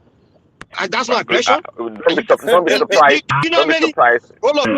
Do you know how many? I can show you a video of Nigerian soldier beheading. Sorry, I don't want to use the word. So removing the head of captured Boko Haram suspect. Do you know the kind of atrocity the Nigerian army have committed against even the innocent northerners in the name of they are going after the terrorists in the north? Yes. To the point where Amnesty International had to charge Nigeria for war crime. Are you guys kidding me? Talking about they're not aggressive? What are you? Are you following the propaganda of these guys? What about their leaders? How many of their leaders are they paroled? Hold on. How many of the leaders are they paroled that we know about? Are they doing it in secret? Which one are they captured? That's the question. Which one are they captured? Mike, hold on. comparable fact. I think okay. You. I know that you were talking of Awolowo and all those stuff. No, Okay. no, no, no. I already finished about Hold on. Yeah. Please hold on. Apologies. That was a wrong information. But let me tell you one thing. I have example of those people that got life imprisonment here. Ibrahim Alaji, convicted life imprisonment for 2013 bombing. Then Kolu Haruna, convicted for membership and recruitment, just recruitment into Boko Haram, life imprisonment. Mohammed Kabiru Umar, aka Kabiru Sokoto, mastermind of Mandala church bombing, life imprisonment. So there are a lot of them that are that were sentenced to life imprisonment. You may Google. Then Nnamdi Kanu was guilty, was accused of guilty of 7 counts of 7 terrorism related charges.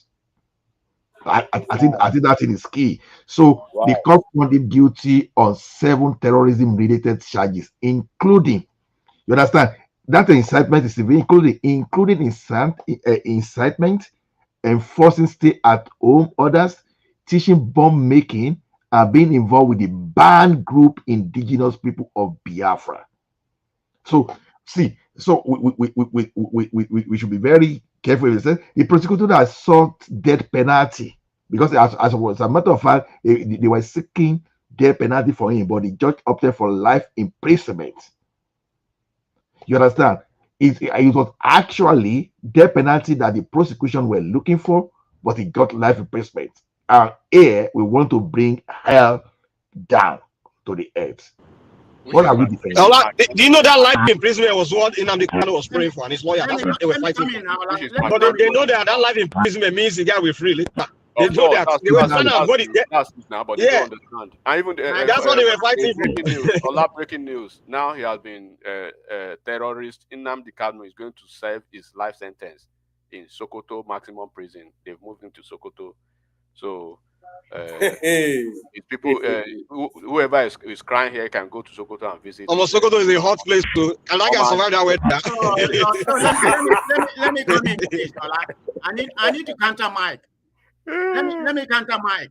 And maybe he can counter me. Let me counter Mike, please. So Mike came here and said that like the Northerners were doing, they are pardoning them, rehabilitate them into the country, and that applied to IPOB. That's factually incorrect, because in November 2024, a federal high court in Abuja discharged and acquitted 50 alleged IPOB members on terrorist charge ruling. So this guy na IPOB on this platform, we don't know. They acquitted them because there's no evidence. So that's different than say pardoning or whatever. They were acquitted because there's no evidence. And on April 12 members, were held in 2021 in a body prison. I mean, which other IPOB people do we have on They this were all acquitted. I gave you a name. I gave you no evidence. It's not like they pardoned them or whatever. So that's a lie. Bros, they pardoned almost the ones that most of them have charged. Even hold on. I just give you one example now. I just gave one example. I just gave you a name. I gave you evidence to justify, Bros. the terrorists linking to them as You can shout on it. Your shouting doesn't mean you're winning the argument. Don't come here, and cajole people. Let people in the platform believe. Just go and do your research. Go and do your research. Not when people come here and pay. Go and do your research. I'm not going to say I'm arguing with you. I give you a name. I'm going to do your research. There's so many of them. Caught in the act. Even George Oyimbesi today admit he's a member. He was a member. He said I'm a former member. And he talked about his experience in DSS custody. See today, he don't deny it. George Oyimbesi, he's an open, he's right. He was a member of the cabinet of IPOB. He's a clear member. They pardoned him. And today he's grateful to DSS, to the point they now join Nigeria in attacking, campaigning against IPOB. George Oyimbesi. See today, let me ask a comparable fact. The IPOB member has been released from comparable fact. Can you please answer this question? Do you believe? Hold on, comparable fact. Do you believe that Kanu is a terrorist? Do you believe that? Do you believe that Kanu is a terrorist? Yeah, if the judge, prescribe what he did as a terrorist act, No, yes, it's a terrorist act. you as a person, do you believe that Kanu is a terrorist? I mean, judging by the whole thing and the whole video, like I said, I didn't follow him. So recently, I began to see some picture. I'm pumping out about the incitement and everything. Yes, he's a Yeah, terrorist. that, Simple answer. Yes, he's a yeah, terrorist. that. But Yes, he's a terrorist. that's not even So, my problem. no. In affirmative, you Simple believe answer. that Kanu is a terrorist, right? Yes, yes. The act that he So, permitted is a terrorist. It's an incitement. Yes. no. I don't want What are you asking me? semantic. What do you want me to say? I don't want semantic. In affirmative, you believe that Kanu is a terrorist. What do you want to hear? Yes or no? Yes or no? Yes. What are we So asking about? when you believe that, okay, well, no. So what's the penalty? What's the penalty for someone that is a terrorist under the particular act? I'm giving you my own point of view. I see it, that the application of law when it comes to him is uneven. The way it was, the way they sentenced him is not, it's not comparable to what. No, I've just told you that terrorists like him, like Abiru Sokoto, hold on. Terrorists, hold on.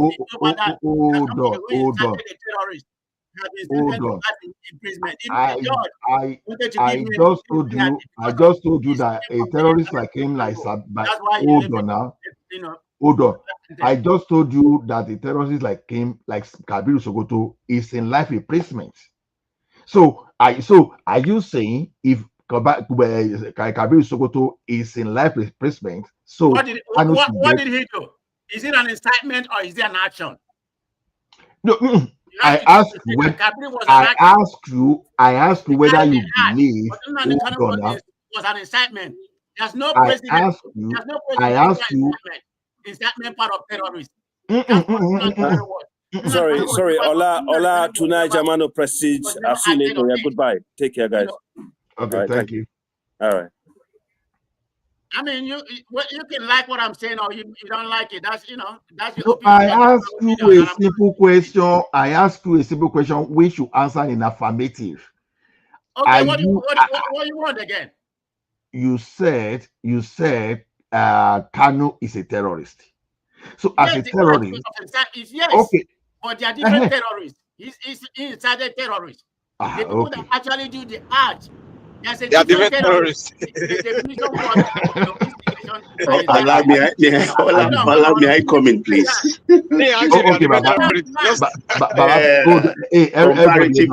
Comparative fact. Yeah. You won't believe where I am right now. I'm in my washroom. I just took my bath.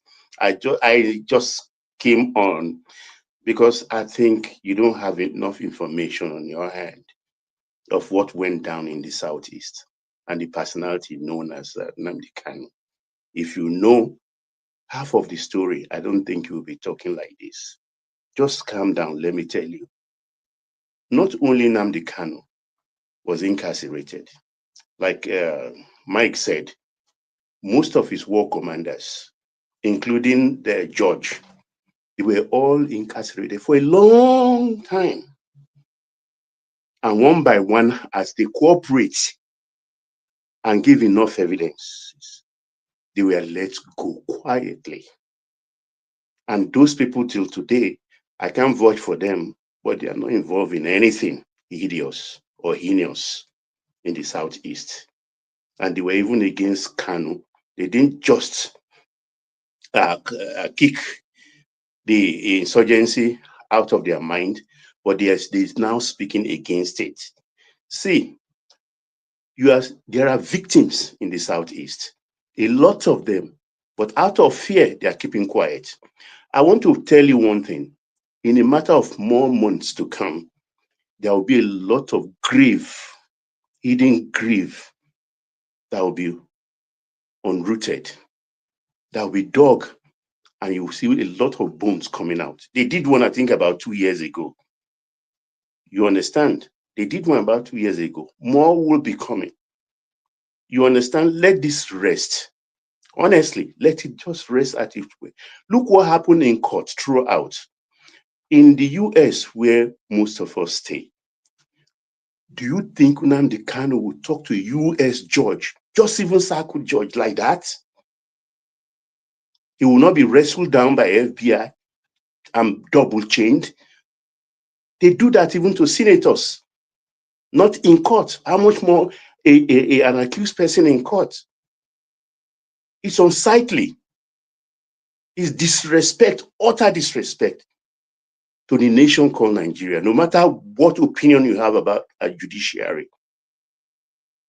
Honestly, I think the life sentence is fair. It gives room for every other thing to be done politically. But there is no place you can say a president can pardon an accused person. The best a president can do is to direct the AG, the Attorney General, to file a motion of nolli prosecute, to say, okay, we're dropping the charge. But in an ongoing case, in a judiciary, an arm of government, to now say the president will now say, I pardon him. What are you pardoning him for? The man is still, he has not committed an offense in the eyes of the law until the judgment. So what are you going to pardon? So that's why this has to go to its logical conclusion, which it did yesterday. But let's not compare to say what happened in the West or in the Southeast. Honestly, let's treat everything in their proper perspective. There are lots of victims. They still cry in the Southeast. Yeah. All these politicians coming forward, Abaribe and all the rest, they are playing politics of 2027. They don't love Kanu or they like what he did. They curse him in their head. But it's politically convenient for them to now poo-poo whatever is happening in the courts because of 2027, building on the emotions of those howling, H-O-W-L, on the internet. They're a minority. They may be the loudest. So I want you to look at this properly, ask more questions, investigate more, burrow deep. Nnamdi Kanu was bad for the Southeast. Thank you, Allah, for the opportunity. Okay, yeah, thanks, Baba. Let me chime in. So, Uh, I think thank you, we need Baba. to take terrorism serious in that country. I don't believe that. I mean, it will be really appalling for another government to come in and release Nnamdi Kanu. That shows the level of unseriousness in that country. We're not taking terrorism seriously. We are not. So I hope Nnamdi Kanu really serves his time. I hope he does. And all those other terrorists, I hope they're not trying to give. If they give amnesty to freaking, what do you call it? A pardon to or Prince commute Daddy. Nnamdi Kanu's, 1 second, commute Nnamdi Kanu's sentence. Then, Allah, the people you're mentioning, what about them? Are they not going to do the same reform? I mean, so it shows our commitment to really, stymie terrorism in that country. Prince Daddy. No, Prince Daddy. Some people, some terrorists, they bag a life sentence, and some were pie in the act. Some of Ola, the Prince Daddy. Do you know that? Do you know that there's no opposition that can defeat APC without the Southeast? It's like an impossible thing. There's the opposition that will defeat APC has to win the Southeast. Now, how is he going to win the Southeast without doing what they want? These guys are so hungry for power, they'll do anything. So he doesn't have a choice. Even the moment he wins, if he wants to win the second term, he has to do what they ask him to do, and they will tell him to release their son, and he has no choice.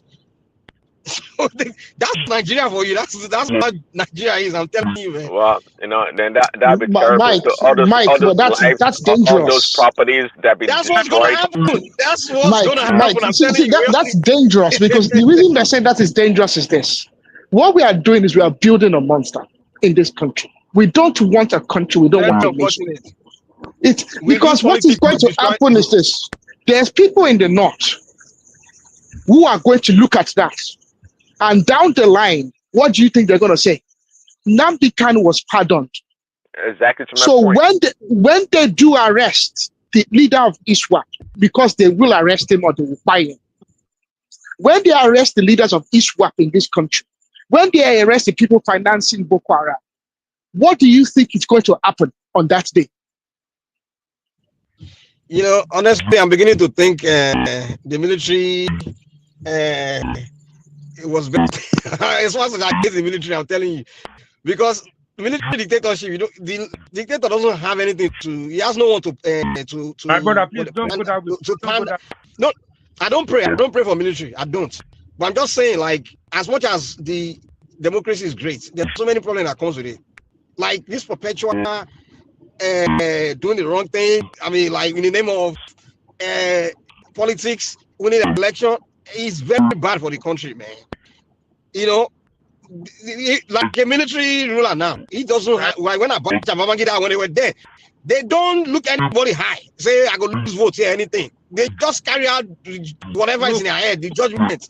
You know, like they're not looking for votes. And that's You why they understand? plunder us into this situation that we are in. See, I there's know, always yeah, this but nostalgic, admiration of the military rule. The no, military I'm is not, like 10 times no. worse than There's nothing else good about the military. There's nothing else good. There's nothing else that was good. Nothing else. But I'm just saying the only good side of it was just that this matter, this kind of situation, we're dealing with anyone. You understand? Without all this bullshit we have to deal with. Even the 1983, if it was still a military that was the Ojukwu would never have came back. There's no military head of state that would have pardoned Ojukwu. It was Shagari in the name of winning an election. And Ojukwu is the one that created this monster we are dealing with today. This is Americano. He's the one that raised them. Because he went to the south and turned himself to the Incan of the southeast, the ruler. He created the generation of leaders of the southeast. All pro Biafra. He go look No. But although Mike, you can accuse Ojukwu of his actions that led to the war, okay? But you cannot accuse him of the same level of incitement. No, but Ojukwu renounced Biafra. It's on record. He renounced Biafra. He said Biafra is dead. He's dead. And even came back and he contested. He came back and he contested multiple elections. Go and look at his interview about what happened. He didn't admit that he did anything wrong. He justified his action, the Biafran thing. So of course, but that's just the pride of a man. That's the pride of a man. Calm down. The guy never directly renounced or condemned or Biafra. He is just will say, we. In fact, whenever he said it, it's almost like he's saying we as a country we make mistake or something. But he never directly renounced Biafra. He never. I don't know why we are the one. No, Mike. He said Biafra is dead. I can look for the clip. He said, but that's not renouncing Biafra. Dead. The war is over. That's not renouncing it. That's not renouncing. He said Biafra is dead.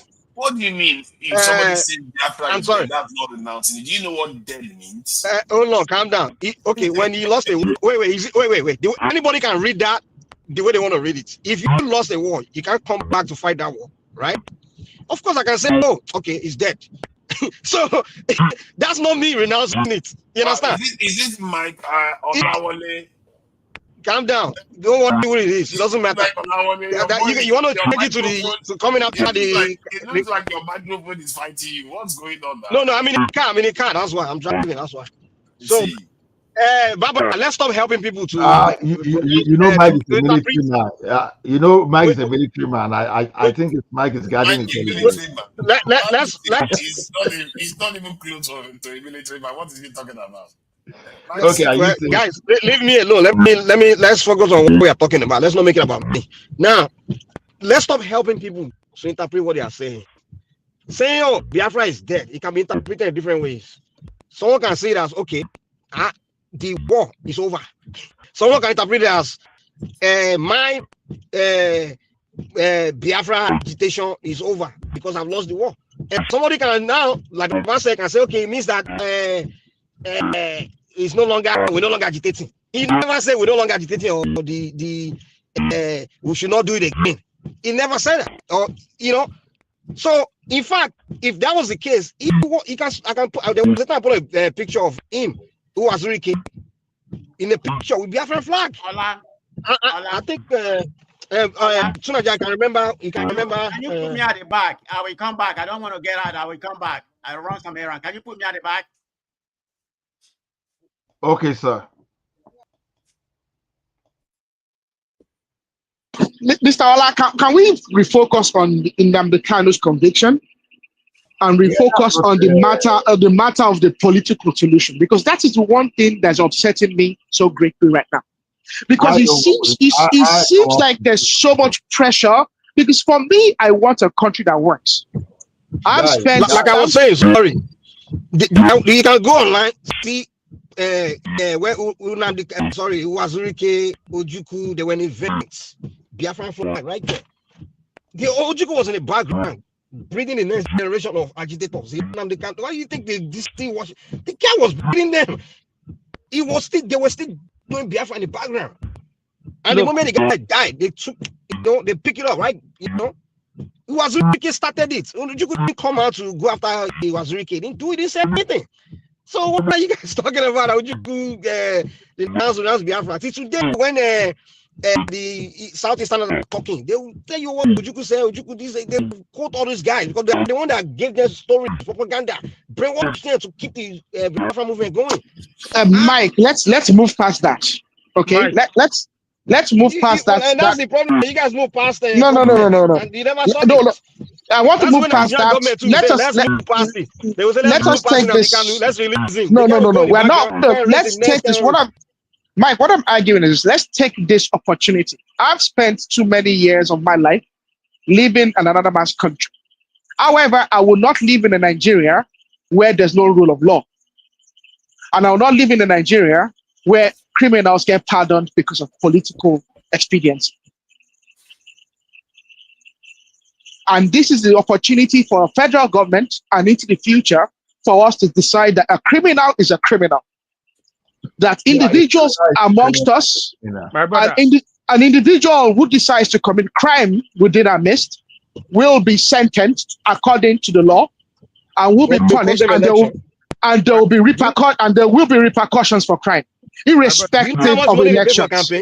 I don't get it, but you know how much money they pay for campaign? In that case, we do not want a nation. We do not want a society, and in that case, we will perish. We will perish in that. We will perish if that's the standard we want to uphold. We will perish as a people. We will not make any progress as a society, and that's the reality. And that is what is pissing me the heck off. I'm very upset right now. One thing I can guarantee you guys is if Tinubu doesn't win 2027, Nnamdi Kanu is out in 2027. No, okay.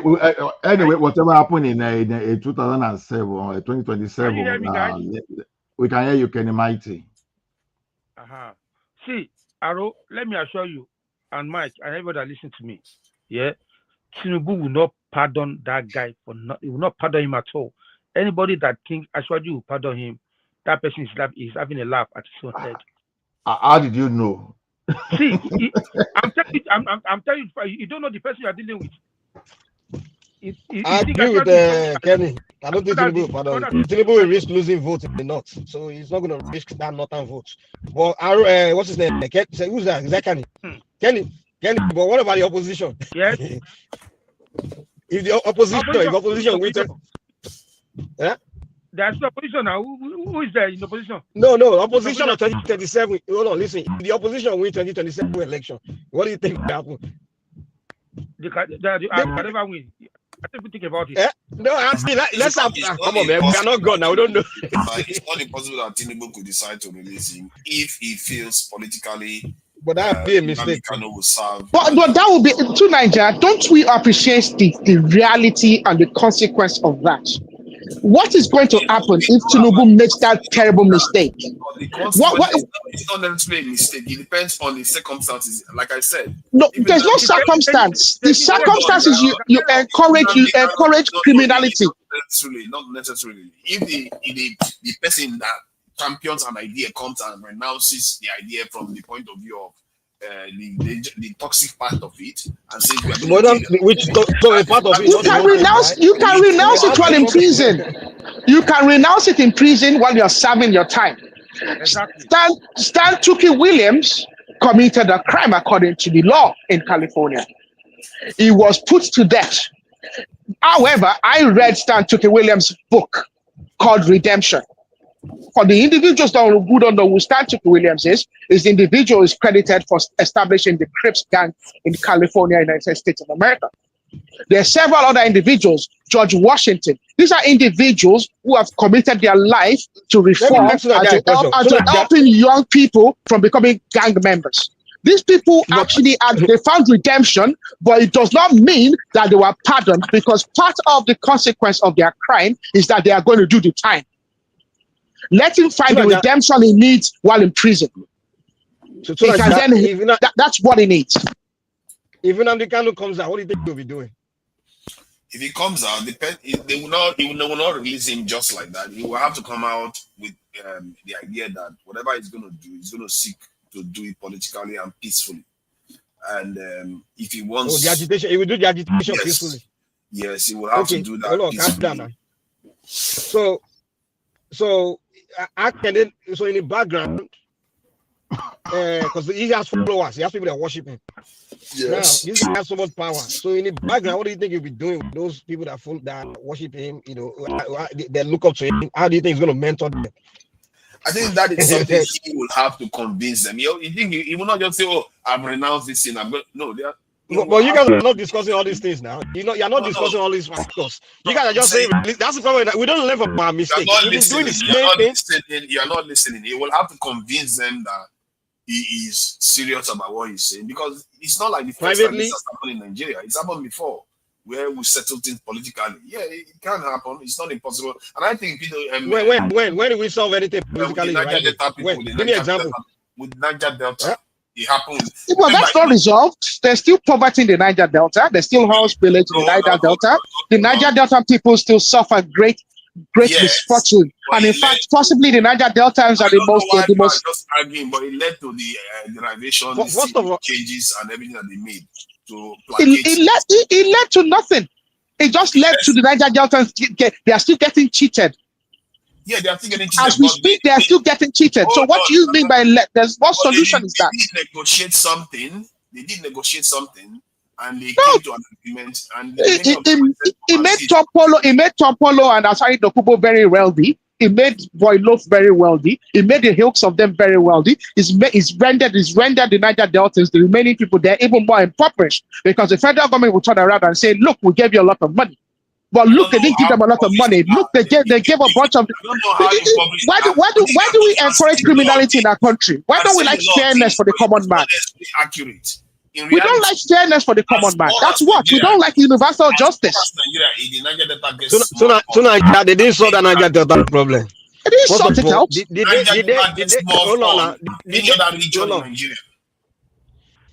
I think. First of all, with Niger Delta, what was the thing that needs to be solved? I think. More income from their revenue. Yeah, so they give them money. To me, I think Niger Delta situation was more of you destroying the environment, economic freedom, and environmental problem. Yeah, exactly. So I don't know. I think they kind of started fixing that problem. This is exactly what they did, Mike. They let Tompolo go, fluted that security outfit, so all the payment they get, this thing. Tompolo is the bad man. Tompolo is the bad man. That's why you are experiencing that quiet at the moment. But Baba, what's the reality for the average young boy, young girl in the Niger Delta as we speak? 2015, after Goodluck Jonathan finished his presidential bid in 2015, he went back to Bayelsa, and there was no running water in his village. Okay, what is the reality for the young boy and young girl in the future? The reality there. And please, I don't want any Niger Deltan to think I'm not in support of them. I'm a supporter of Niger Delta because I've seen those things in their raw form. But the truth actually is there are lots of money being distributed. But they are the traditional rulers, the chief, the high chiefs, the low chiefs, and the thugs are the people sharing this money. Apart from even the oil company directly, out of their own profit, they give 3% of it to the Niger Deltans, community to community, where they are exploring or digging oil. 3% they give. It's not enough, in my considered opinion. It's not enough because of the degradation that's going on. But that they are not doing something, no, that's not true. They are doing something. They think it's enough. I think it's not enough. They need more. But even if they pour the more, by example of what they are receiving now, will it still trickle down to the common person in the village on the creek? That's the big question. Yeah, it doesn't not necessarily trickle down to everybody. That's true. But the Niger Delta gets more funds allocated to them than any other states put together in this in any region. That said, my point is that Nigerian government have the ability to reach political solution. Even the first Niger Delta secession movement by Ajigandagaboro, he was later on released. So it's not entirely impossible to see a lot of things happen. It happens in Nigeria frequently. In the northerners, they are giving them this in Boko Haram, former Boko Haram, they are giving them training and all the rest. So I really think this is where a big deficit in the context of Nigeria, that the Nigerian government themselves they have not been seen to approach the Southeast in similar manner. That is a factual thing. And I don't think just when you are also accusing some Southeasterners of saying Nnamdi Kanu, they are pretending as if Nnamdi Kanu didn't do anything and they are burying their head in the sand. You too shouldn't be burying your head in the sand from the idea that the Nigerian government has not approached the Southeast to try to reach a common ground. And given all the history behind it, you can see why that is actually important. It's a national security threat. You can't just ignore it and pretend as if it doesn't exist. And to be fair, the Nigerian leaders, they are actually the insecurity in the country. What do you mean? What do you mean approach the southeast to reach common? What common ground are you reaching with The southeast? kind of common ground we are talking about here is if people are discussing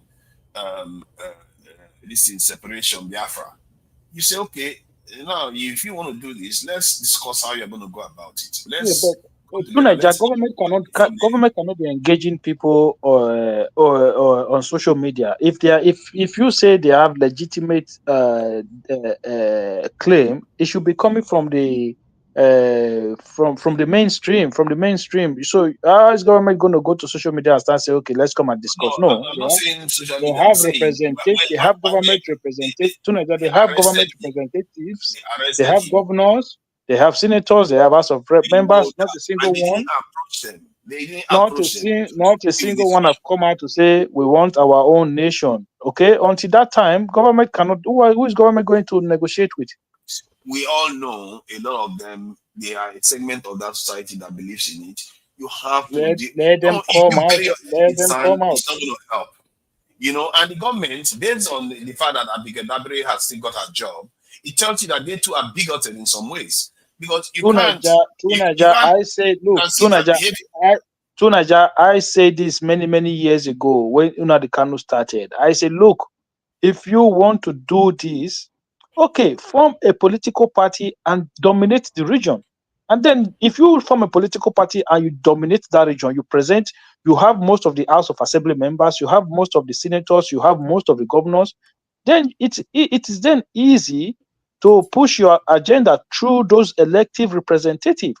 Why not do that? Why, I don't like this idea that you want to go there. If you have that popularity, form a political party in that region and call it whatever you want to call it, and then feature candidates. When they win elective position, use that elective position to push your agenda. Is that not what SNP? Is that not what SNP did in Scotland? Yes, I think this is what I mean by sometimes when I look at people like Nnamdi Kanu and how they operate, Simon Ekpa, Boko Haram, all of them, all the people trying to destabilize Nigeria. I just feel like to an extent they have been empowered by people that want to cause chaos in Nigeria because their approach just seems to be counterproductive.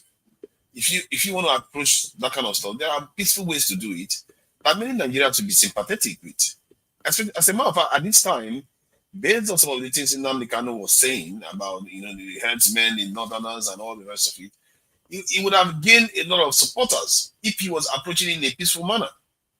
So, for the life of me, I feel like they are aware of this, but they chose the wrong side. They always choose. They pretend as if they don't know, just like our leaders choose the wrong guy. Yes, too, Nigeria. History supports what you are saying. Have you forgotten IRA, Irish Republican Army? What didn't they do? They even killed royalty. They bombed everywhere. At the end of the day, it was the Good Friday Accord that sorted everything on a round table. We have to talk. Yeah. Yeah, and the fact that the Nigerian government has not even attempted that for such a long time is quite disturbing, because other areas they do reach out to try to because they've been trying to talk to Boko Haram for a long time. Right from the earliest days, they were trying to talk to Boko Haram. Boko Haram, they will have an agreement with Boko Haram. Boko Haram will like, who had an agreement with you? I didn't. Who did you have an agreement with? And Boko Haram will disagree with it. I've never seen anything like that. The Nigerian government will be so proud to reach an agreement with Boko Haram, and Boko Haram will just go around like, no, I didn't agree with you. God forbid. So that's how pathetic it is. And yet, the Nigerian government haven't found it in themselves to go to the Southeast. So this is where a lot of Southerners will come out and say, you know what? There is an element of so wait. Let's clarify this. What do you mean by the Nigerian government has not found time to go to the Southeast to discuss what exactly? Do we turn over the treasury to the Southeast? No. Or what do we do exactly? Because can you expatiate what exactly the thing is? Or is it simply a matter of presidency? Do we untie every single Nigerian and say that only a Southeasterner can contest? What exactly is it? Hold on. What are the Southeasterners inviting the government to come and talk about? What exactly? Now, if I was the government, I would go to the South. Okay. No, we're not asking you that. You be straightforward. Something all these political correctness. Let me answer. No. What did they ask? What have they asked? Okay, now for example, you're speaking for them. What is it asking the government to come and discuss with them? That Niger Delta, your territory. You don't want to get the answer. You go to them. You want. You don't want to get the answer. No. You won't give me answer. You answer my question. Now you start talking about something. I'm answering your question, but you want me to put it in a way. Okay, go ahead. Answer it. I wanted to complete the question. So, what I wanted the government, what the government should have done was go to that region and say, you know what, let's have a conversation about this, or send a representative. Let's have a conversation about it. What is your true grievance? What is it you want? And they will name 1, 2, 3, 4. And even if some of them include leaving the country, they'll say, okay, if you want to pursue that, what is your plan for it? Do you plan on the vote, every Nigerian taking part, or only your region taking part, or every other region? And what is the modality? How do you want to go about it? Yes, so to Nigeria, remember, Jonathan went to the creek to talk to his people. Professor Oshibaju even went to the creek to talk to them too. That peace didn't come at the cheap. The vice presidents went, Jonathan went, Oshibaju went to the creek to talk to them. So I really think they should go to the south. But who are they going to meet in the southeast to talk to? Who? They are legislators. To me, they are legislators in the National Assembly. Baba. But they are meeting in Abuja already. Why are they 2 days ago? Of the whole thing. 2 days ago, the legislators wrote politics. 2 days ago, the legislators. Baba, they are representatives. They are there in Senate floor every day. 58 House of Rep and 15 senators. They have totally. Why can't they present their grievances right there on the floor? So they are the ones saying, don't leave Nnamdi Kanu. You don't know what this is like. They are double-faced. They are Janus, J-A-N-U-S. They are double-faced. I think that it doesn't have to be the only representative. So Tinubu should drive to the southeast. Okay. To Niger, give me 1 second. I know I've spoken a lot. There's this gentleman, I can't remember this elderly statesman's name. He's the leader of the Patriots, that group, the Patriots, or whatever they call themselves, that went to see Tinubu some time ago. Our Chief Yes. So are you going to tell me that Chief Emeka Anyaoku is not a leader of thought in Nigeria, but most importantly, the southeast? He is, of course. So are you telling? And he has tentacles both in the southwest and the southeast. So he stands in a better position. I've even read that his wife. I think I read his wife is Yoruba or something. Of 60 years is Yoruba. Now tell me, and I think I heard that he lives along bodyline or Ikoyi as well. So it's I don't want to tell you where he lives. I know where he lives. Yes, but I've been told. Now tell me this. Are you telling me that this man who has actually, his group has been to see Tinubu more than twice? His group has access to Tinubu, and his group has actually put together a document proposing amendments to our constitution, and in fact, drawing a new constitution. So his group are actually about, and he's the leader of that group. Are you telling me?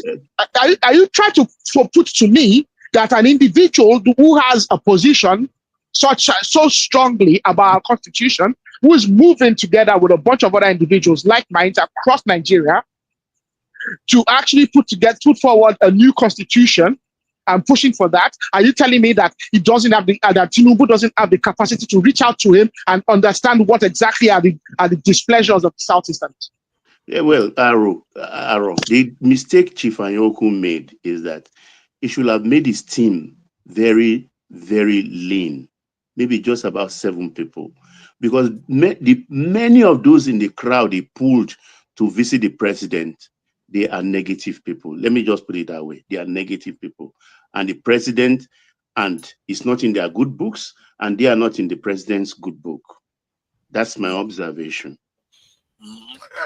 I feel like if it doesn't, you can even speak to Nnamdi Kanu and the ECPAs directly if you want to. It doesn't matter. The point is that you are talking to the people that truly have the hot grievances, and you want to dial it down. And there are ways to do this if you have the will. It's not exactly that complicated. Nigeria has a history of doing it. So I don't understand why they have not done it with the Southeast. But when I say I don't understand, but we should. Because just this year, we saw Abike Damiri tweeted for a fellow Nigerian that she represents, she retweeted when they were calling them monkeys. So you can see that the government is bigoted in some sense. She still got her job, hasn't she? Has she apologized for that? I'm not sure. So you can see that this is why you don't have peace in Nigeria. Because some people out of heart. Sorry, let me ask you this question. Are you sure the Southeasterners really wanted to leave Nigeria, or they are just using this agitation of secession?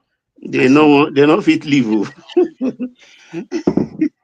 They may not hold on tonight. Yeah, I think Baba gave us one statistic like 3 days ago. I was going to refer to that. I'm glad you pay attention every time, Ola, because it's something I would call it's not secret, but kind of quiet survey we did. It's not scientific. You understand? But it covered the whole of Lagos and covers the whole strata of the Igbos, all the markets, the streets, the Okada riders, the artisans. That do they want Biafra? 87% said enthusiastically they will embrace Biafra. Then the question arises that will you go back to Biafra to stay? 71% respondents say no, they would rather remain in Lagos, which translates to Southwest. That's the result of that survey. Are you surprised by that? It's not surprising to So, see that. so how can you have your cake and eat it? Where is that? Where does that make sense? In what world does that make sense? You have your cake and you eat it. What nonsense is that? It even makes more sense. The concept of 1 second, please. Hold on. The concept of Biafra is it's a reality. Let me talk to Simba. No, the concept of Biafra is Simba. It's a reality in the mind of a lot of Southeasterners. So, yes, regardless. But just like many times, just like it says in the Bible, sometimes you want to build a house, but you don't have a plan to determine the number of blocks or sand that you need or gravel to build a house. The aspiration for Biafra is absolutely there. There's no doubt about it. What percentage of the Southeasterners that believe in it, I don't know. But they talk about it. Of course, the people do business in Lagos. They know the importance of places like Lagos and Kanu. So they don't want to go back. But the people that feel disenfranchised, living in the Southeast, think they've been marginalized. Trust me, they want Biafra because they live there. To them, they think it's a reality that they want to pursue. So let's not minimize it. And when it comes to the issue of grievance, listen, grievance can be legitimate or rather imaginary. So just Mike said, what are they grieving about? We don't know, but perhaps maybe the government can find a way, to try to uh, gather some information and determine what truly. Because I don't think overall, as a people, Southeasterners, I don't think they've ironed out what their grievances are. They have so many, Please, Daddy, let me ask grievances you this left and I've asked right. them before. I've asked them Let me ask you before. this question. It Please, comes Daddy. down to just good You governance. said the South is actually marginalized. Is that not? I never use that word. I never use that You word. said you just said they are marginalized. I never use that word. What did I you said use? they have grievances. It could be legitimate or imaginary. So because somebody thinks something is right, or it doesn't mean they are right. Okay. Are you So when you surprised? hire things out, if you get information and make a presentation, you can determine that they themselves can realize that, hey, we are actually benefited from Nigeria as a country than being separate. They don't know that. They don't know that. A lot of them don't know The that. only So language it's Simba understand is good language. That's why I couldn't understand what you were saying. You see how confused he is. He come here immediately start getting you wrong. Simba, how did you manage to get him wrong? You don't miss me. It's so You clear. don't miss me. Only good language is Oh, what okay. The question I want to throw into the house is this. Now, it's like many people here, they love pardoning terrorists. They love cutting deal with terrorists, using the taxpayer money for everyone that spend their life to school to do well for themselves. You want to be paying taxes and use that to feed terrorists. So the question is this now. See what just happened in Niger State, even after the one that happened in the Maka and after the one that happened in the Eruku. Now, another some students were kidnapped from Niger State again. So here we keep using political solution to pacify terrorists. How do we send the right signal to exterminate all these terrorists from our society? Should we continue that way? No, you have to both start up your security forces now. We haven't done that. That's the problem. Tinubu promised to do it at Chatham House, but he didn't do it. That's the only thing Tinubu has promised that he never did. The only thing to recruit into our security forces, he didn't do that. Everything Yeah. they're saying. So, okay. Hold on. Are you saying well, even if you have 2 million, if you have two things million take soldiers now, time. are you saying it's going to solve the problem? No. Just hold on. Yes. I want to ask him. So, okay, now, what happened to a situation whereby you plan to attack a terrorist at a particular location, and before you got there, they've already ambushed? So, They've how is already that ambushed. a personnel? You see, when you have 2 million, you will take over the land. You are everywhere. They don't have space to occupy anymore. That's my point. You have to take the whole space. In other words, when they show up, they are in a net. They show up, they will find it hard to escape because everywhere there are security forces. The only space they will have is from outside the country. They come in and they And try why is to he not doing it tonight, Jack? If it's to his own benefit, to secure his government, why do you think he's not doing it yet or at because all? they are scared. They are afraid that if they change the Nigerian security posture, that their so-called paymasters will be scared that Nigeria is about to break out of their control. Nigeria is a very, very stable country. Okay. By Okay. by Now, way of information, have you all heard that some students were abducted in Niger State overnight?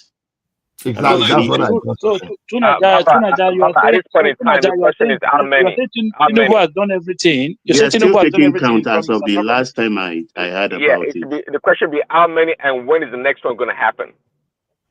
Everything they promise he has done, And other then, than the security sorry, painting. Naija, another question we have to ask ourselves: since they have been adopting students, why are they only adopting female? So, Because they want to the marry them. governor. This is the problem. This is the problem. The governor said the soldier left the school before the abduction. They don't know why the soldiers left. So you can see that That was the one of this. MAGA You in can see Taraba. that. Okay, that one you can see that. Well, this is why I always say when these things are happening, because I've seen this happen even like in Edo State when there was one young boy in my area. So when I left after some years, I heard the story. This guy he became a big kidnapper, right? So what you find out that was that the police knew him very well, but because they were making money off him, they were giving him intelligence, right? And it was making the guy became multi-millionaire, rich, have houses, transport company, and stuff like that. Until one day he went to kidnap a Lebanese guy, and that was too much, so they have to fish him out. And you can see that our intelligence, our military men, they are all compromised. All of them, majority, like many of them, are compromised. We've heard a lot of stories like the one that happened in the other community where they say the soldier came and took all their weapons from the locals, and the next day the invaders came and invade all of them. Yeah, So that's a This fallacy. is yeah, terrible narrative. Hold on, hold so on. we This is Well, terrible narrative. so we terrorists cannot or the continue. bandits that have the temerity to go invade Nigerian Defense Academy, you think they don't have intelligence or the military is not See, compromised? let It's me all a let me joke. explain this. Let me explain No, this. no, I no, no, think no. this narrative is wrong. Can I They go just say inside something? that. They go inside there because the system was Hold on. compromised. We If the should really system was stop. not compromised, they Can we wouldn't go there. hold on? We really need to stop this narrative that we keep perpetrating or perpetuating by saying that the Nigerian military is compromised. Many of them, or even all of them, sometimes people use that language. You try to use that language and you try To to Nigeria, give us the reason why they left the school now. Give us the reason why they left Nobody the said school. all of them. let me Nobody finish my said all of point. them. This is quite important because I feel like this is a tactics that ensures that we never do the right thing to fix the problem, which is the security forces that you need. When you keep maligning them, how are you going to recruit more? So you tell us why did they leave the school before these guys went to kidnap the Why they students? left the Why school? did they leave the school? You could easily think about it if you think again. Just think. Yeah. The terrorists. But why did they leave the Let school me finish premises? Why now. they were there to guide the school? Why did they leave? Just listen. I don't want you to carry me to where I don't know. Speak, just I'm answer the not question. going long. I'm not going long. I just said, think again. What if the terrorists were monitoring the school until the soldiers left? Yeah, but why did they leave? Why there was no reason for them to leave. This is a governor came out and said he didn't know why they left. You know that people are incompetent. When they think nobody's watching, they might think, let's just go into town and have fun. They don't know that the terrorists is watching Incompetence. them. Incompetence is there as well. You have to School think is about target. The bandits are so superior than the Nigerian military. They have intelligence. They have air assault. They have everything. But if you are protecting a school, if you are protecting a school, you don't necessarily know your school is in target. Is it net target? So when you leave, because you've been there every day, everything is fine. When you leave, who told you that? How do you know a terrorist? Why would you know leave? Do you have order to leave? You are a military man. Who gave you order to leave? Incompetence. In a country where there's incompetence. Exactly. They always have reasons why they leave. Who gave you order to leave? Yeah, but it's different from saying they are compromised.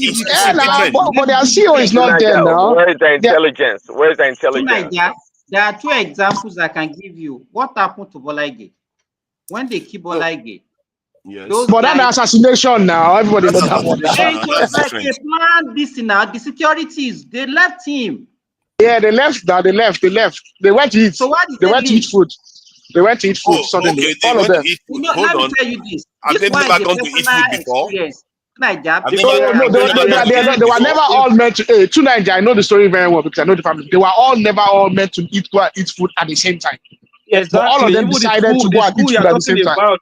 Why would all the soldiers just that left would at the same time? constitute security lapse. They don't do that. It's quite obvious if that was the case. Yeah, no, that Bolaige one, just forget about it. That Bolaige one, just don't let us talk about it on here. Just forget about it. Yeah, so it was it lost the military so much. We want to make excuse at any point in time for the military. No. Listen clearly. What I don't like, what I don't like is that. Listen. Hold on. See, when we say the military is compromised, not the foot soldiers. It's like the ring of circles. Oh my God! They are the outside of the ring. They don't have a clue what is going on. They listen to orders. That's what they do. See, if somebody tells you that a plate of food has got something bad in it, and then somebody goes and eats more than half of the plate, but they are fine. Then the rest part, they go and eat it, they fall ill. It doesn't mean all the plate was bad. So, like in Nigeria now, if you go to Nigeria, are you going to say you have zero security? No, you can't, because if you had, the plane will not be able to land. There is security. So making that argument. But that's the argument you're making by making. No. Hold on. That is the argument you are making by making you keep saying these things without saying the other side. You say only one side all the time. So There's which one compromise, side? there's compromise, there's compromise in security forces. You don't so say so that the security so force by and large is still when you intact. say the system is compromised, what does that mean? Can you first of all tell me your understanding of No, that because word? When you it's say the wrong. system is If you want to say the system is compromised, you can say yes. We have fifth columns inside the military. That's the right term to use. so Or you can say some officers are compromised, but you're don't trying compromise to the entire security force. no, Tunaja, you are trying to speak English. Well, are you trying to speak English? You have fifth column. No, I'm saying some. I Yeah, use the you're trying term to speak. some. What kind of nonsense? No. I'm saying What kind some of talking? because you know what that does. You know what that does. Hold on, Tunaya, you're Hold talking on. too much. See, Tunaja, what when we is say the fifth column? military What is is compromised, compromise? no one is talking in absolutism. You're Actually, deceiving that's what yourself. it comes across as. You don't know. No, well, You it's may still not know deceiving that yourself. that's the I message you're think you're the sending only there. one that understood it that way. If you ask everybody on the panel, I don't think everybody Actually, understood that no. 100%. Why do you think whenever I say they should recruit more, people use this excuse? Because people like you keep repeating it one way all the time. That's why people don't want security forces.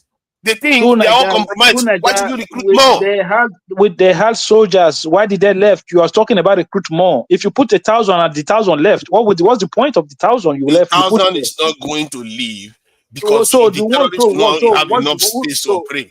So the ones that are there, why did they leave? Because they have to move sometimes. What you are hearing, you don't know the real story on the ground. Yeah, so There's what not makes you all of believe if them. you have 1,000, then the same 1,000 will not have the same reason to leave? No, because in the moment they start operating, you can quench it too. You see, it's not only the ability for them to attack, it's also the ability to escape and how long they are able to operate. I'm saying to you, there were soldiers in that school. Why did those soldiers leave? You are giving me reasons why they left. I'm saying, so if we have numbers, if we had I just told you that 1,000 there, Tunaya is a sympathizer for incompetency Now you from ask the a military. question. By the Let me answer military. that question again. You said if they have 1,000 there and they left. My point, I just made the point. I answered the question that I said, even if they are able to attack, they will not be able to get away. Because when the incident starts, we're not talking about whether they security attack forces or are not. all around the area. Tunaja, even if we have 2 soldiers there, right? Even if we had just 2 bodies there to repel an attack, it's you know that you have somebody there. They're not just going to walk into the school without any form of defense line. Okay, at least even while that defense is going on, that can even give some of these students time to even escape through other routes. Okay, but you had nobody there. So yes, what is your excuse? Like there was nobody there to stop anybody. I agree with you on that, but listen to what I also said. Even when you attack like a bank now in the West, there's no security in the bank apart from layman security. If you go and attack that bank, within 5 minutes, 10 minutes, you will see security forces around you. That is my point. Even when they attack, there they was can't nobody operate there. freely. Okay, listen, Tunaja. I'm saying to you now, even so, we know that the numbers is not enough, okay? But I still don't believe that the fight that we are fighting today, right, that we need to continue to build, even if we want to build our military force, it shouldn't be for a situation like this. Just create state police and let us forget about this nonsense. If the governor put police officers in that school, they're not born their way, may they come up for that school that day. Even if they leave, the head of the police in that state will be held accountable by the governor. Governors The head that of the don't pay police their force will be staff. held accountable by the governor. Governors that don't pay their staff is the one you are talking about. Governors that broke down House of Assembly houses. Governors are very responsible in the country so far. So if they are playing politics with themselves, means that we should then use that as a yardstick for us to protect the life of our people. No. I'm saying that if it's not making state police is not a solution. It's not necessarily a solution. It is a solution. It is a solution that will work. The number is what you need. It's not just it's accountability. Who holds them accountable? Who are they accountable to? Hold on.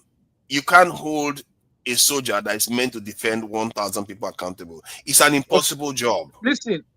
It's a no. Listen to me, gentlemen. Look. Let us look at this. There is no insecurity.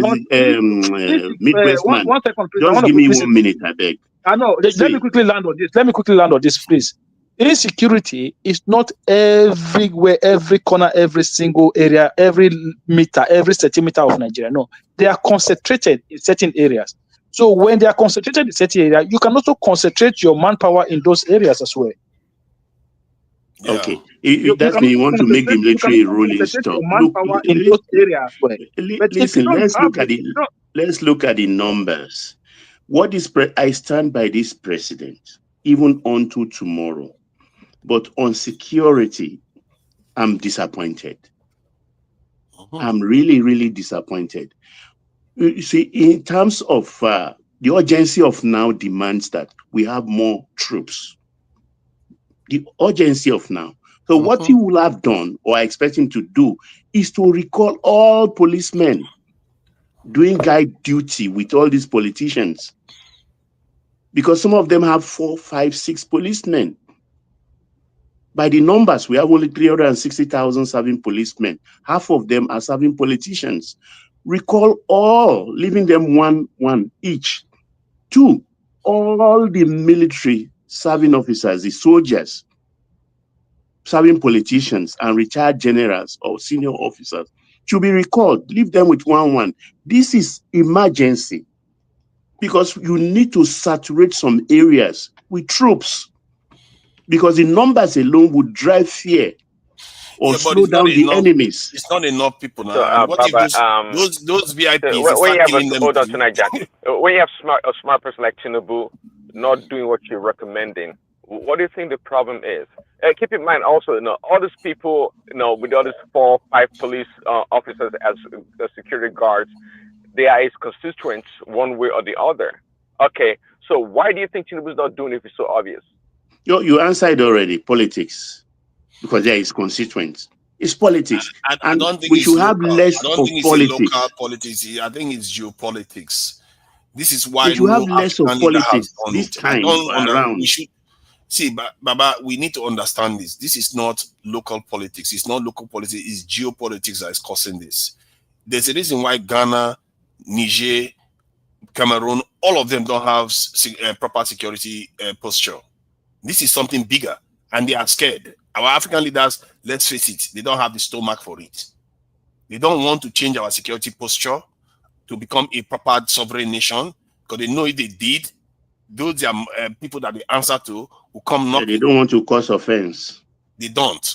And but we don't need to. We don't. Okay. That's why I need younger people. Younger people take more risk. But state police is not a security posture now. State police is not a foreign affairs posture. But then you don't have state police overnight. There are a lot of structures that have to be put in place. I know, Baba. I've argued with that. The urgency of now. Baba, I've argued that last week. To those people, it's a security posture because they know that Tunaja, I want to quickly read you something so that you see it. Look, they say Governor Nasser Idris of Kebbi State has demanded explanation from military authorities over the withdrawal of troops from government guest comprehensive secondary school Maga shortly before the adoption of students and staff while receiving the president of Nigeria. So you see, it was an order for them to leave the school. Yeah, but they didn't know that the school was going to be attacked. Yeah, they knew. They knew. Come on, how can you just assume that? Let me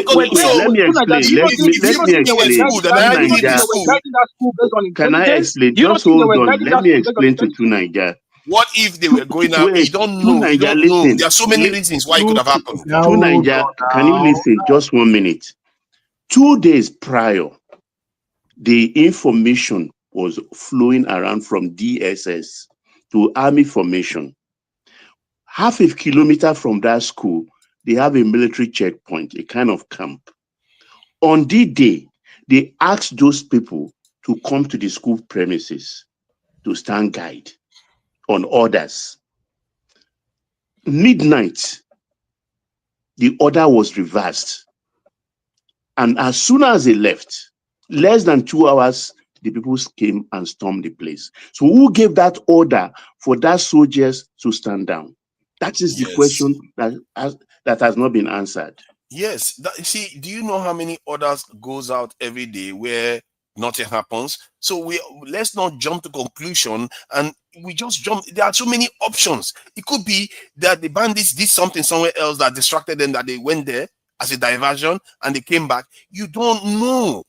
I feel like why people just jump to conclusion. So let them tell us that now. Why are they not? Let them talk Exactly. to us. Let Yeah, them they tell might. us that. But if they No, tell no, you that, listen. if they tell you that, it's gonna Even be if, like you're hold screaming.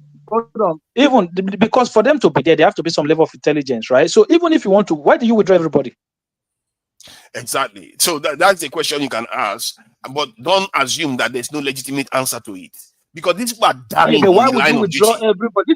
This is the governor of the state now asking, demanding answers. A governor of the state is demanding I answer for think the he's military. posturing Why they withdraw? because they have failed their own people. They have not done what they need to do. How see, no What matter is how you what put would it, he doesn't have the command of the military. He does not command the military. He's let a me see. governor. Even if you command the military, if you don't have enough people, are they spirits? These Through people are Niger, not spirits. they had people there, they left. They went somewhere else. Did they go home to Where? sleep? Find Where out. did they go to? Maybe they went somewhere else to check some security situation. Maybe this, maybe that, maybe But you this, maybe don't that, know maybe that. You what? don't know that, and you're just making allegations. All you know is that they left. What we know now is that they left a few hours before their abduction. That we know that for Exactly. fact. You are treating them So, as if they are the abductors themselves. That so leaving the site is not a how criminal offense. how are you sure they are not the abductor themselves? How are you sure they are not? Exactly. If you are not sure, then why are you talking as if you are sure? That is the Yeah, but problem. they say the witch flies at night and the child dies in the morning. What do you Oh, think yeah, happened? exactly. And you are one of those people that believe that the witch killed the child. They don't, isn't it? Yeah, You but see, like he just And gave an analogy. to Niger, Don't why you think? arguing this? Take into consideration those 4 soldiers that were displaced a couple of days back, what they said. Yeah. What did they say? They were out They were on a told to mission. stand down, don't shoot, stand down, They stand don't down. shoot, stand down. Yes, that is also possible. The question you have to ask yourself, ask that person that gave that order why. Find out why before you just assume. No, because they were on that mission against the terrorist group they encountered. They were gaining upper hand because they have enough ammunition, and the commander asked them to stop shooting. That's Yes, what they claimed, those 4 exactly. soldiers. They will come and tell you that. And they didn't What we are stop. not hearing is from the commander. We never hear from the other side. We never hear from the other side. Yeah, because they Their will never tell reasoning. us anything.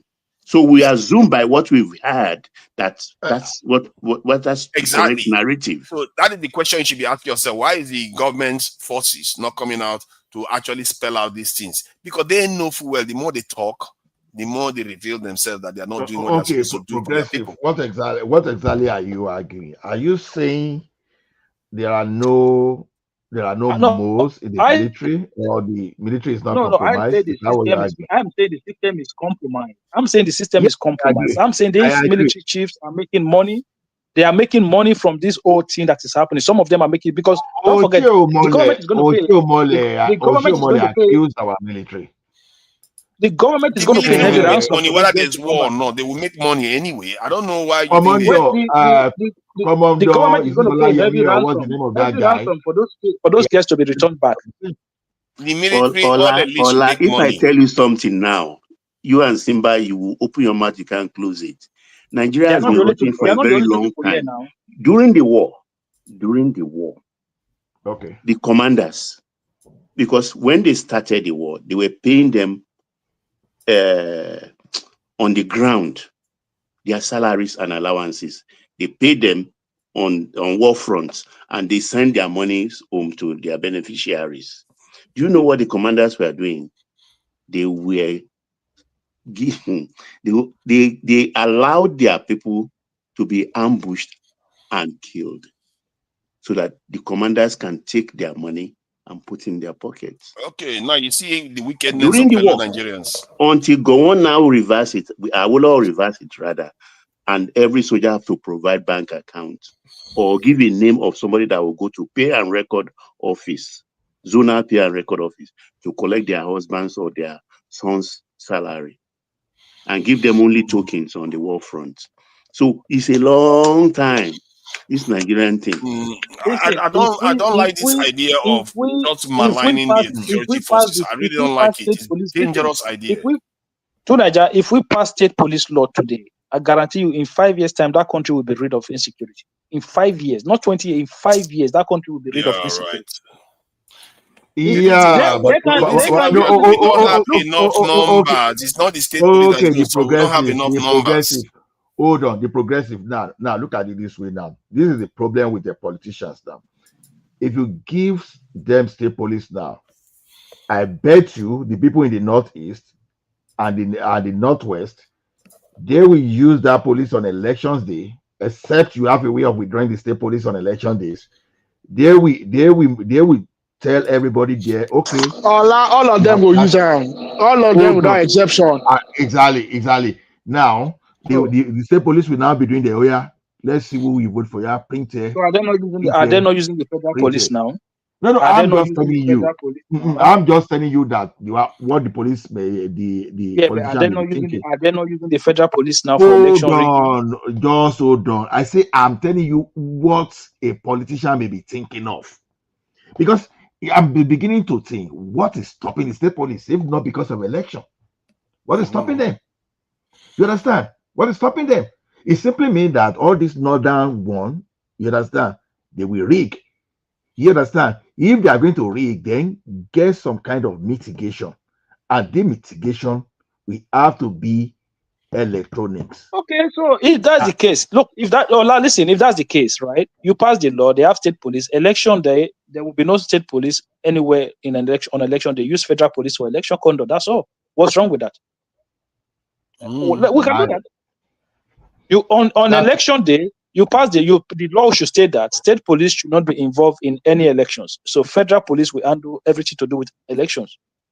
Let me tell you. See, it doesn't matter what structure you have. All structures can work. You just need enough of them, and you just need the will to do the right thing. That's all. If Sunaija, the human being behind the structure too, we have to be responsible. We've already known that some leaders are very, very irresponsible. In fact, if there's another word, they are to manage this thing. You understand? We are talking of the country where your leaders went to import foreign militia just to chase Jonathan away. That's irresponsible. In fact, that is criminal.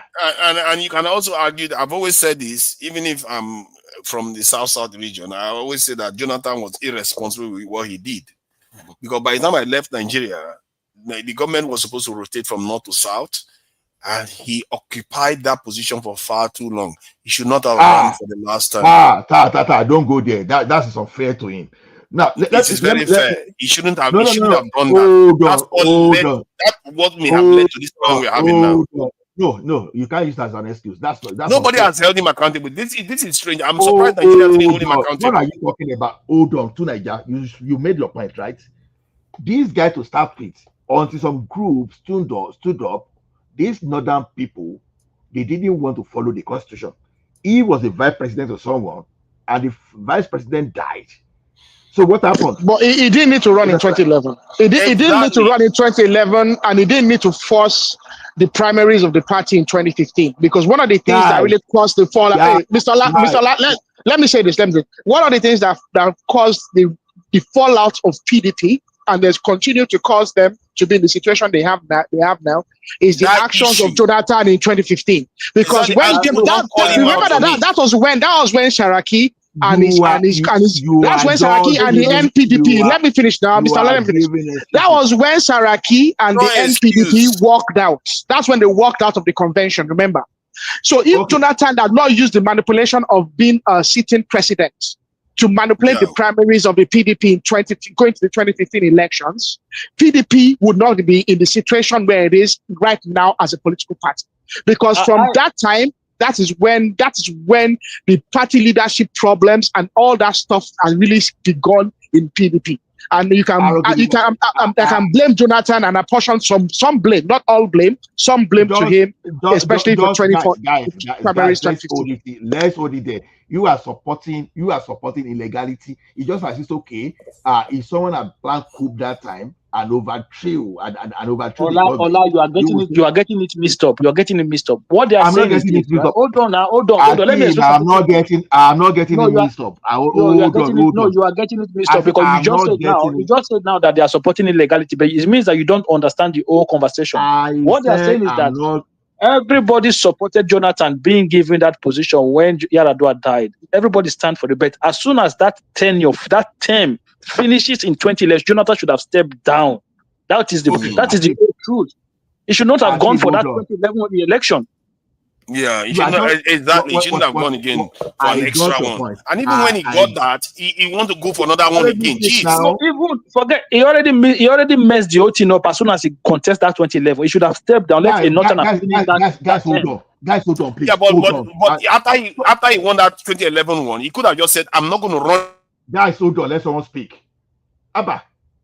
What I'm saying now, I just very, very short sitting. I was just trying to say that if he had just said after he won that 2011 one that he wasn't going to run again, that would have helped too. Let someone speak. Let someone speak. Boko Haram started 2002. Even though they were running, they were doing their violence starting from there. How was that supposed to be? How was that supposed to be Jonathan's problem? How was this supposed to be Jonathan's problem? Now, even Atiku didn't even want Obasanjo to contest the second time. It took a lot of prevailing. So why were they not obeying that? And again, was PDP the only political party? That is not true. Again, that is not true. Whether it is true or not true, let me give my point first. It's not Atiku that didn't want Obasanjo to contest second term. It was them James Ibori, them Lucky Benedion, all the PDP governors. They were the one that was the forces behind Obasanjo not contesting second term, and they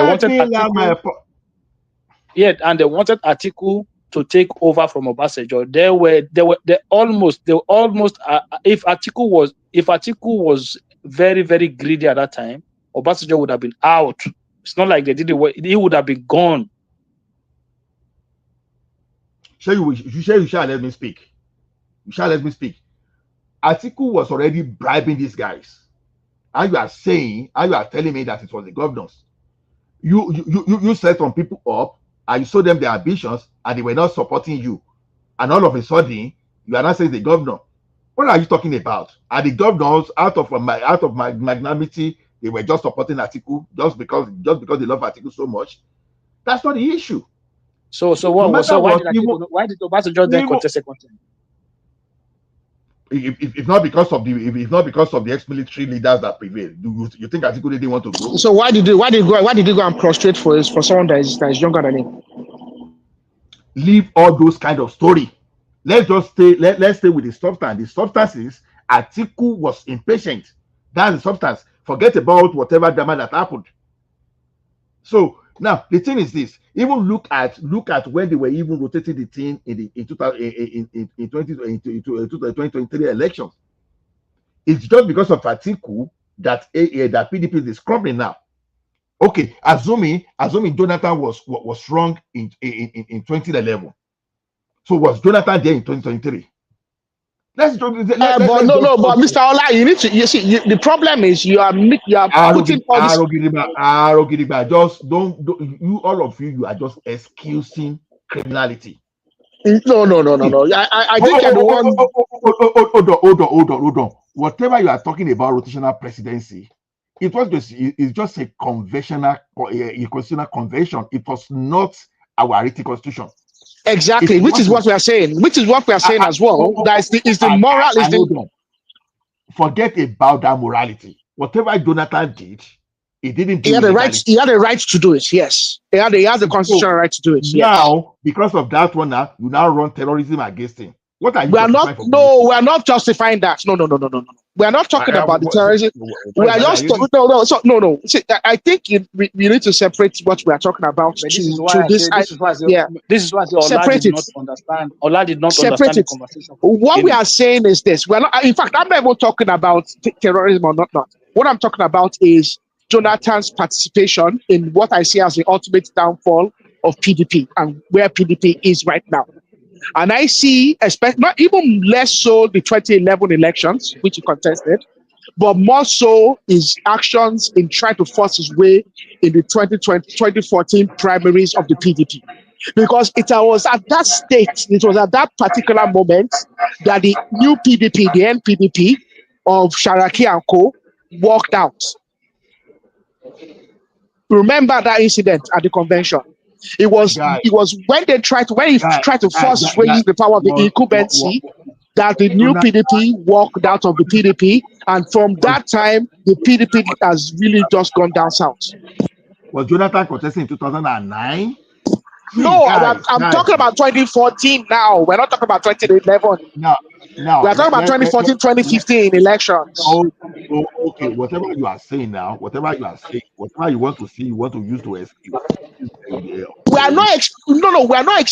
I'm not talking about the actions of APC to counteract Jonathan.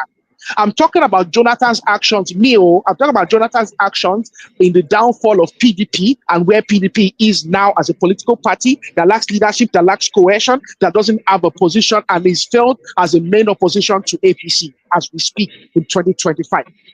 And Jonathan has a part in that, and that is what I am addressing right now. I know I'm a bit deviating from what you were talking about, but I want us to address that particular matter because I think Naija brought it up, and I think we do not apportion enough blame to Jonathan in the fact that he tried to use the power of the incumbency to an extreme level then. Jonathan was not a gentleman. And I want us to Jonathan was not a gentleman because he used the DSS, he used the power of the incumbency, and he did a lot of underlying dealings you said at the time. I got you. You said your point. Whatever you are saying here, the only persecution that Jonathan was facing was just because they were seeing him as lightweight. Someone was planning to even replace Jonathan as the vice president. It was at that bad.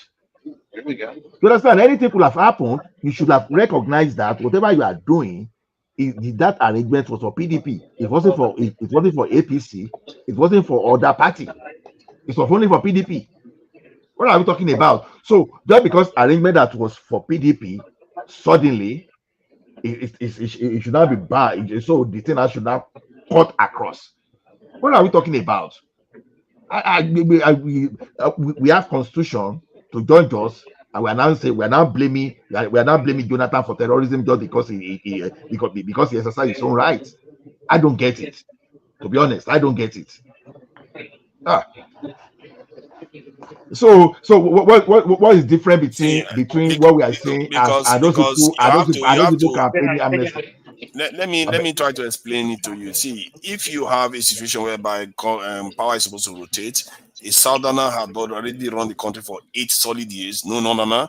Then a northerner came in, barely 2 years, gone. Then the southerner went on to finish the term, then run for 1 term, then won and finished the term. Then instead of him, when he first won that term, so now it's got 6 years already. He should have said, when I finish this term, I'm not going to run again. That would have created an air of say, okay, some other person is going to take over. But instead, he went on to want to run again and still be in office. So that period led to that would have meant 1, he would have been the longest serving president of Nigeria. 2, after democracy came on the scene. After democracy came on the scene, for almost 15 years, the Northerners ruled for only 2 years. He has a lane inside. Yeah. So that is horrible. What the president he set the stage for a very, very serious tension in the country, and he didn't have to do that. He really didn't have to, just for his own personal aggrandizement. You see what I do not appreciate in this type of argument is this. Something that never happened in the history of that country. Someone coming from a minority that they never expected that whoever become the president of that country happened for the first time. And some people, just because they have this mentality that they are born to rule, even some stupid one among them even put in part of the logo, but born to rule, to tell you the mentality of these people. This thing did not just start today. And a person like Jonathan was there, and it was so difficult to support. If you know you didn't like Jonathan, you should have go and team up, team up with the opposition to make sure that you vote against him and get your convention, because you have your constitutional convention, go and get into the other party. Why didn't you move instead to go and support your Buhari and win that time? So running terrorism against Jonathan to you is a problem. They were lucky that we don't have some kind of leaders that have a very serious mind. If you've done that kind of thing to a like of Abacha, they will be discussing this kind of thing inside their grave today. What are we talking about here? If you try this kind of thing with a leader like IBB, they will be discussing all this kind of thing on that 6 foot. What are we talking about? We are talking that some people they went into terrorism just because they want to get power, and we are not saying we are not blaming someone. I think yes, they may be wrong to do that. Nobody's saying that they are right, but the environment was created by such a kind of Allah, capture. can I come in now, please? I've been not speaking yet. You can come in. You know, everybody has been pushing each other aside, so you can come in. Yeah, I have a comment to make. You know, I don't want anybody to interrupt me, please. That one not go happen. It depends. Wait, can I go ahead? Go ahead. Go ahead. I don't know where you're at. I've not been listening, but I just came in. But you know, just because I'm only going to speak about the latest development about Kanu being transferred, you know, to Sokoto. You see, this confirm my narrative that the whole idea, you know, is an entrapment to the Southeast into a violence, which we saw during the Buhari silent genocidal period. For you transferring Nnamdi Kanu, you know, to Sokoto. Why Sokoto? Can anybody here tell me? But before you can, you know, make your own, give your own reason why they transfer me. I have my own reason.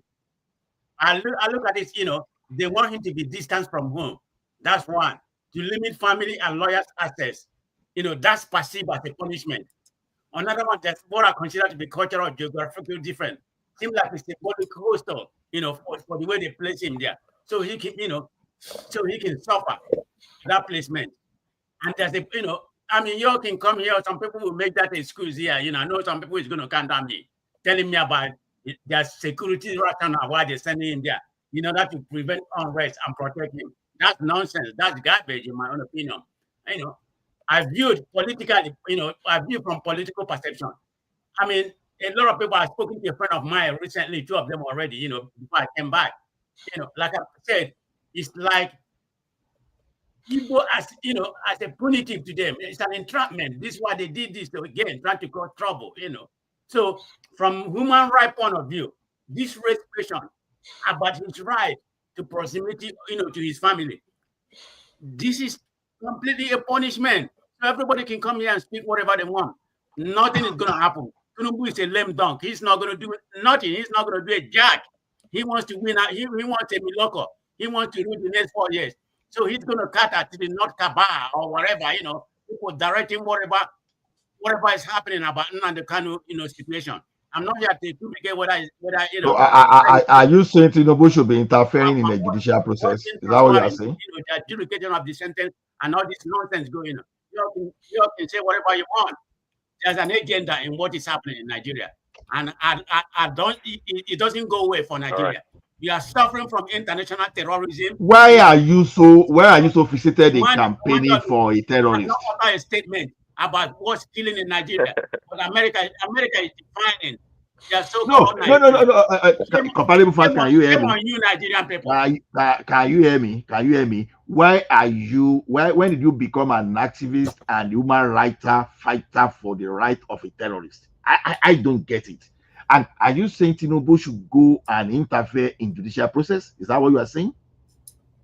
No, I'm putting the whole thing in context, from terrorism, from the way your country is being, you know, run. You know, I mean, nothing is going on in your country. I mean, your country has become an international conversation. Nothing, not just this thing. I mean, Nigeria is like a boiling. So, man of prestige, you know, what is are you saying they should release him? I already stated here that perhaps a house arrest. I already stated here with the act of inciting terrorists is in the act that he committed, incitement and instigation, is part of terrorism. I never said, you know, he didn't commit any terrorist act. Also, he was sentenced according to the act. So what's the problem that he have in that country? Wait, you know, did you not watch the judgment? Let him land, Aro. Let him land. Yeah, the uneven justice, you know, that's been perpetuated in the country. Every rule, every sentence, you know, has a political connotation. Nigerian law is not uneven. You know, there's no precedent for the kind of justice that was made to this guy. Could he be sentenced or whatever? Yeah, but the way it was handled and all this caricature, you know, that happened in that court yesterday, I didn't watch it. and I have not watched it, and I have no interest of watching it because Nigeria has become a garbage country. So you have chosen to be ignorant. You have chosen to be ignorant, and now you're in a public forum. An educated man, an educated man like yourself, and the age you are, you have chosen to be ignorant. No, I'm not insulting you by saying you are ignorant. I'm just saying. Aro, please wait. Let me You ask. you chose not to watch it. You chose not to watch it, so you are ignorant of the fact. So now you're on a platform, an educated man, making it publicly known that you are ignorant of the fact, but you are making an argument about it. So don't talk about something you are ignorant about. Don't make a public comment so effusively about something you don't know about. I'm insulting you, but I'm not insulting you. I'm not insulting you. I'm not going to start talking about AI, knowing that I'm ignorant about artificial intelligence to an extent, and start talking about AI as though I'm some subject matter expert. It's just a general context. You are entitled to your opinion in some way. You know what transpired yesterday? All I do, I can get the fact. I can get far from news media. Wait, what facts are you talking about? Calm down, comparative. Wait. I hear you talk about precedent, and they've given you examples of precedents about incitement. But let me give you another one, where even there is no precedence. I stood on the streets, let's say in Enugu, by somebody, roast the person, and start eating that person. I don't think there's a precedence for that. So because of there is no precedence, they will not deal with me legally, lawfully. Is that what you are saying? I said the sentence has no precedent. That's what I said. And that's what I'm giving you an example that what I just told you now has no precedence. Calm down. Whatever it is you are hearing or that is influencing you, I'm putting a perspective to it. Because you're talking about precedence. They've given you examples of precedence, and you still put blind eye on that. So I'm giving you a fresh one. Calm down now. This is not about anger or anything. This is not about anger or anything. So just calm down. I'm giving you a perspective. I'm not mad. Why would I be mad for this? You are because you are not allowing me to put my perspective to you. You are just short-circuiting me. Because you talk about precedence, and I'm telling you that, okay, well, the scenario I painted to you has no precedence. I've not read it anywhere. I've not heard it anywhere. I've not watched it anywhere. So when I performed that act on the street of Enugu, so because they searched the law books or they made look at the reference, nothing like that. So they will say, oh, go, nobody has committed this kind of offense before. So you can go in peace. Is that what you say? Hello? Baba, he's saying that because there's no precedence, therefore the punishment is too extreme. That's what he's trying to suggest. But that is not true, Prince Daddy. We've already made that very clear that is not true. He's not the first individual to be sentenced for terrorism and incitement in Nigeria, and he's not the first person to receive the life sentence or the death penalty. OBJ was sentenced for incitement. Yeah, that's why I said he's ignorant. He's selectively ignorant, and he's making it very publicly known, like he has said with his mouth today, just less than 5 minutes ago, that he's ignorant of the fact. So why is he so particular about something that he's ignorant about? Honestly, we are here to reason together, and we should listen to ourselves, because that's the way of peace. Because all this whipping up of emotions and not in putting things in their proper perspective will cause further this rancor and discord in our society. You know, I shrink, or when I hear people say, "Oh, the country," a Nigerian say the country is a baggage because you have what I call flag of convenience, that is carrying a passport of another country, of which we are all immigrants. Is documented there. The moment you present that to the immigration, they know you're an immigrant. You are not a U.S. born. And because of that, you speak on your country. You know, wait, let me finish. Let me finish, Prince Daddy. Do you know why Nnamdi Kanu was fighting so hard so that he will not be convicted? Because he knows he will lose his British immigrant status, citizenship by immigration. And it will extend to the wife and children too. That's why he's fighting so hard. How you know for that particular point you just made? How you know? I know for a fact. Go and search your books. Go and search. Look, you have a tool in your hand. Which, listen, oh dear, you have a tool in your hand. It's for knowledge. Search the tool. What I'm telling you, Nnamdi Kanu will be stripped of his British citizenship, which he most acquired. Most likely he will. He will. It's been happening lately. Man of prestige. We live over here, so we know the reality. See, the Tories have left. Since the Tories, they've been stripping individuals who have been everybody that traveled to Syria to go and fight in Syria, convicted of terrorism, they will now has been stripped. They've been stripped of their citizenship and deported. And outside. There's a case of a girl that married someone that was a fighter. She was 16 when she left, and she was misled. She was 16. She was stripped. She was born in the UK. In your hand. Remember, she wasn't a naturalized citizen. She was born in the UK, and she was stripped of citizenship. Tunaja knows of the case. I can't remember the girl's name. She was 16. I remember that case very well. When she ran away from home.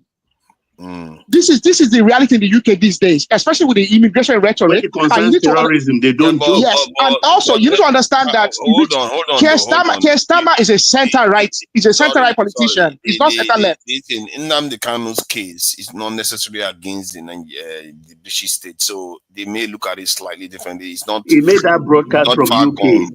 That's the famous or infamous but broadcast. It's not against the UK. It's not far gone. Have you wondered why the UK government is not interfering openly? Because the Nigerian citizen too. It's not the don't worry. The UK did not send it. They didn't send a single. The UK did not send a single representative from their embassy to go and witness the sentencing. I'm not even sure Nnamdi cares about that. Anyway, Nnamdi Kanu doesn't care about that. Oh, he cared. He cared for his family. He cared so much. I can tell you for a fact. That's one of the reasons he's pressing so hard. Why do you think he's just fighting? Like a blind man in an alley. If he cared about those things. Sorry, Tunaja, can I let me lay my voice? When you listen to the judgment yesterday, from the judgment, the judge said there was a time he was inciting people to go and attack the British embassy and the American embassy. That's the reason why they call him an international terrorist. Look, when he finishes his term, then go to deport him to Nigeria. That's it. It's final. That's the truth. They may do that, they may not. It's up to them to decide. Well, he can go to Israel. He can go to Israel. I think the Israelis favor him. The Israelis are very favorable to him, so he might go to Israel. Brought him to a country that is already. And that's not helpful for Nigeria. I mean, everybody here already like a clear-cut situation, or like the kind of insinuated on that. Yes, in context, British can do that, but it's not a clear-cut, demarcation. Yeah, they can do it. It's not 100%. Many processes. They want to do it. They can do it. But Tunaja, for real. That's why. No, that's my thinking. I don't think it's 100%. He was sentenced for terrorism. Terrorism is like money laundering is an international offense. Everybody frowns out. Every government frowns at international terrorism and money laundering. It is nobody wants to hear about. The head of Al Qaeda is to Nigeria for sure.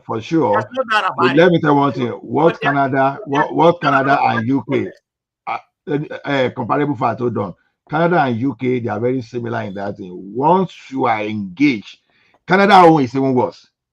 Even if you are caught fighting for maybe anybody that is opposing the government, or you are on the side of terrorists, you don't need to be convicted. As you are getting to that border of that Canada, you're already you're in the plane already being deported. They won't even take you to the court too. That is where you are going to lose your citizenship and get back to where you are coming from. So all those when you are saying that it doesn't matter, you understand? You will soon find out. Exactly. We see within 6 months all this. It's not about whether he's going to be deported, but my quarrel is the insinuation from Baba, and that was the only reason why he was fighting for it. I think what do I with that narrative? I say one of the reasons. Look at my sentences. Listen carefully, the nuance. One of the reasons, there are several reasons. This is one. Let's calm down and listen carefully. Pay attention. It's more paramount than comparable fact. that deportation or You are being too emotional. You understand? I'm not surprised. It's within your rights. You get my points. But when your points are mute, have that understanding. Nnamdi Kanu is gone. There's nothing anybody can do about it. There are victims in the east. There are victims in the east. There are victims in the east that will cost anybody out that is supporting him, who lost family people.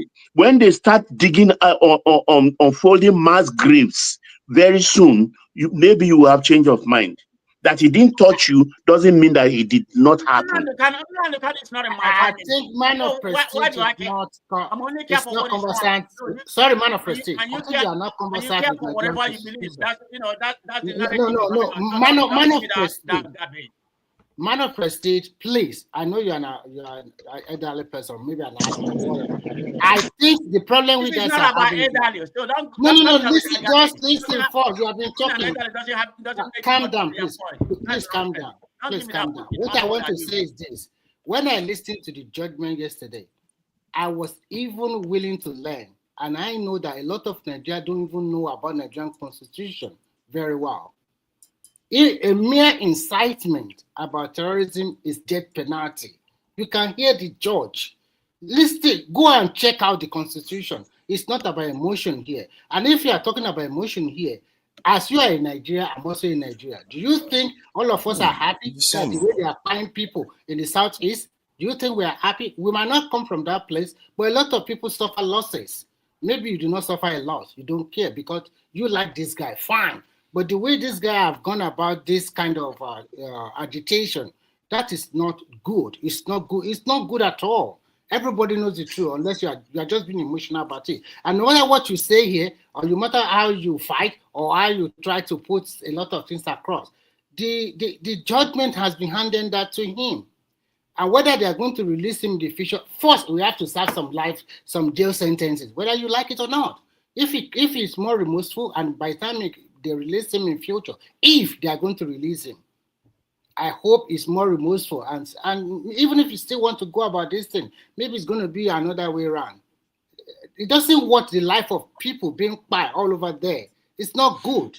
It's cost that region a lot. It cost a lot of the property. What happened in that region? It affected the south, it affected the southeast, it affected folks, do you know why I'm happy yesterday? If there were no TV coverage, they would be spinning a different story today. But that was a masterstroke from the judge.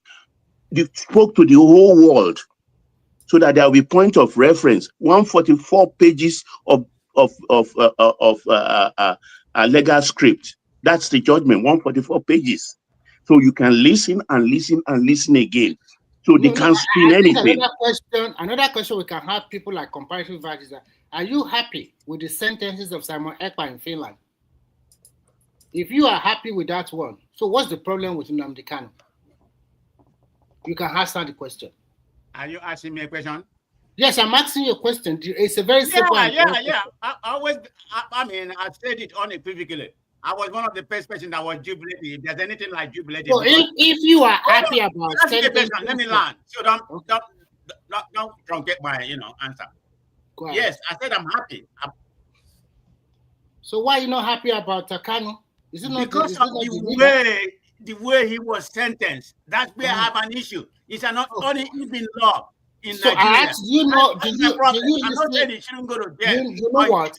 The act that he committed doesn't warrant you would have come here. I don't have any issue on that. Did you listen? Did you watch the judgment? You should have, Did you watch the judgment? You should have, because the whole judgment, the whole trial, and the whole action was an entrapment to the Southeast in order to perpetrate another violence. That's what I said. What?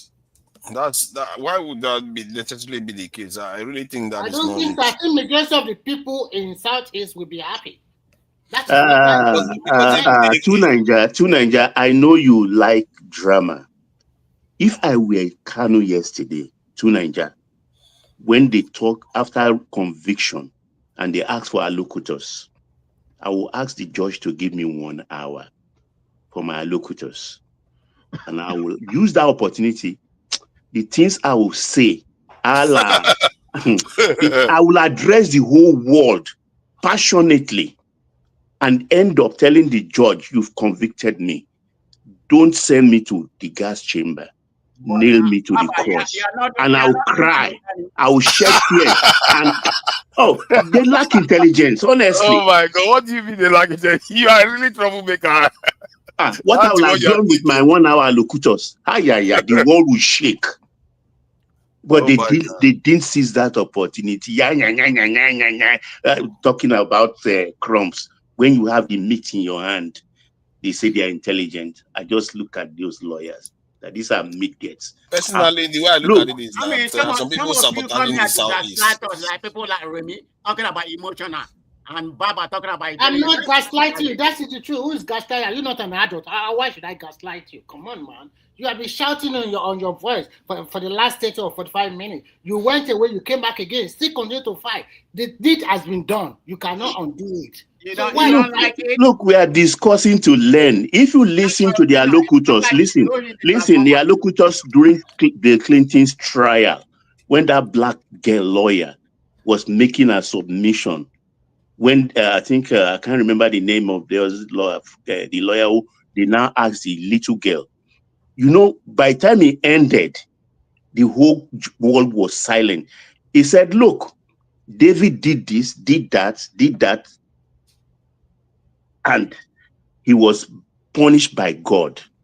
But God did not remove David as a king. The whole world shook and started clapping. That yes, Bill Clinton did this, he did that. But can you remove him as president? No. And he was not removed as president. That's what I'm saying. I'm talking about it. I'm looking at the intellectual aspect of what they did not do yesterday. I get excited about anything intellectual. 1 hour I will have addressed. You should go and read the late Castro. Go and read Savimbi. Go and read Mandela. And you will know exactly the points to grab the world attention. Baba, you are assuming that he's larger than life. This is the issue I've always had with Nnamdi Kanu. His vision has always been too small, and it's damaged the Southeast and the South together. I'm happy you see my point. We have to say Nnamdi Kanu was extremely lucky the judge was Yoruba, because if the judge was from the north or from the south, and he was behaving like that in front of them, they would have lost their temper. And they would have given him death sentence. Yes. But because Yorubas, they always they have this emotional intelligence. After their behavior, the judge was still saying, I will have mercy. I'm like, this guy is nice all along. Like the guy, emotional intelligence. You telling me the South judge, the guy will be in front of you like that? The South people that are just as crazy as Igbos. Or the North, they go yamu to go to their mind. Nah, Yoruba, we are gentle and everything. That's why just Omotosho standard mass was even quoting Bible. I'm like, is that why Abikebere is still in office? Because you have common sense. Yeah, Yoruba people are too nice to you guys. We guys never appreciate them. I don't know why. Abikebere is being very nice. Will you leave Abike, please? Is that because you're very intelligent? I've had you talk about Abike now over and over and over. Abikebere needs to resign. If she doesn't resign, he's telling us that the government is bigoted. Omotosho, they are here still crying. If she doesn't resign, he tells her that this government is bigoted. What is so big? What are you talking about? She went and tweeted that Southeasterners are monkeys. That is what she did, and she's still in office. Wait. Why you just hear me sing for me? Put an emoji. No, somebody said it, and she put an emoji laughing. That's what she did. By retweeting The guy didn't even say Southeasterners are monkeys.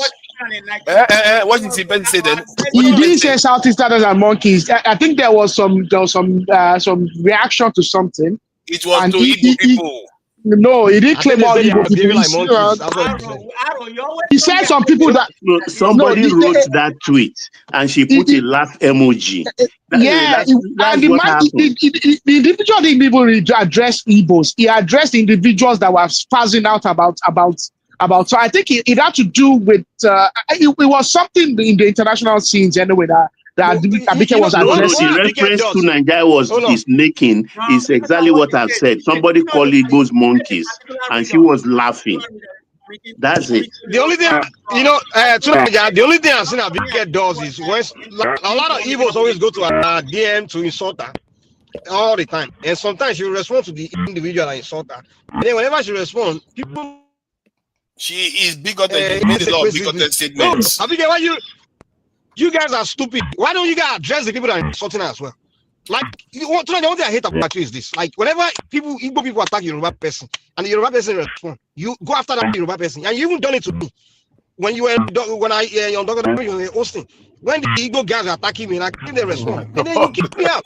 You guys think Yoruba people are? I mean, we're supposed to be. Oh, they're all in cahoots now. You know, they're all in cahoots. All these Southern people are in cahoots. They're all in cahoots. They're all in cahoots. They have a despicable. They all have a despicable jealousy and hatred of the Yoruba people. They can't. Some of them can't even hide it. They believe people have right to behave the way they like. But Yoruba It's not even about Igbo people. All of them despise Yoruba people. You're They still despise going on us. about this, Mike. After how You many Niger, years? man, don't bother yourself, man. Don't bother yourself. Wow. The most of them they despise you as a Yoruba person. They think we are loud. Yeah. They think we're excessive, and they think we've gotten too much of a good deal in Nigeria. That's the way they see it. And the whole Lagos thing just rubs all of them the wrong way. So that's just the reality of it. When he was addressing the thing that happened in Lagos with the election, he would just talk about the Yorubas. Oh, they attack the Igbos. He would never mention anything the Igbos did. Like you know my comfort. You know my comfort in all of this. Did I not calling Nnamdi Kanu out? What are you going on about? If you're I'm talking about the way you come after my people. No. I call Abike did something wrong. Abike did something wrong, and she's still in office. Look, folks, you know my comfort zone in this. You know my comfort zone in all of this. Why is she representing Nigeria? Why I'm not bothered. Respond to some morons. Wait, I will be a little bit vulgar in this. I'll be vulgar. You are defending nonsense too. Wait. My position. Wait, Mike. My position is this. They didn't attack her when she did that. They didn't attack her when she did that. Mike, you attack me all the time. And you don't see me attacking you back. You know why I'm not bothered about all of this? I will make a vulgar analogy. You understand? If a landlord fucks the wife of a tenant go. If tenant fuck the wife of landlord, tenant go. Landlord na landlord. That's my point. Either way, she should resign. Because how can a Nigerian, somebody representing the entire Nigeria, repeat something like that? And she's doing a fantastic job. Who are you going to propose for the job? There's 1,000 of what she's not doing a fantastic job. What are you talking about? She's doing a fantastic job. What fantastic job? That our people are dying everywhere. Have you ever addressed the level of hatred and bigotry and insult the Igbo spirit of Tinubu and is have you ever addressed it? About people in general, why are you talking about Tinubu? Who cares about Tinubu?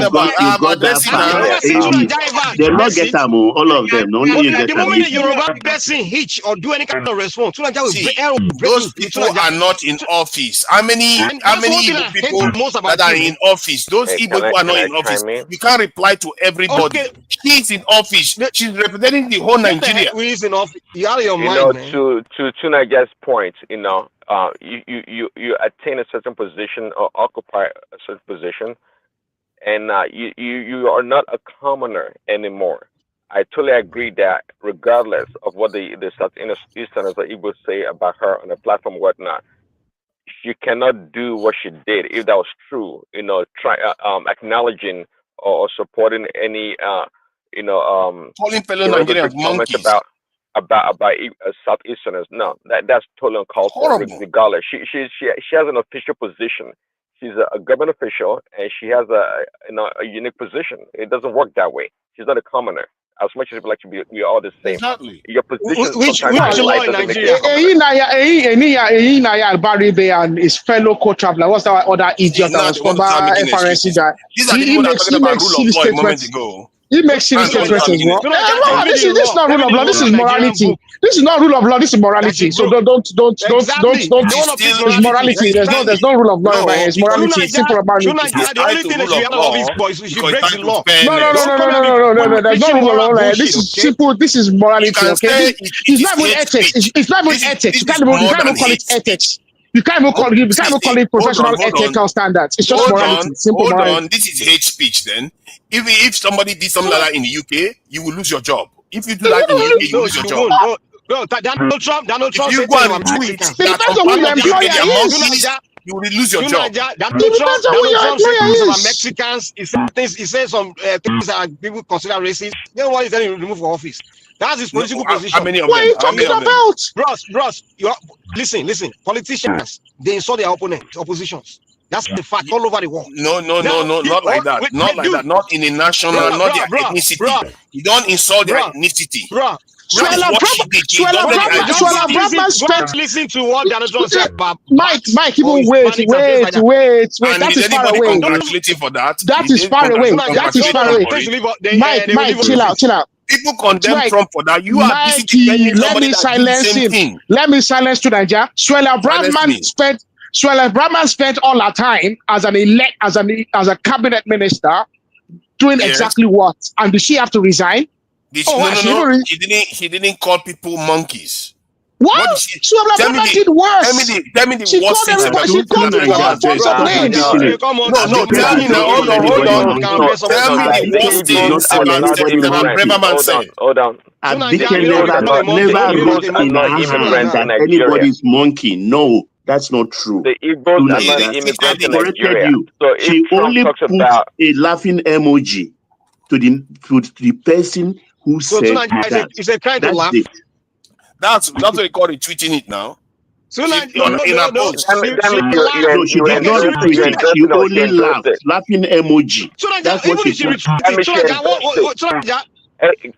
Let me tell you, you can't have it both ways and slice and dice it. Hold on, Arrow, please. You can't slice and dice it and have your cake and eat it at the same time. If you endorse, if you emoji like for such a tweet, that means you're endorsing that tweet, which really means that you yourself could have tweeted that No. Number one, I'm not. Wait. Please, Daddy, I know you want to come after me. Number one, I will not tweet that kind of nonsense. Number two, I'm not on Twitter. I got off Twitter because of the poisonous and some of the statements people make. I don't make such statements. Wait. Please, Daddy, I've been on this forum. I've been on this forum for a long time. No.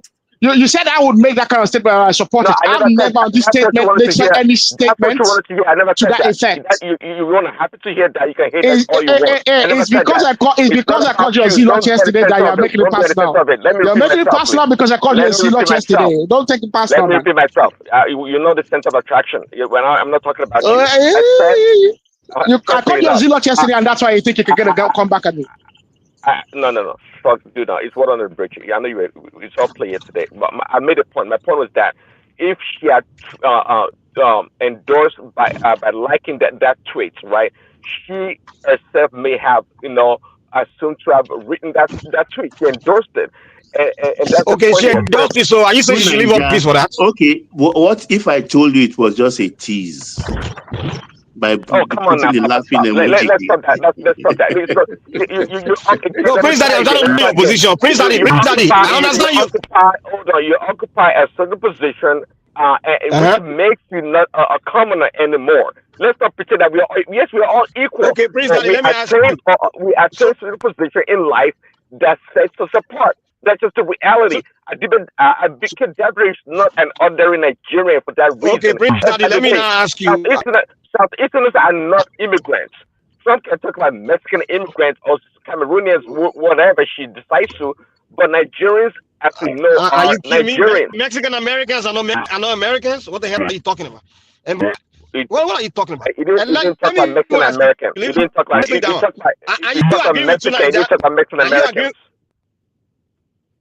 You might talk about Mexican, and that's where you're wrong because you don't know yourself that you're talking. Okay. You talk about Mexican. You talk about Hispanics. You talk about other people, but you didn't talk about Jewish American, Mexican American, or Black American. No. So that's your talking about Black Americans too. Which you're incorrect. Anyway, I know when we mention Trump, you start shaking. Calm down. Let's leave Trump alone. Let's focus on what we are talking about here. Are you agreeing with Nigeria that Abike Dabiri should leave the office because of that? Are you agreeing with that? I didn't say she should leave the office. Now, if you guys listen to my logic, I'm always logical in saying I'm trying to make a point that what she did was she should not be tolerated or be accepted in an official capacity. Now, does that tantamount to her losing a job? I don't know about that. If they can make a good case for that, well, that is fine. But I don't think that's up to that level. What she should have done is come out and make an official apology for the tweet and to whomever she offended. Yeah. That's not too much. Chicken. I mean, okay, of course, she's smoking whatever. She retweeted it. She didn't write it herself, but she retweeted it. They didn't just stop at monkeys. They said other things. No. Very, very horrible. Okay,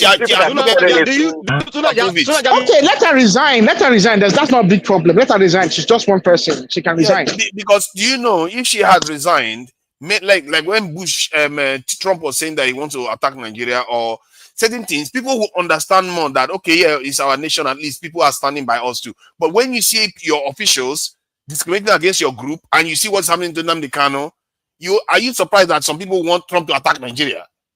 This type of stuff, that's what leads to national security threats, because you are alienating people. So are you calling the Easterners national security threats? Is that what you're calling them now?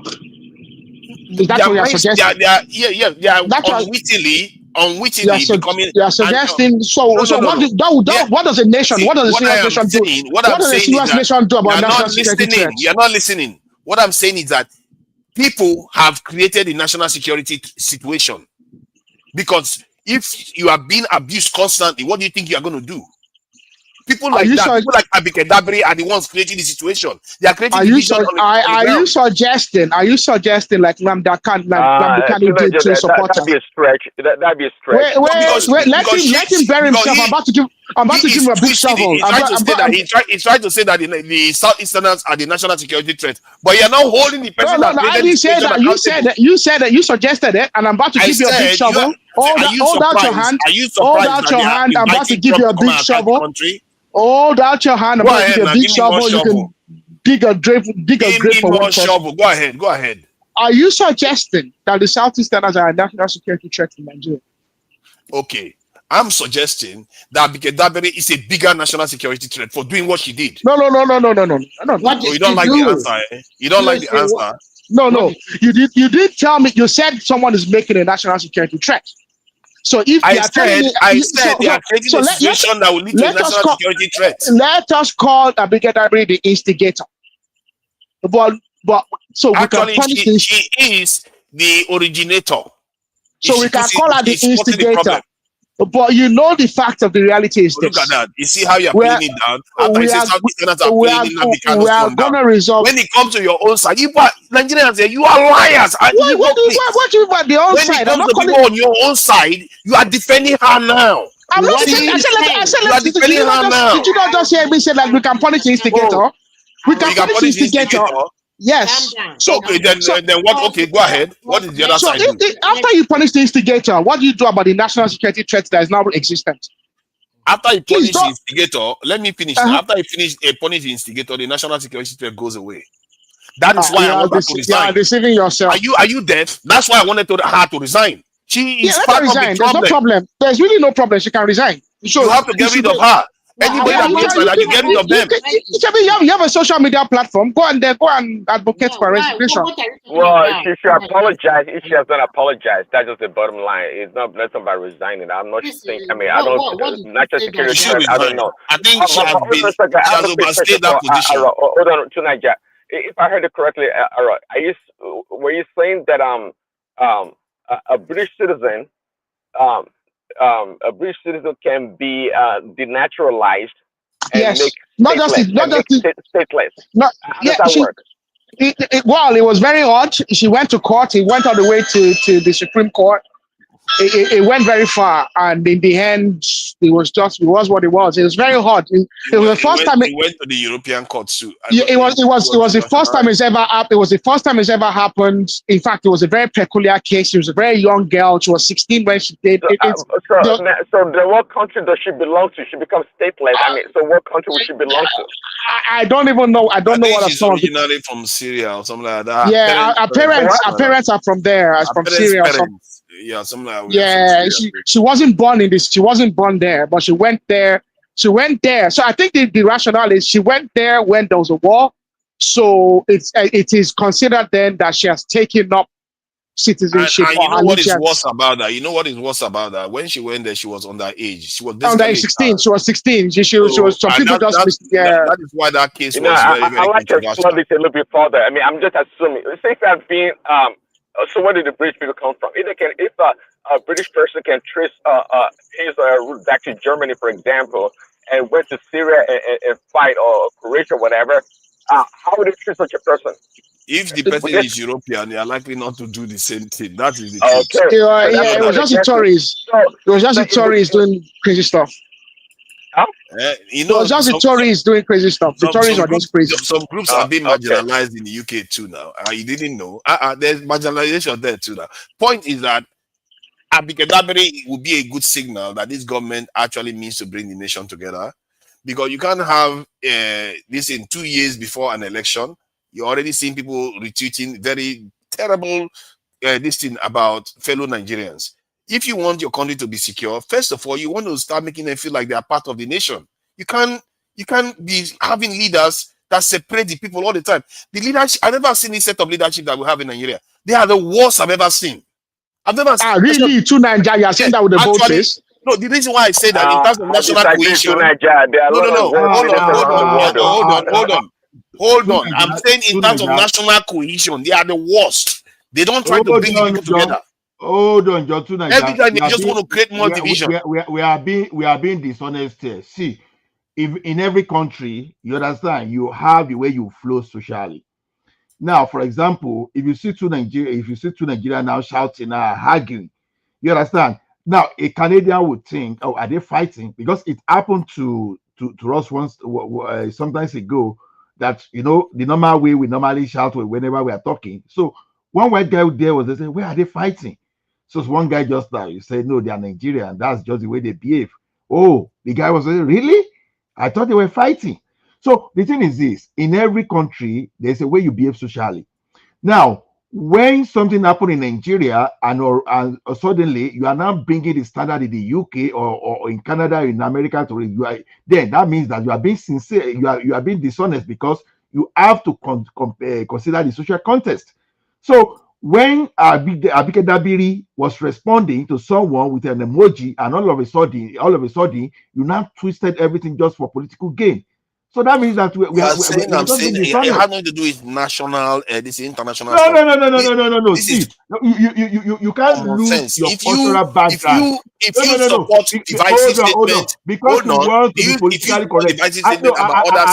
I listen to what President said. You understand? It's the right thing to do. Hold on. I listened to what Prince Daddy said. I cannot blame Prince Daddy so much, because Prince Daddy is more or less an American. But as a Nigerian, okay, you talk to me. I say, I be wearing any. You understand? If I say that in Nigeria, we say it's not an abuse. Baba wearing. Get out there. Nigeria, we know that those things are normal way we flow socially. But you can't tell go down. You understand? But I can't believe you are sitting there defending this. I really can't believe you are sitting there. No, but what Bola is saying, you are not getting it. I get what he's saying, but by Nigeria, if I hadn't correct you, yes, you said Abike made that statement. I was one who corrected that. No, she only put a laughing emoji. You are stamping it on her. No, it's not just a laughing emoji. She retweeted it, so it appeared on her page. That is the reason why she took it out of her timeline now. But So she's not the originator. What you said here, you put it as if she is the originator. No. Okay, fine. If that's how it came across, that's wrong. But the point is that it makes no Okay, difference. thank you. I She like saw a that. horrible Thank you. statement and she repeated Baba, it. Baba, did She you follow shouldn't have been this treated. She story shouldn't about have Carrie? put that emoji. It was inappropriate. Okay, She there shouldn't you Not have. just go. Now emoji, we she get an admission. repeated it. There we go. That's it I all wouldn't along. do that. I wouldn't do that personally. Horrible. I'm very circumspect about what I do online. She shouldn't have. She shouldn't have. Done. She shouldn't have. She shouldn't have responded to it. If your Nigerianness just took over you that time, you will do it. But That if I was really, on social media and Why I did was you always ascribe so many very. I things was to this always very Nigerianness? careful. there are some things. See, let me tell you one thing. Because you are leader, sometimes it doesn't stop you from being a Nigerian. But the only thing that if you now if you are not being careful again and you look at it, maybe you may say you want to move away. But deep down inside Abike Dabiri, was he going to say that? No. But if a person like Donald Trump now that just talk anyhow, talk to you, you understand? In an American society, you don't talk that way. Or maybe the Prime Minister of Britain now say something that an average British citizen will not say. Then you know that the person really Oh means no. means I that think thing. I think I think No, one. See, hold on now. This thing you are saying, Trump, if he you will repeated, never be let me finish pacified. let me respond what I'm saying. What Trump, if Trump repeated what Abike Dabiri did about Black Americans, there will be controversy, big one about it. At the same I know. time, hold on. Then when you use the term, which I find very, very quite unsettling, that Nigeria, this is how Nigeria is. It is wrong. Nigerians have a very, very rich culture of respecting each other. This is not Nigeria, the way you are making it sound. When somebody behaves like this, you are supposed to be reprimanded. I think somebody earlier on said the Southwesterners have a very, very this is reserved and understanding culture. But this one deviates from it, and you are trying to say that is part of it. No, I disagree. This is not the I think nature I of think you how are just an Southwesterners carry alarmist. themselves. You are just an alarmist, I think and you are Tunanja, just I want you to also No, think it of is this serious. fact. It has Tunanja, consequences. think So of this. Think of this. Think of this. you are not looking at the people that she's targeting with that Tunanja, statement. look at this as well. Now, I'm not absolving her of what she did, but look at this It has perspective. She has been consequences. assaulted. She has been assaulted for years by this particular piece.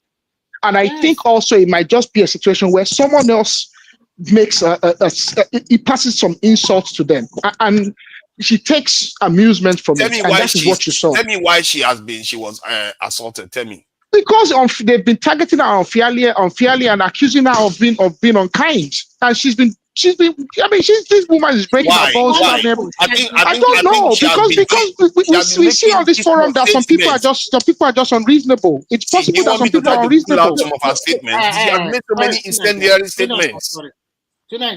If you are talking about Abike Dabiri, to be frank, she has done a wonderful job. And when she came to China, I met her, okay?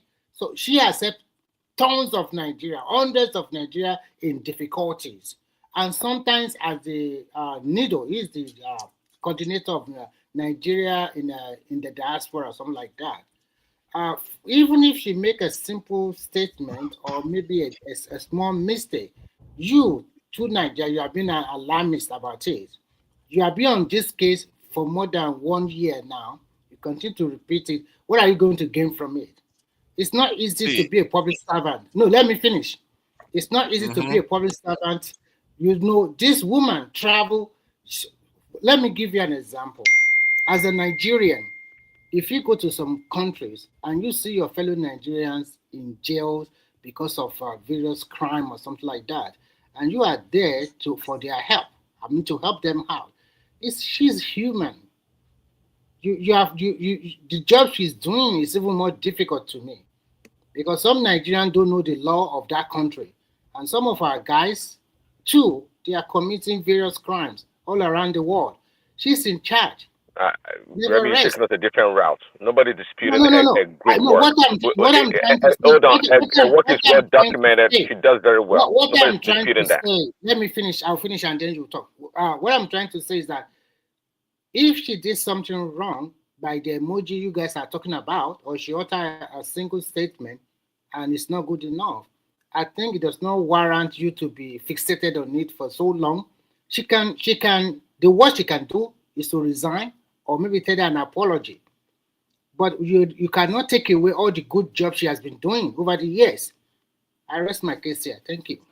To Nigeria, should I even explain where the offense came with Abike? It came up when I think she traveled to Southeast Asia, and we all on this platform cannot deny the reality of the excesses of some people in Southeast Asia, other parts of Asia. And there's an unfortunate demographic pattern to it. And I think she was trying to address that, and that caused offense to individuals who were sensitive to that. But it does not. But the fact of this is that she's the one addressing it. It is a serious matter. When there was a serious incident, a serious pattern. Okay, because she named Europe, names, right? yes. When there was a pattern in Europe, in some parts of Europe, Italy, maybe Germany, some parts of Europe, with some of our brethren from the South, the Oba himself came out and addressed it. Governors in that area, leaders addressed it, and they said, stop sending your daughters abroad to people and this and that. Sometimes we need as a people to take ownership of a problem that has a particular tendency, that has a particular, a slant to it.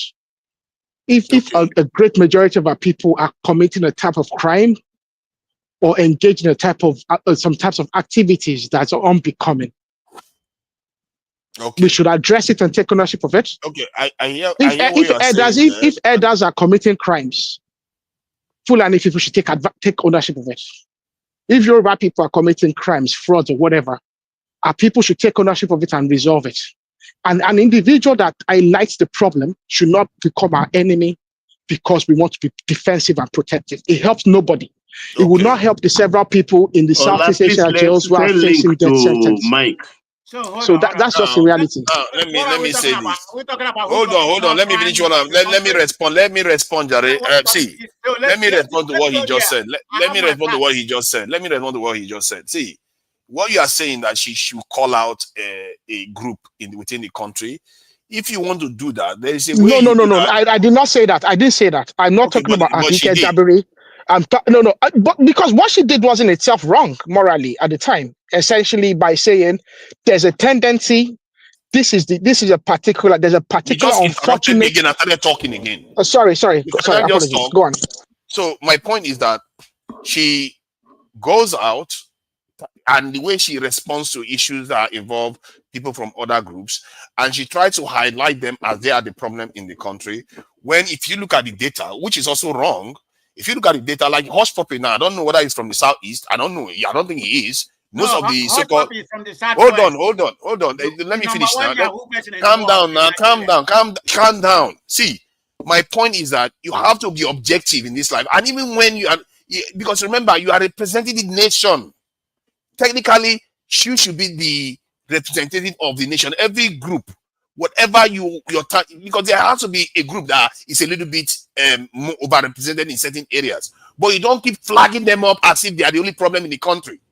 I've never seen her do the same thing with any other group where they have some problems. If you go to this thing now, Libya, you're going to see things that the Nigerians are going through. And when people say she's performing very well, all I see her performance is that she is so proud how well Nigerians are doing overseas.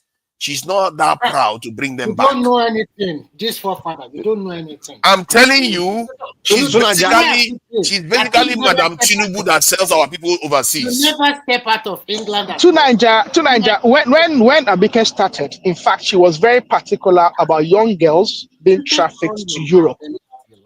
And she dedicated so much of her effort to resolving that, and she continues to do that, especially young girls being trafficked to other parts of West Africa. And that takes a lot of her effort. But she had cooperation of the region involved, or the people involved, and they bought into remedy. And today, I think that program is a success. You know the thing I hate most about she just agreed that she shouldn't have done that, and she should have resigned. And I think she's held that position for far too long. Anyway, why is she the face of Nigeria for how many decades? That she's going to 2 decades. Just say hate that woman. Just say you want to do No, she only got the job. She only got the job post 2015 now to Nigeria. She only got the job post 2015. That is 10 years now in a row. Now that's one. So one decade. Maybe it's time for us to go. Yeah. No. I said post 2015. I didn't say 2015. I said post 2015. It's around 2015. Because she only got the job around. after Tinubu, after Buhari got in government. So okay. To Nigeria, you are just talking about your problem now. Your problem is not even the statement. Your problem is the length of time she has stayed. No. All of them. She should go one because her mentality. One of the biggest. See, one of the biggest issue I have with her at first was she appears to be so proud of Nigeria and doing well overseas. She doesn't have the instinct of saying, "Hey, come home. We have to bring you. We have to create a strategy to be bringing them back home or transferring resources back to Nigeria." She's not doing that. All she cares about is them. She does that. She does that about 10% of the time. She does that 10% of the time. 90% is happy with them. I think you nitpick right now. Let's wrap it up, man. I think you may not like her personally, but I think you nitpick it right now. You know, we agree that she should apologize, and that's it. You know, I think she's not going to apologize. She has to be doing a good job over the years, and it's not. She should just resign. She should resign. Tunaja, I know your problem is. Tunaja, it's not like something you say. Why are you defending her? Why are you defending her? You are here defending Kanu. We're here defending her. No, my problem with you is she didn't slaughter someone. She didn't advocate for slaughtering people. Hold on, there's a big difference. Mike, you want to come and start crying again? Hold on, let me don't say I did something to you now again. I know very well. You go on that woman's page. You see the kind of bombarding insult, the kind of names they call that woman. Like men calling a woman, ashawo, stupid woman, foolish woman. I read that woman's page. One Southeast every day they bombard that woman with insults. Now, tonight I want to address what she did wrong by maybe throwing insult back. I get that, but address both sides now. Why can't you see? You don't do that. That's my problem with you. Hold on. They are the way they are individuals. They are not government workers. Men, ego men, go and salsa men like you. You go on a page, through insulting to mass, like saying all kinds of nasty things to this woman every day. Yes, but that is now, the purpose of you being in office. But calm down. Well, your office means you should absorb insults. Well, you are giving no, I'm not saying you should insult her. I'm saying she shouldn't have done what she did. Hold on. But they were insulting her before she even did what she did. Before she did that, do you know? If she had just said, all people that are insulting me, you are all idiots and morons. That is not that bad. You are hypocrite, man. She made an ethnic slur. If that was your mother that insulted like that, would you be talking like this? Michael, hold on. See, one voice at a time. To Nigeria, let Michael put his position, then you respond. That is aware how the audience can benefit. Okay, thank you. Let me put it. So Nigeria, let's say your mother was her position. You cannot use this mother as an example. No. Hold on now. Why would I not do that? I want to see how you what he will say. No. Let's say that was his mom, right? I'm not insulting his mother. And then wait. Dude, calm down. I have to. There's not. Dude, chill out, man. I'm not saying to insult his mother. I just want to see what. Let me talk, man. Calm down. To say let's this your mom. No, there's no need for it. I'm not insulting his mom. Can you let me land? You see what I'm saying? Insulting his mom, but there was no need to bring his mom into the conversation. I'm not. Well, his mom is human now. Viketu is human now. I don't know about women. If the guy allow me land, you see the context of what I'm trying to say. I'm saying if that, let's say his mom appointed as the minister of and I get this position, those guys think is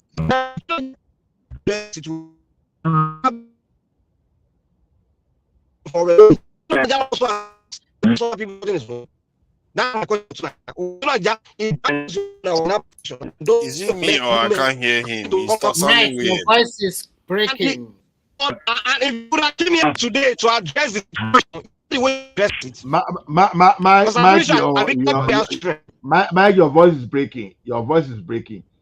So we can't hear you. Maybe I don't use gas. No, it's still breaking. Okay, we can hear you better now. We can hear you better. Oh, no. It's still breaking, though. It's still breaking. It's breaking. It's breaking. Just go and come back. This is what you guys No, do. no, Just moderate two the picture. This is Naija what you're gonna joke get. don't apart. use jazz. No, two Naija joke apart. What did you do? Because how come that immediately started and I don't know. Maybe You don't bring to Nigeria more than maybe the heavens are on my side on this morning. Tonight, go and drink cold water now. Are you not tired of talking for no, this man called himself forefathers. This Naija called himself forefathers, and immediately there was an argument. Ola, 1 second, please. So I wanted to say something. I was going to say, is it a coincidence that when people already stopped complaining about this Tinubu economy and cost of food, all of a sudden we see a huge spike in insecurity? Do you think this is just this is a coincidence, or do you think there's something behind it? Of course. No, they want to bring the government down now. They want to bring the government down. I That's think all it always gets like when people. I was saying it the last time you were saying insecurity has reduced. I said towards the election it's going to increase again, and the pattern is the same. It's not changed. And you know, I'm beginning to suspect two Nigerian ourselves. What do you know? What do you know that we don't know? Tell us. Oh my God! All I know is you have to follow the pattern. The pattern has been repeating itself every election cycle. Towards an election, tension increases, division increases because our leaders make sure it happens. Then insecurity also increases because they want to influence. But why should young children pay the price? Why should young girls that go to school pay the price? I mean, why are we so?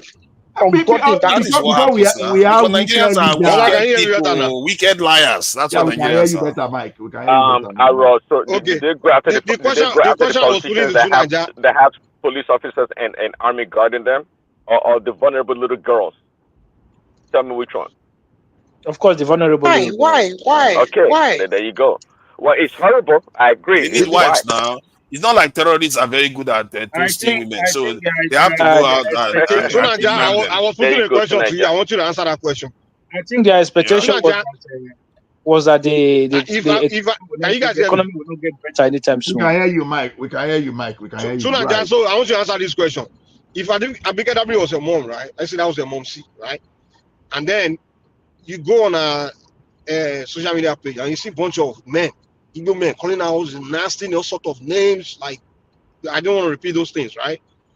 And then she responded the way she responded. If you would have came here today the same we came to address the situation, would you address the same way you're addressing it, the way you address it today? How will you address it? You'll be telling your mom. Mike, you'll be addressing your mom. You'll be addressing your mom. You won't address those people that call your mom what kinds of nasty name. Is that what you're telling us? Now, let me say this. One, there's a reason why doctors are not allowed to operate on their family members. Do you know why? Because they are compromised. You are not objective anymore. That's one. But I would say this. If my mom is doing a job where they are insulting her like that, I would say maybe if there's something she's not doing right, I'll say correct it. And if they insult her, I will still say you are a public figure, you are above that, they are children, just ignore them. Let them carry on and you do your job. To Naija, I have an example. So you are just going to jump in and go and start insulting them. I don't think I have an example for you. Are you not an Edo man? To Naija, you're an Edo man. To Naija, you're an Edo man. Okay. See, people insult me all the time. People insult me all the time. You see me insult them back. So why would you think I would do any different with my parents? I would do the same thing. I would say, just ignore them. They are where they are. But if you do the right thing, enough of them will start backing you too. It's one Anyoma is Delta Igbo. Oh, look at that. No. Two Naijas from Edo, and they were vibrating. It was vibrating with all of them. It was vibrating the other time that some people were. It was vibrating with them the other day that they were insulting the Omonoba. You were not vibrating that day. Did you not open the show that day? And all of you were vibrating that they insulted the Oba Benin. I'm in Nigeria. Didn't you hear me? I'm from every tribe. You know I'm Yoruba. No, you were vibrating. You were vibrating passionately. I can remember very well. I beg you. He say we are Nigerians. We have a culture. We have a culture respecting one another. Sooner just sit on all these Pakistan shows where they are insulting other tribes all day long. Wow. You never see anything wrong with it. I've never seen you say you guys cannot say this about this other ethnic group. I say that all the time. What are you talking about? I say that all the time. The only time you have problem is when oh my God, Mike is still crying. Jeez.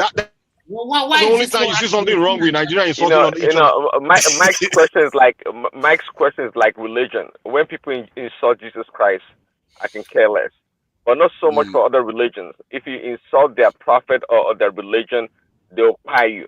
We have example of that. I think you are also a religious. Yeah, that's wrong now. And I called it. See, there was a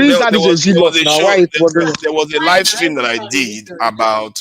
There was a live stream I did about Northerners they have to call out some of these extreme groups a lot more because there's a big problem going on in Nigeria. One, yes, Northerners and Muslims are being killed and Christians are being killed, but the people doing the killing are Muslims.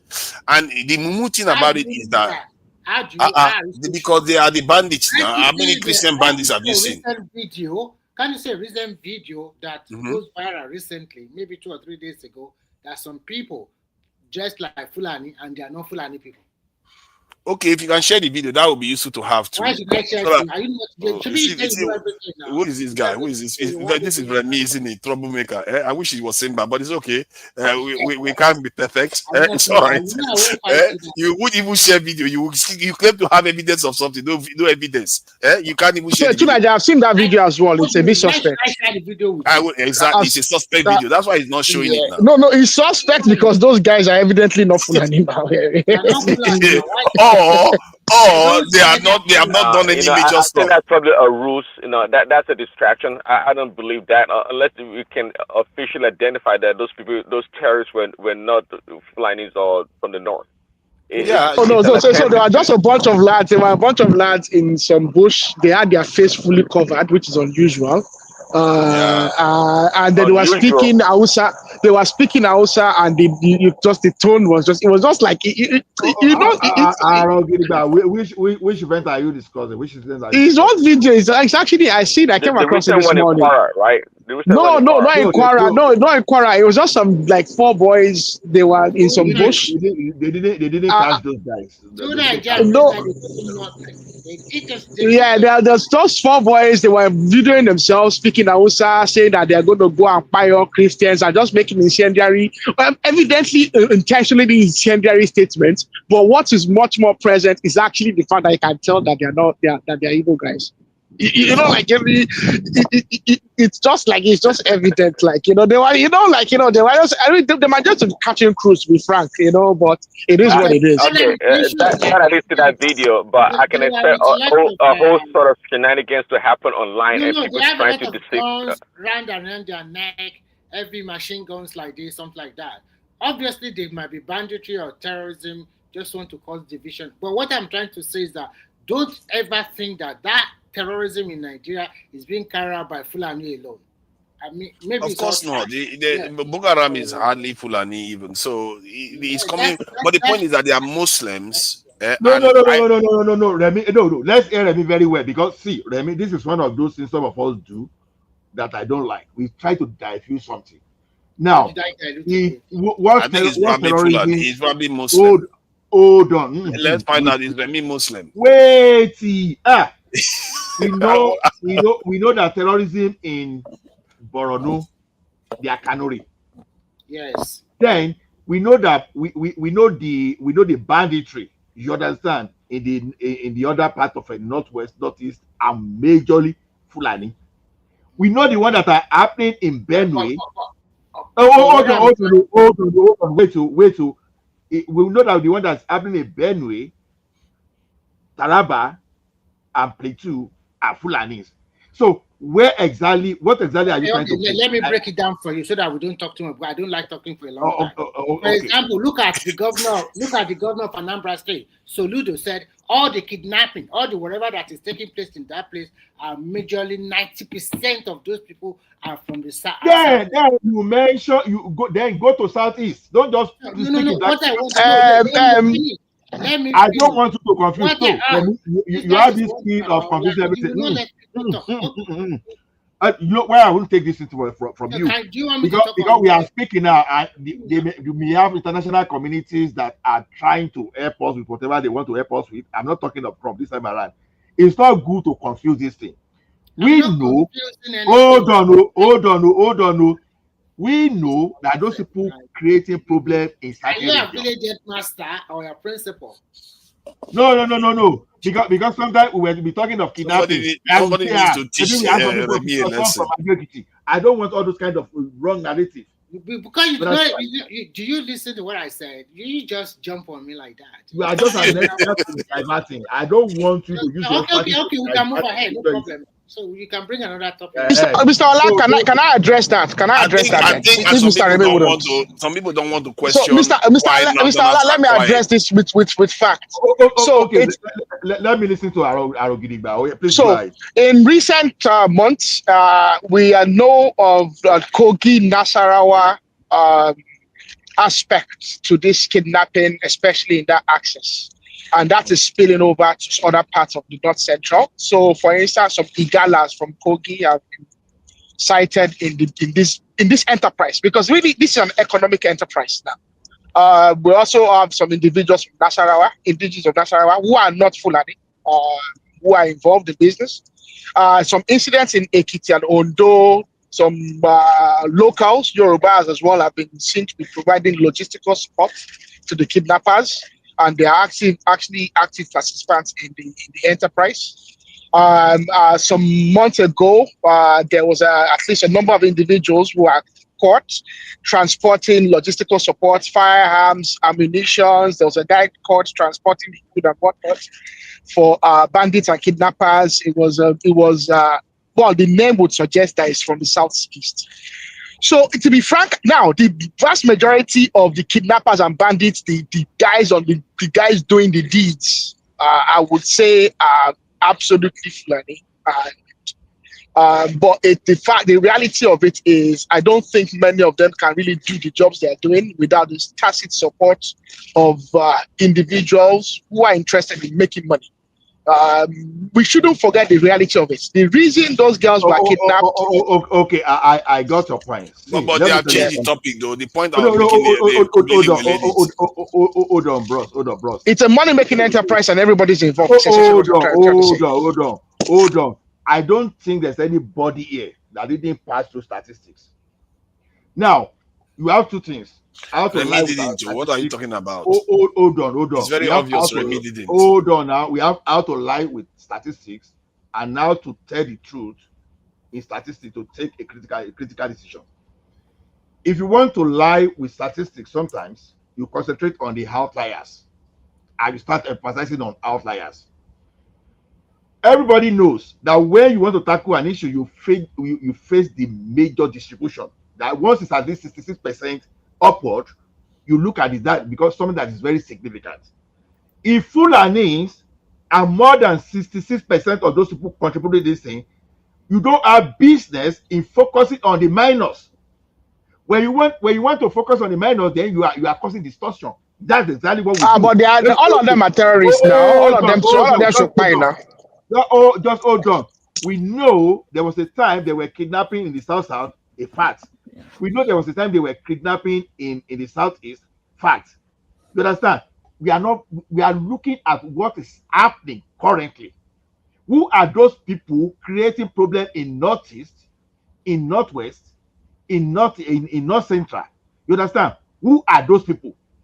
Is it a reverend from Ekiti that is creating that problem in Sokoto?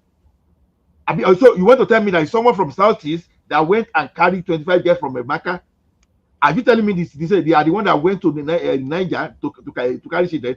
Come on, let us focus on the So let me answer that question. Let me answer that question in a proper manner.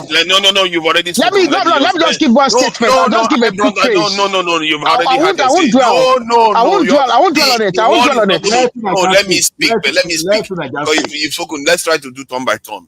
See, I think I have to give you credit for putting a cogent argument forward for actually focusing on the trust of the statements that were made. Because sometimes when people try to address minor points, around the major thrust of the argument.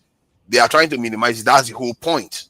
The point I was making was that Northerners, by and large, they have a little bit of explanation for what is going on in the country. And we have to also admit that Muslims have been a kind of in the forward foot in the country. They seem to be thinking that they are dominating the country. And this is where Trump's statement, I find it as a silver lining, even if I'm against intervention in any way. But the silver lining is at least somebody is speaking on behalf of Christians that the Christian leaders and pastors are not doing. And we've heard of cases where, Christian women and men have been attacked and beheaded, all kinds of nonsense go on without the people doing it, getting away with it. And now we have a country where Muslims are at the helms of affairs through almost in the major top positions. Then you also have like in Sudan now, they are killing black Africans because they are not Arabs. They are Muslims. So, Are you but they're saying killing them Tinubu is favoring Muslims? Hold on. Let me finish my point. See, they are killing black Africans because they are not Muslim. They are not Arabs.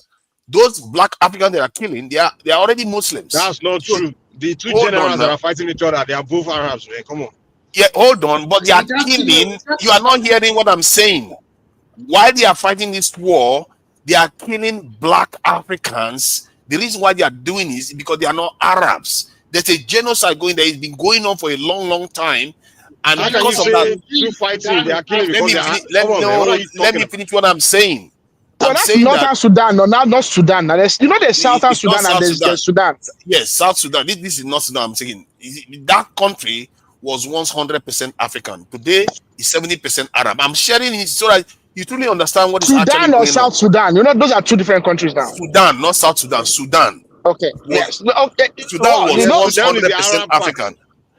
But they only split. They only split so like not long ago. There are still some black African left in North Sudan. Of course. They didn't go with the South Sudan.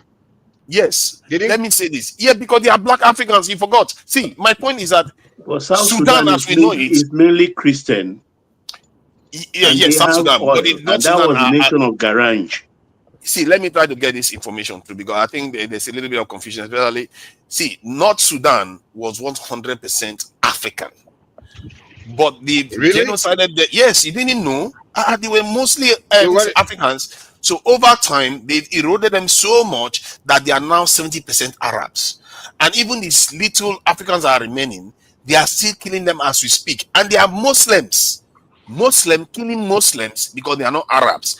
The message they are not Arabs. Why are you calling these people? They are bloody Tuaregs now. Why are you calling Tuaregs Arabs? They are Arabs. When the Tuaregs become Arabs. Oh my God, they call themselves Arabs. They're not Arabs. They're not Arabs. Oh my God, you are telling them what they are now. When the Tuaregs become Arabs, the Tuaregs are Arabs. Are you telling me Tuaregs are Arabs? When the Tuaregs become Arabs, are you telling me the Janjaweeds are Tuaregs or Arabs? They're black. When the Tuaregs become Arabs, oh my God, they call themselves Arabs, so you can't tell them what they are. But they call themselves Arabs. They are Arabs. black people. They are black people tonight. If genetically, how about North Africans? North Africans, they say they are Arabs. Are you going to force them?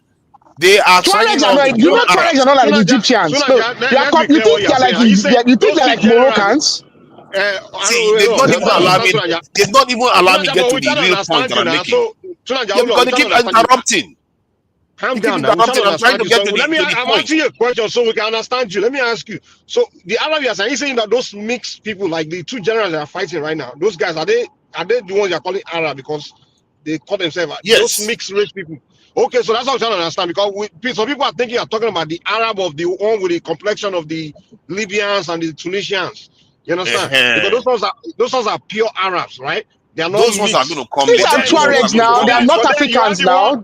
Hold on, but then you have the one in North Sudan, which like those two generals are fighting right now. They are mixed race, but they call themselves Arabs. Just like the lot of Somalis who call themselves Arabs. So that's why I'm trying to make it clarify. And they are killing fellow Muslims in the name of Arabs. And that is the point you have to understand here.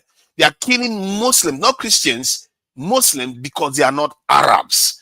And what I see there is that because they have a border with Chad, and they are coming south. Africans are losing their space. They've taken North Africa already. They are moving further south. And we have Christians in Nigeria. No, I mean Arabs, these Muslims in Nigeria that are pretending as if they can't see that, and they are killing fellow To Nigerians. Nigeria, you can Hold spin the on, web, eh? hold on, no, because this is important. This is real. This is not joke. Guys, They are right there. Stop inciting They are people and right spinning there. the web, Oga. No, they are right. No, this is serious. They are right there in Sudan, and they are. up now. Let Nigeria They are trying. I would agree with you, but at the same time, I disagree to some degree. Yes, It is real. No, the issue I have with them. It is true. Hold on, He's spinning. It is true that those Arabs, they're kind of very racist towards the dark Africans, 100% Africans. Yes. It's true. Colorism, Mike. It's colorism. Yeah, colorism kind of situation. Colorism or paternalism, whatever nonsense. They are still killing Africans nonetheless. Yeah. Correct. The racism is there. Whenever chaos, they take that. Whenever opportunity comes, but the purpose of war is not because of color. It's simply because of resources and power. That's the reason of war. You understand? Yes, but they use that as an opportunity. Whenever there's a war, people always ignore the true reason for the war. They always want to make it like, oh, the war is going on because of people are different. That's not true. Yeah. They will say people are fighting because their color is not true. Yeah, we know naturally. Hitler started the war. Hold on. When when Hitler started the war, did he say because he wanted to kill all the Jews? No, it was with Russia and France and all the rest. So you can see Hitler made the statement very much prior to the war. Hitler didn't just Hitler was democratically elected. The war didn't start because of the Jews. It's not because of the Jews. Wait. Hitler is Austrian, okay? So he already made very clear his policy and everybody understood. He didn't like the Jews, but it's not the reason for starting the war. That's my point. And the point Mike made is valid. The reason why they start the war is not necessarily that point, but they know in between themselves they're going to use this opportunity to cleanse the land of these people that don't have the power to defend themselves. And that's what they are doing now, just like Israelis are doing with the Gazans. Ironically, the Arab people in Gaza are losing land to the Israelis, and in Lebanon they are losing land to the Israelis, but I think they've actually gained far more than the land they've lost in Africa. So in other words, they are moving south. You are not looking at the big picture. They are moving further south, and they are already at the borders of the Chad. You mean the people that can't even get into Egypt are moving further south? If the Arabs want to go, you didn't know that they are already moving further south. Egypt wouldn't let them. Egypt wouldn't let them in. They are suddenly moving further south. Moving further south. They are already in Sudan, and they are cleansing Sudan of Africans. No, what I'm saying is you are just spinning. Now, to Nigeria, a lot of what is happening in Sudan. If you don't understand stuff, just hold on for a second. You don't understand. To Nigeria, a lot of what is happening in Sudan with the Tuareg and the Africans is as a fallout of Muammar Gaddafi. Muammar Gaddafi. See, Oragidigba, if you don't know these things, don't talk about it. You don't understand the topic. You don't know history. I'm telling you what it is. Can I come in after two Niger, if that's all right? Because it's been. Can we please make this one after the other, please? Yeah. Thank you. All right. Let me just submit the point so that it's going to round up. I think you guys have understood most of the part in terms of the Sudan part. Allah censor to Niger for 30 minutes. Remy, Remy, somebody should censor Remy. They say he doesn't know statistics. I don't know. Maybe you need to wait and count. My point is that what is going on in Sudan is coming to us. We as Africans are losing our space. In the south, they are already moving into South Africa. And while South Africa is kicking black people out, in the north, they are becoming more Arabized. They've already claimed North Africa as part of Middle East already. Now they are coming further south. While that is happening, we in Nigeria, Fulanis, which is a terrible thing, what some of them are doing, they are busy killing Africans, helping them do their job. And by the time they are done finishing their job for them, they too will be cleansed. You see how sad it is? You kill your own fellow Africans, making way for people that are going to come and cleanse you too. How stupid is that? And our leaders are not calling them out for their behavior, because you don't see them talking about Sudan. They pretend as if they don't see those fellow Muslims in Sudan being slaughtered by other Muslims that claim that they're Arabs. They don't say anything about it, and I think that's a serious hypocrisy, and somebody needs to call them out on it. You I can't believe tonight you just actually compare the farmers' hardest crisis to this crisis in Sudan. It's actually you're twisting the narrative here. I totally agree with you. The man has no knowledge of history now. Nah, very, very. I'm very disappointed today. Actually, I've been listening to you. Normally, me and you agree on a lot of stuff, but today we're on a different path. But that's fine. The people in Sudan, Sudan is the place you see a black brother that's dark as a charcoal, and if you ask him what are you, he will tell you he's Arab. It's that brainwash mentality. It's not just a brown skin that's been brainwashed in Sudan to Niger. All the black Africans in Sudan and the Afro-Arabs that you're talking about, because Sudan don't have a lot of Tuaregs. The Tuaregs are mainly in Chad and northern Niger and northern Mali. The Tuaregs also are different to the Berbers. The Tuaregs are actually the closest people that you have to Africans. People should know this. The Tuaregs are just as discriminated against as the Africans in the hands of the Berbers and the Arabs. So the Tuaregs and the black people are actually they're suffering the similar thing when it comes to racism. But the reality is you cannot compare them. The good example of Sudan that you keep banging on about, Nigeria is a good example. If Nigeria split today and they end up in a drama, Nigeria is going to be worse than Sudan. And this is exactly how it started in Sudan to Niger. They split Sudan into two. One Southern Christian and one Northern Muslim. And both of them are gearing up for war. The North is at war. The South is actually gearing up for war. Who done that? America. America funded, this separation. And is South Sudan any better than North Sudan today? No. It doesn't make any difference. What the people So in Sudan are basically, facing. the North are fighting each other, and the South are also fighting each other. Yes, both of them are fighting. Yeah. There's been no peace. You understand, Mike? Now you made a statement that's categorically untrue. Okay, when you give me that. said the Sudanese that are doing this ethnic cleansing, like the RSF and the Janjaweed, that they are Tuaregs. No, they are not Tuaregs. No, you did not listen to me. That's exactly what I said. I said they are not Tuaregs. They are Afro-Arabs. They're different to Tuaregs. Then where did the Tuaregs come in? Then why are you conflating them, bringing Tuaregs into it? I said Tuaregs are not in this fight in Sudan. That's what I said. You need to listen to what I'm saying. Then why did we mention Tuaregs? Who brought it up? You did. I brought it. I brought it up. I said someone else brought it. That's why I said that. I thought you did. You need to listen to Niger. And in the Sahel, you have Afro Tuaregs, you have Tuaregs, you have got Arabs, you got Afro Arabs. So, that different, and some of these people look really close to Fulanis. If like me, I will not separate them. Yeah, you also have the Shua Arabs, you have the Kanu, like Kanuris and Shua Arab are the same. So you have different of these Afro-Asiatic people in that region.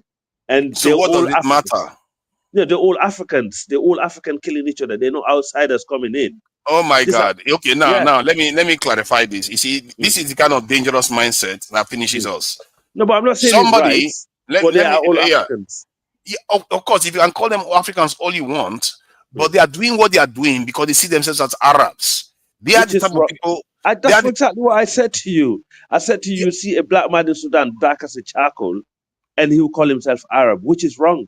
Yeah, but why are you saying I'm wrong then? Because if I'm already right, why are you disagreeing with what I'm saying? No. What I'm trying to say is you are basically comparing the mass killing in Sudan to farmers and herders clashes, which are not the same. No. They are similar in the sense that the Muslims. Let me describe the similarity. You said you wanted to know the similarity. I will make it very quick. They are similar in the sense that you are subscribing to something foreign while you destroy your own. And the ones in Nigeria, the elders in Nigeria are not calling out the injustice that they are seeing in Sudan.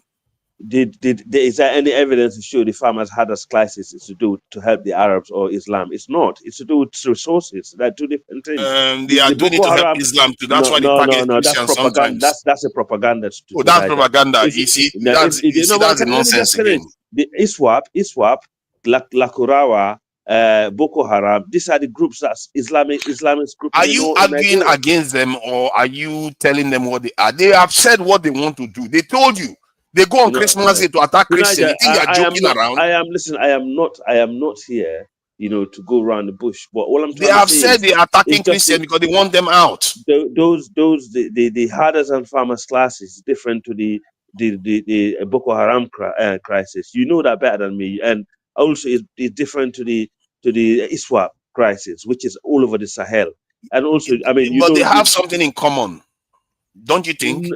ISWAP, Boko Haram, and Lakurawa, yes, they do.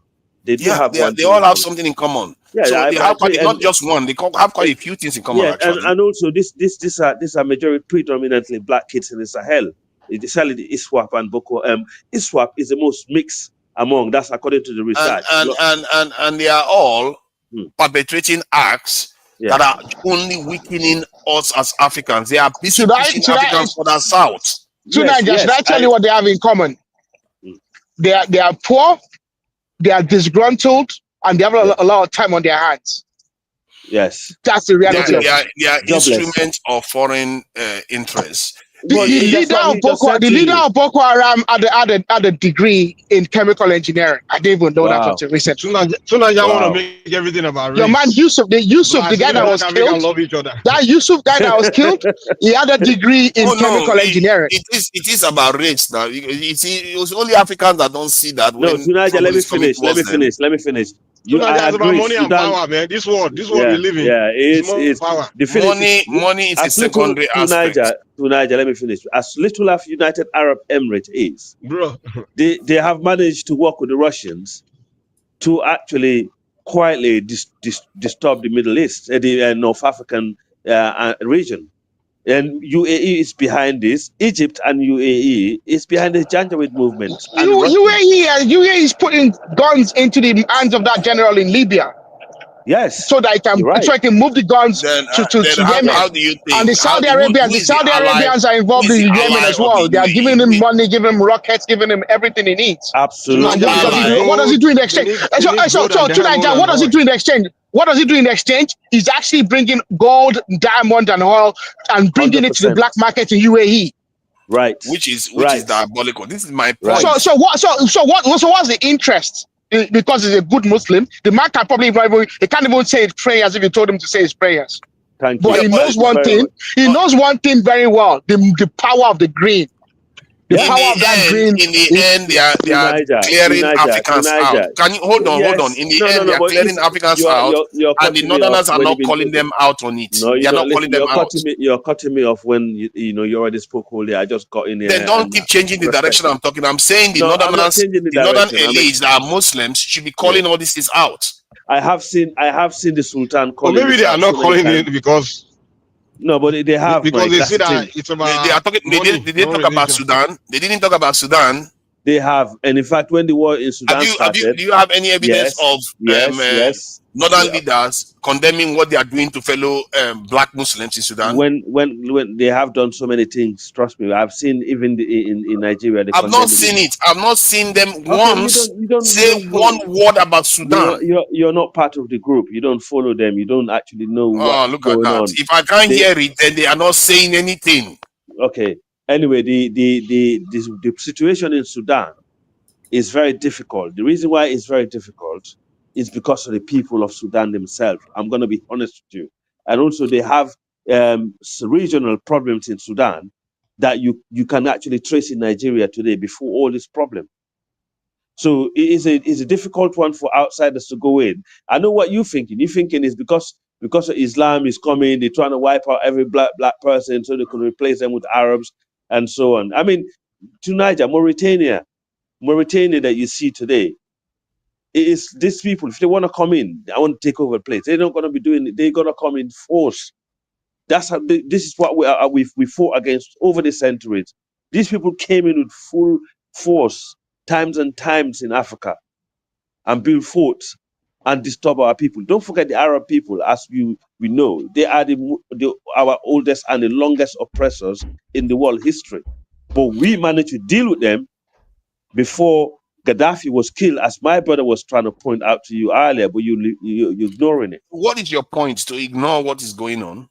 It's not about ignoring what's going on, but it's about knowing the fact and knowing the problems, and then we know the facts. What they're telling you is that war is never about race or religion. War is about money and interest. Money. And everybody it's only our people that will see it like that. When you look at Sudan, it's very clear that the two generals are fighting war for power and money. And then in South Sudan too, the two sides are fighting war for power and money. Just like in Ukraine and Russia. It's like saying war in Ukraine and Russia, we Christians should not condemn. Ukraine and Russia are Christian countries.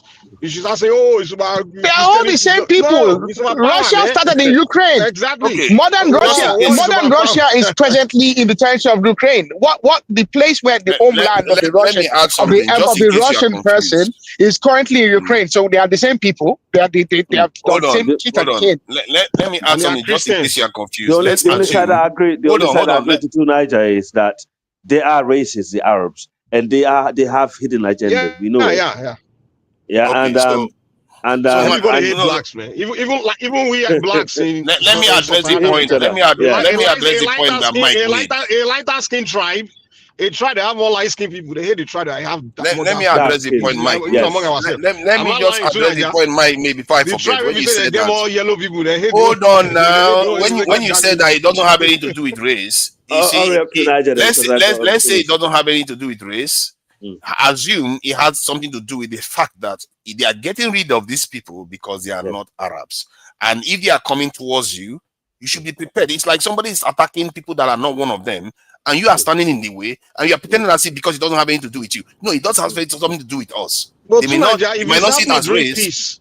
To Niger. If it's happening during peacetime, then you have a point. But if it's happening during a war, it's because it was war. It's called war. It's going on. Yeah, but we are saying during peacetime. What does it matter how it happens? To Niger, can I ask you a question? Can I always look for that opportunity to take more land from you. But that's what they do. They will use that opportunity to take more land from you. That's how they do it. To Niger, how many? White Arabs are not coming to take your land from you. Oh yeah, they're not coming. You see, your thinking is that this kind of complacency is why we as Africans are losing ground. They've already claimed North Africa. So now, what you need in Africa is not being productive. Alexander claimed North Africa. The Arabs didn't need to claim that. Alexander claimed North Africa. Yeah, but after now, Arabs control it now. No, not the Arabs. Okay, with the Ptolemy, whatever, the Egyptian.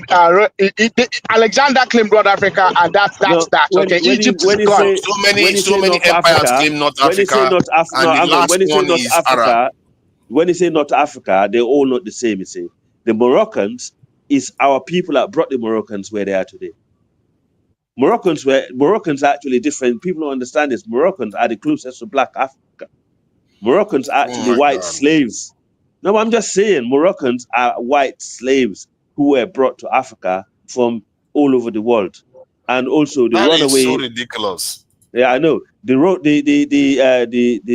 also they got another faction of the Almoravids who retreated when Alfonso the Great chased them out of Spain, who came and settled in Morocco. And also you got the tribes that were there. Are you talking about after the Moors or before the Moors? The Moors.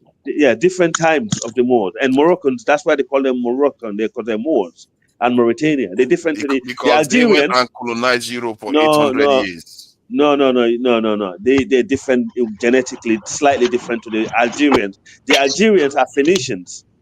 Yeah, the Algerians are Phoenicians, and I believe the Libyans are also. But then the Egyptians are majority probably Arabs. So they're different groups. And this we know that, but they all proclaim to be Arabs today. So I don't know what you are fighting for. Sadly. But what's an Arab? To Niger, ask yourself, what's an Arab? That's the other question. You see, now what is an Arab? Now, what is an Arab? Is a Palestinian an Arab? He's an Iranian Arab. No. He's an Iraqi Arab. He's a Lebanese Arab. He's a Jordanian Arab. Yes. He's a Saudi Arabian Arab. Yes. What is Arab? Is Al Nasser Arab? Is Al Nasser Arab? Is Gaddafi Arab? So who is an Arab actually? They are telling you yes. He said that what is Arab? See, let me tell you something. The thing about Arab is like who they refer to Arab are people that speak Arabic. You know that, right? Yeah, that's what Arabic speaker is what they call Arab. No, just because you speak Arab, just because you speak Arabic language is not necessarily this in the reason. But that's what I think. Let me say this. The thing about Arabic language and the even Jewish one, or when they say somebody's a Jew or once they say somebody's Arab, the thing is, it's not very, very straightforward. It can be a cultural thing. It can be a religious thing, or it could be a genetic thing. And often, this is the trick about it. They can, in 1 minute, it is only cultural. Then in the next minute, it turns genetic.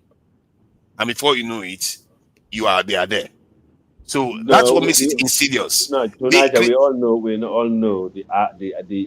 it comes to genetics, right? These people in the Middle East, they know that there are differences. If you go to those in Oman, they will tell you who they are. If you go to Yemen, they know they're Yemenis. If you go to, in fact, the real Arabs are the people in Yemen. These are the original Arabs.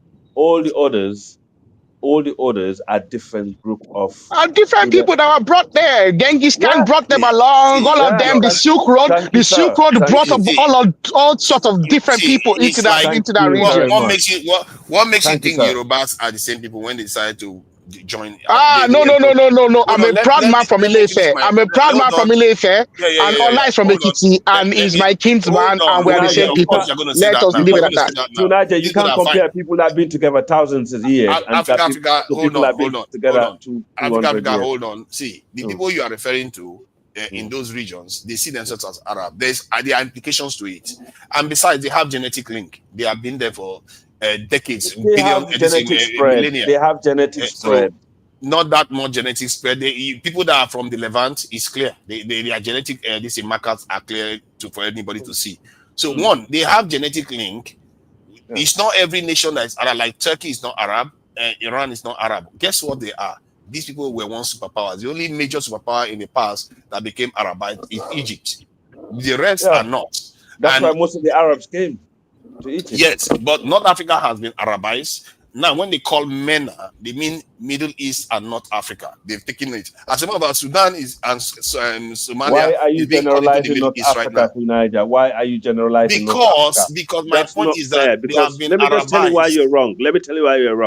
Because I just told you, those Tuaregs that you see in the south of, for example, Morocco, Libya, Tunisia, these are not Arab. They don't want to be Arabized. No. I agree with that. I'm not disputing that part of it. They're marginalized by the lighter-skinned Barbers. Yeah? Even Gaddafi was a Berber. Even Gaddafi was a Berber. Sometimes would deny being an Arab. Well, that might just be Gaddafi because he wanted to be African so much. But Gaddafi made it very clear that he wanted to be an African more than anything else. It denounced Arabism publicly. Yes, absolutely. He's a Tuareg. But Gaddafi looks just like any other. You look at Gaddafi, you look at someone in Palestine, your conventional Arab. Arabs. You see, the truth is that the Arabs defeated North Africa multiple times. The Arabs defeated North Africa multiple times, and they defeated Sudan multiple times too. So can I just say this? No, I'm saying Niger, can I say this? Can I say this to what you were saying earlier on? I think we need to inform. No. Niger, let us inform people listening to us. Hold on. Forefather, waiting makes you refer to Yoruba. You are very rude. You want to start crying again now? Please do that again. You want to start crying again now? Did I say Yoruba people are not the same people? You are a Jew, right? You are a Jew. I think you are an Arab. Tulaja, what tribe are you actually? Because I don't know what tribe is. You don't know my tribe. I'm a Nigerian tribe. I'm of the Nigerian tribe. I am Igbo. You are not Igbo, man. I am Hausa. Tulaja, you people need to make up your mind, man. You are Nedu Woko. Are you guys Igbo or you are? What are you guys, man? I don't Good question, Mike. Good question. Those are the most confused people, man. I'm serious. Some of them say they are Igbo. Some of them say they are not Igbo. You are giving me a try, man. You're welcome. Tonight is either from the Kru people, like we call Ijo tribe, or he's somewhere around the Benin. No, it's not Ijo, man. Look at that. From the Benin. They're all giving me tribes. I have told you the tribe I'm in. I'm Yoruba. I'm Igbo. Okay, let me ask you. God forbid we reject it in Jesus' name. Tunaja, let me ask you. Oh my God. Tunaja, the Agbo people, are they Igbo or they are, what are they? What do you call them? I don't know. I think they are mixed. If you ask me, because in Delta State, I think Delta has a variety of cultural ties with the Benin Kingdom, at the same time have cultural ties with the Igbo side. So, and they even have cultural ties with the northern, I think Igala, they call them people, something like that. So, but if you ask me, I would say majority of their culture, let's say 60%, 40% is Edo, Igala, then 60%. Look at how two Nigeria just destroyed this. There is a territory. There's a territory of the Obanedo. You are calling it 40%. What do you want me to say? I'm just saying culturally. I'm not saying they are thrown, because culturally, linguistically, they said linguistically the language that the people in Delta by and large they speak, they tend to have a mixture of the groups around them, like Edo, this in the people in the Gala, I don't know what they are called there, and Igbo. So Igbo seems to be the dominant language amongst them, depending on the variety. So as a consequence of the British experiment, not as a consequence. I don't know who so the Agbo people, they are more Igbo. So they are hybrid ethnic group, basically. Yeah, just like Somalis. Mike. Okay, you have to put into position the British experiment. Okay, the British enforced a singular language. Wow. The British enforced a singular language, and that language has influenced a lot. Okay, that area is the throne, the culture, everything about it is under the influence of the Oba of Benin. Absolutely, and there's no question about it. So you are saying the Agbo people, you call them Benin people, is that what you are saying? Artifacts and everything, and their culture, their tradition, everything points to that fact. So let's just leave it. Let's not complicate. Let's talk about today. Let's talk about today. Nedi Woko is saying they are Igbo. So we try to let them define themselves. So Nedi Woko is saying they are Igbo. And some of them, we say they are not Igbo. If you ask them what they are, they can't tell you. They will just be telling you. But why are you surprised? We have under Benin throne. So soon as just defining for us. Mike, what are the Agbo people? Mike, you have been online enough. I think you have been in conversation that we have with Somalis, Ethiopians. We know that when you have a bordering society, they tend to exhibit traits of both sides that they are bordering. And you will see some of them claim that they are from this side, and you see some of them say they are from that side. That's why you see some people in that area, they will tell you they are more tied to the Edo, while the others will tell you they are tied to the Igbo. But the truth is that they are linked to both sides. They are bordering nations. That's the whole point. If they are bordering, it's fair for me to call them Igbos. From both sides. I think so is it fair for me to call them Igbos? You can call them Igbos. Some of them will accept it. Others will be offended. You see, that's the problem. Okay, like so if you say Somalis are Arab, they don't like it. If you like Igbo, I'm Igbo too now. I didn't like say exactly. So that's why you are here defending Nnamdi Kanu. I'm Igbo too, and I'm Hausa. I'm Yoruba. No. Leave that Yoruba one part. Leave that Yoruba one out. I'm Efik. I'm Igala. So see, look at me as more of a nationalist. Please, and I think we need more nationalists in that country. When it comes to conversation, you always lean towards the Igbos against the Yorubas and everybody else. Oh my God, Mike, this victim mentality that you are doing, for how many years Mike has not gotten over one live stream that we did? He hasn't gotten over one live stream. No, we see you. You keep crying about that for 2 years in a row. Politically, everything you align more with the Igbos, but then you tell us that this mixed hybrid person, your culture of everybody. I wish Igbo people see it like that. Igbo people don't see me as being aligned to them at all. Can I speak, right? Can other people speak, please? No, you have been talking the whole day. Hold on, you will speak. To Nigeria, the thing is this: I learned that Igbo, they are from Gabon, so that simply means that. Don't start now. Don't start with all this nonsense, man. Let's not do that. Let's not do that.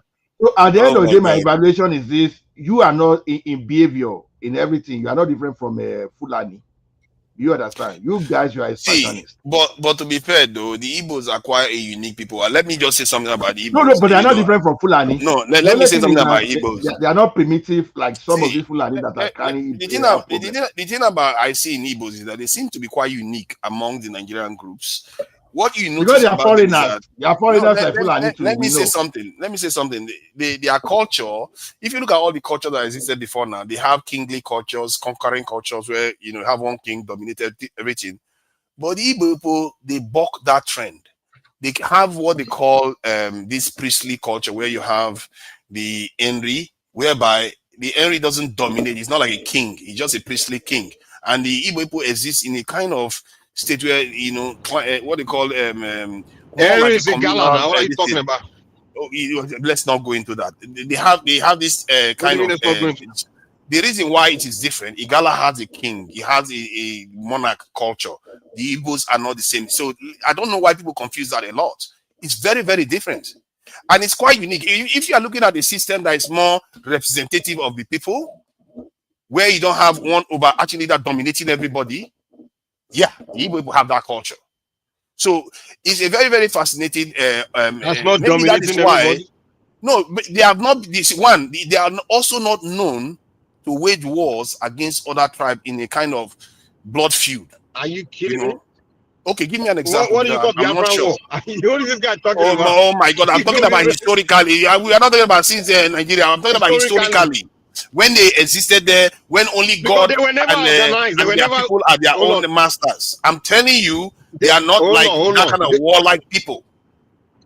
No, they were. Are you kidding me? They're always fighting among Okay, themselves. give me. Hold on. We know the Yoruba people were fighting like a cat in a bag. Tell me the ones Igbo people were doing. Calm down. They Let were me come wars in, in please. Igbo. You There were wars in cannot all be over Africa. The dominating thing the is, whole place. they never successfully established a kingdom. Let man of prestige talk. Mr. Ola, let man of prestige talk. I beg. Yeah. Oh yeah, we'll talk. Gaboman. Okay. Oh God. Sometimes we need to be very factual here, about what we're saying. We are talking about you, Niger.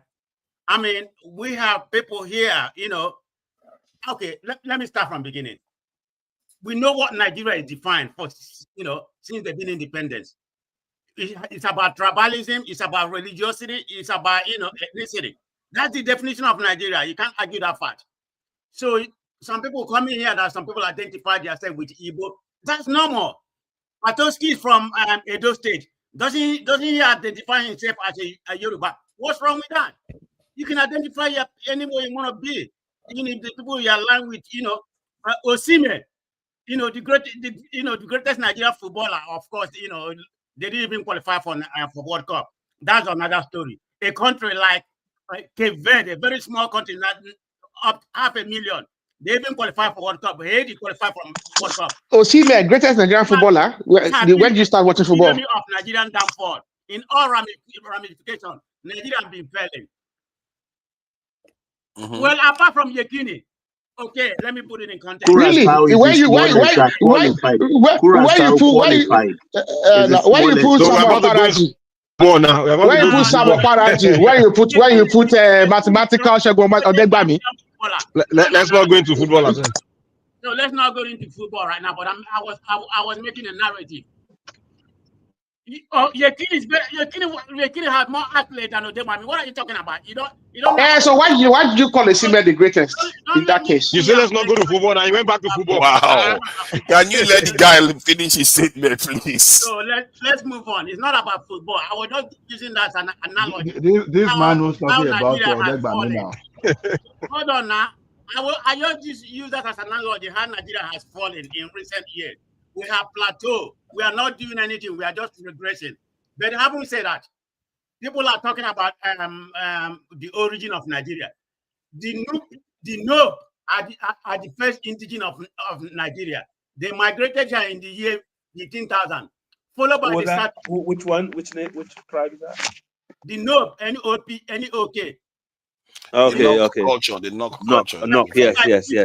They're very old. Country. Yes. Hold on. They're very old. It has been in this country for 3,000 years, followed by the Yoruba 2,000 years.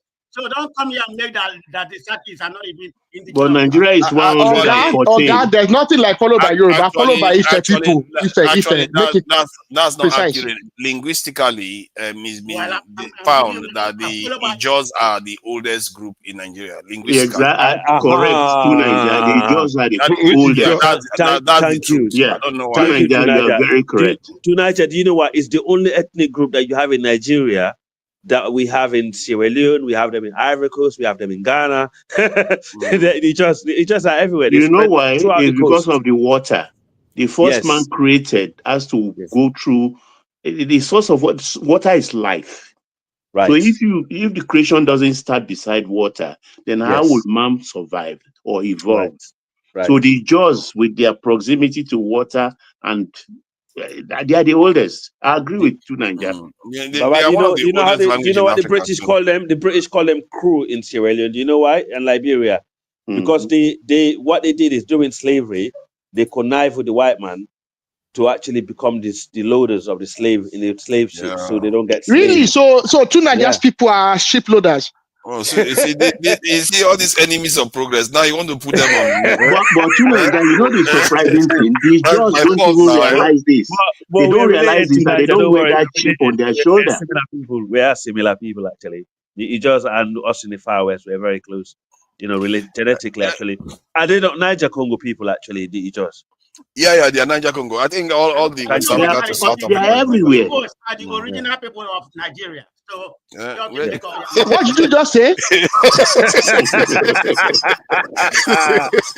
Don't start that man of prestige. Hold on, man of prestige. This thing you just mentioned, they can de-Biafra you. You can be de-Biafra. You are Jew now. You are Jew. You are from Israel. So what? No, you are from Israel. You are not from the Nigeria. Niger River to Niger. The Niger River is the real cause of the early migration in West Africa. It's nothing else but the Niger River. So. Yeah, they said so. That a lot of people migrated further south. Everybody followed that river from wherever the source to the end. Everybody, old traders, everything. That's right. Spot on, Baba. I agree. Did you know that there's a study that was done in the UK? I think it was 2005, actually, this year or late last year. The lady released it and said many of populations that you see in the Nigerian areas and further south, they migrated from the north. That for thousands of years they've been living in the Sahara and all those areas and migrating further south. You're right. Yeah, and the funny thing is that migration is still happening today. Who are those tribes? Let us hear, because all this with Madam Fonio narration, we want to hear. Well, some of them it could be Yoruba people now. They are not Nigerians. Okay, I'm glad you mentioned that. To Niger, do you know how long? To Niger, do you know how long the Fulani has been living in northern Nigeria? Do you know anybody know how long? I think it's in numbers. We are talking about it's less than 200 years. So what are you talking about? If it's small, longer than that. Far longer. From the 13th to 14th century. Yeah, they've been living in northern Nigeria. Usman Danfodio is just the new entrant, and when he got there, he was the last one. He met Fulani people that were already living with the Hausa kingdoms. Of course, even when Usman came there, he came there just as a teacher, and he was accepted. It's just at some stage he got the idea that he could seize power. That's all. In fact, no, it wasn't that he got the idea he could seize power. He was expelled. Yes. By the king that was ruling over the area called Kaduna and Nasarawa now. He was expelled, and then he went back and got his own fighters and came and usurped the individual. So actually, if he wasn't expelled, we probably wouldn't have the Usman Danfodio kingdom. He went and get a backup from the outside. He went and got back up and came back and fought them and expelled them. Let me add, what Usman Danfodio did, he didn't do it because he thought he's Fulanis. He was thinking from the point of view of Islam. So that's what he was thinking, and that's how they not see him. Not about Fulanis. If he was thinking about Fulanis, he wouldn't have succeeded. No, so I think his belief was that those people weren't good. They weren't practicing it. Yeah, they are not practicing. So that's why Fulanis, are they part of the Senegambia? Is that their origin? Fulanis are the owners of Senegal. They are the owners. The oldest, me and Tunaja was on Dynasty platform, isn't it? With the guy from Akan was breaking it down. The oldest empire in West Africa is Ghana Empire. Now the kingdom that was right next to Ghana Empire was called the Takrur Kingdom. Now the Ghana Empire belonged to the Soninke and the Akan of northern Ghana. That's the reason why you hear the country called Ghana. Now the Yeah, they are Akan. not the oldest. They are not the oldest. So have you forgotten the Dapichich culture? Yeah, well, that's part of our Monday history also. But it wasn't as that one is the oldest. It's as old yes, as but that wasn't as established as Ghana. Okay. Are they not part of the Senegal and Gambia? I mean, Yes, they are. They built with stones, for crying out loud. Yes. Our ancestors happen to be the first people that built. It's happy to claim it now. Nobody. No. Okay, the Ghana Empire. I will name the amount of tribe that was under the Ghana Empire. The Fulani was one of them, but the Fulani were oppressed by the Akan and the Soninke. We were oppressed by them for hundreds of years. We were actually have to be slaved under them, basically, where we have to pay tax for survival. We was boxed in by the ocean, right? And they control all the other side. So all our movement was controlled by them. Okay.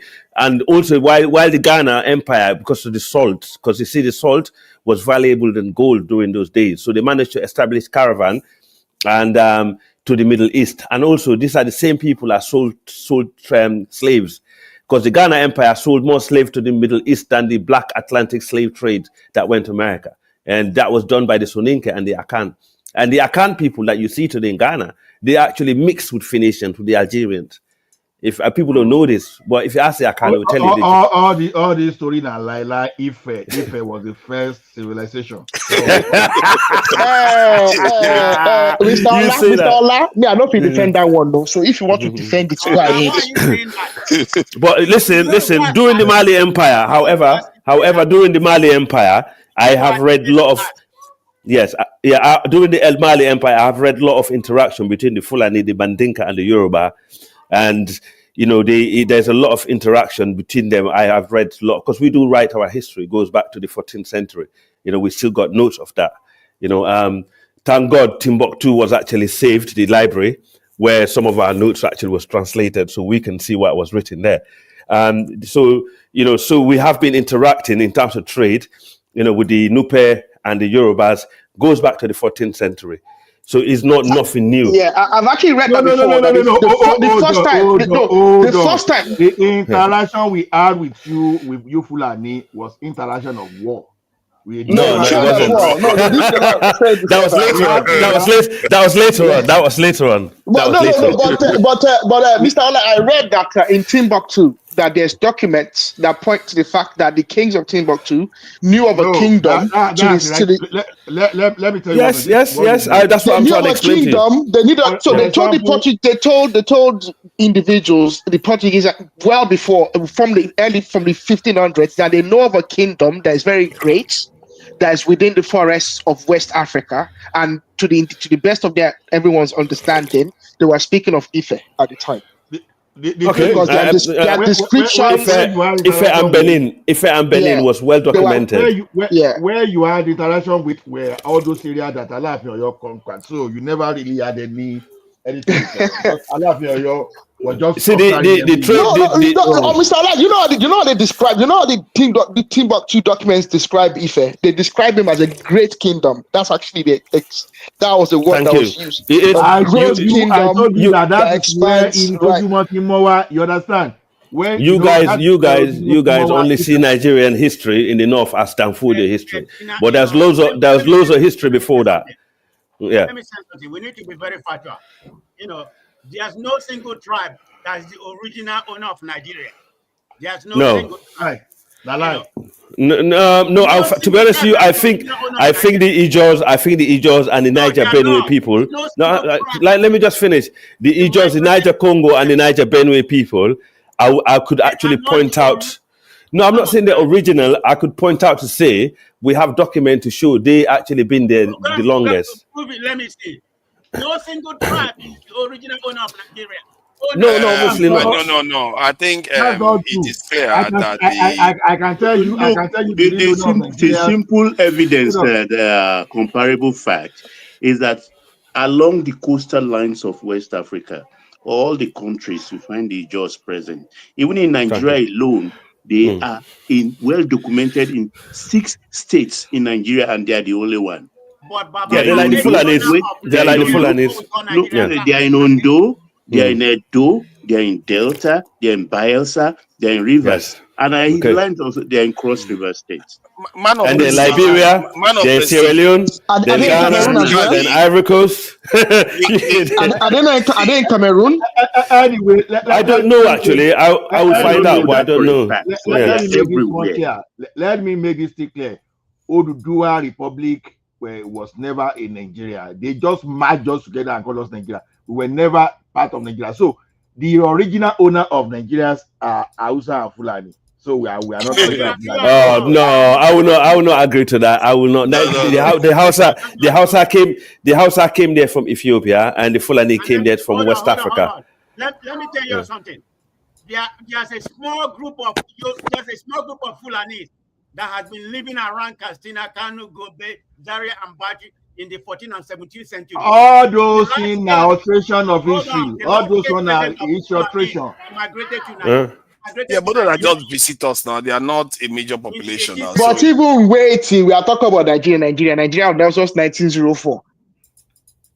Yeah, but let me say something about Nigeria that makes Nigeria very, very important. Nigeria and that's why I'm telling you now. The Oduduwa Republic. Nigeria is very, very important. So we are older than Nigeria. See, let me say something. Let me just add something about Nigeria that I find very fascinating.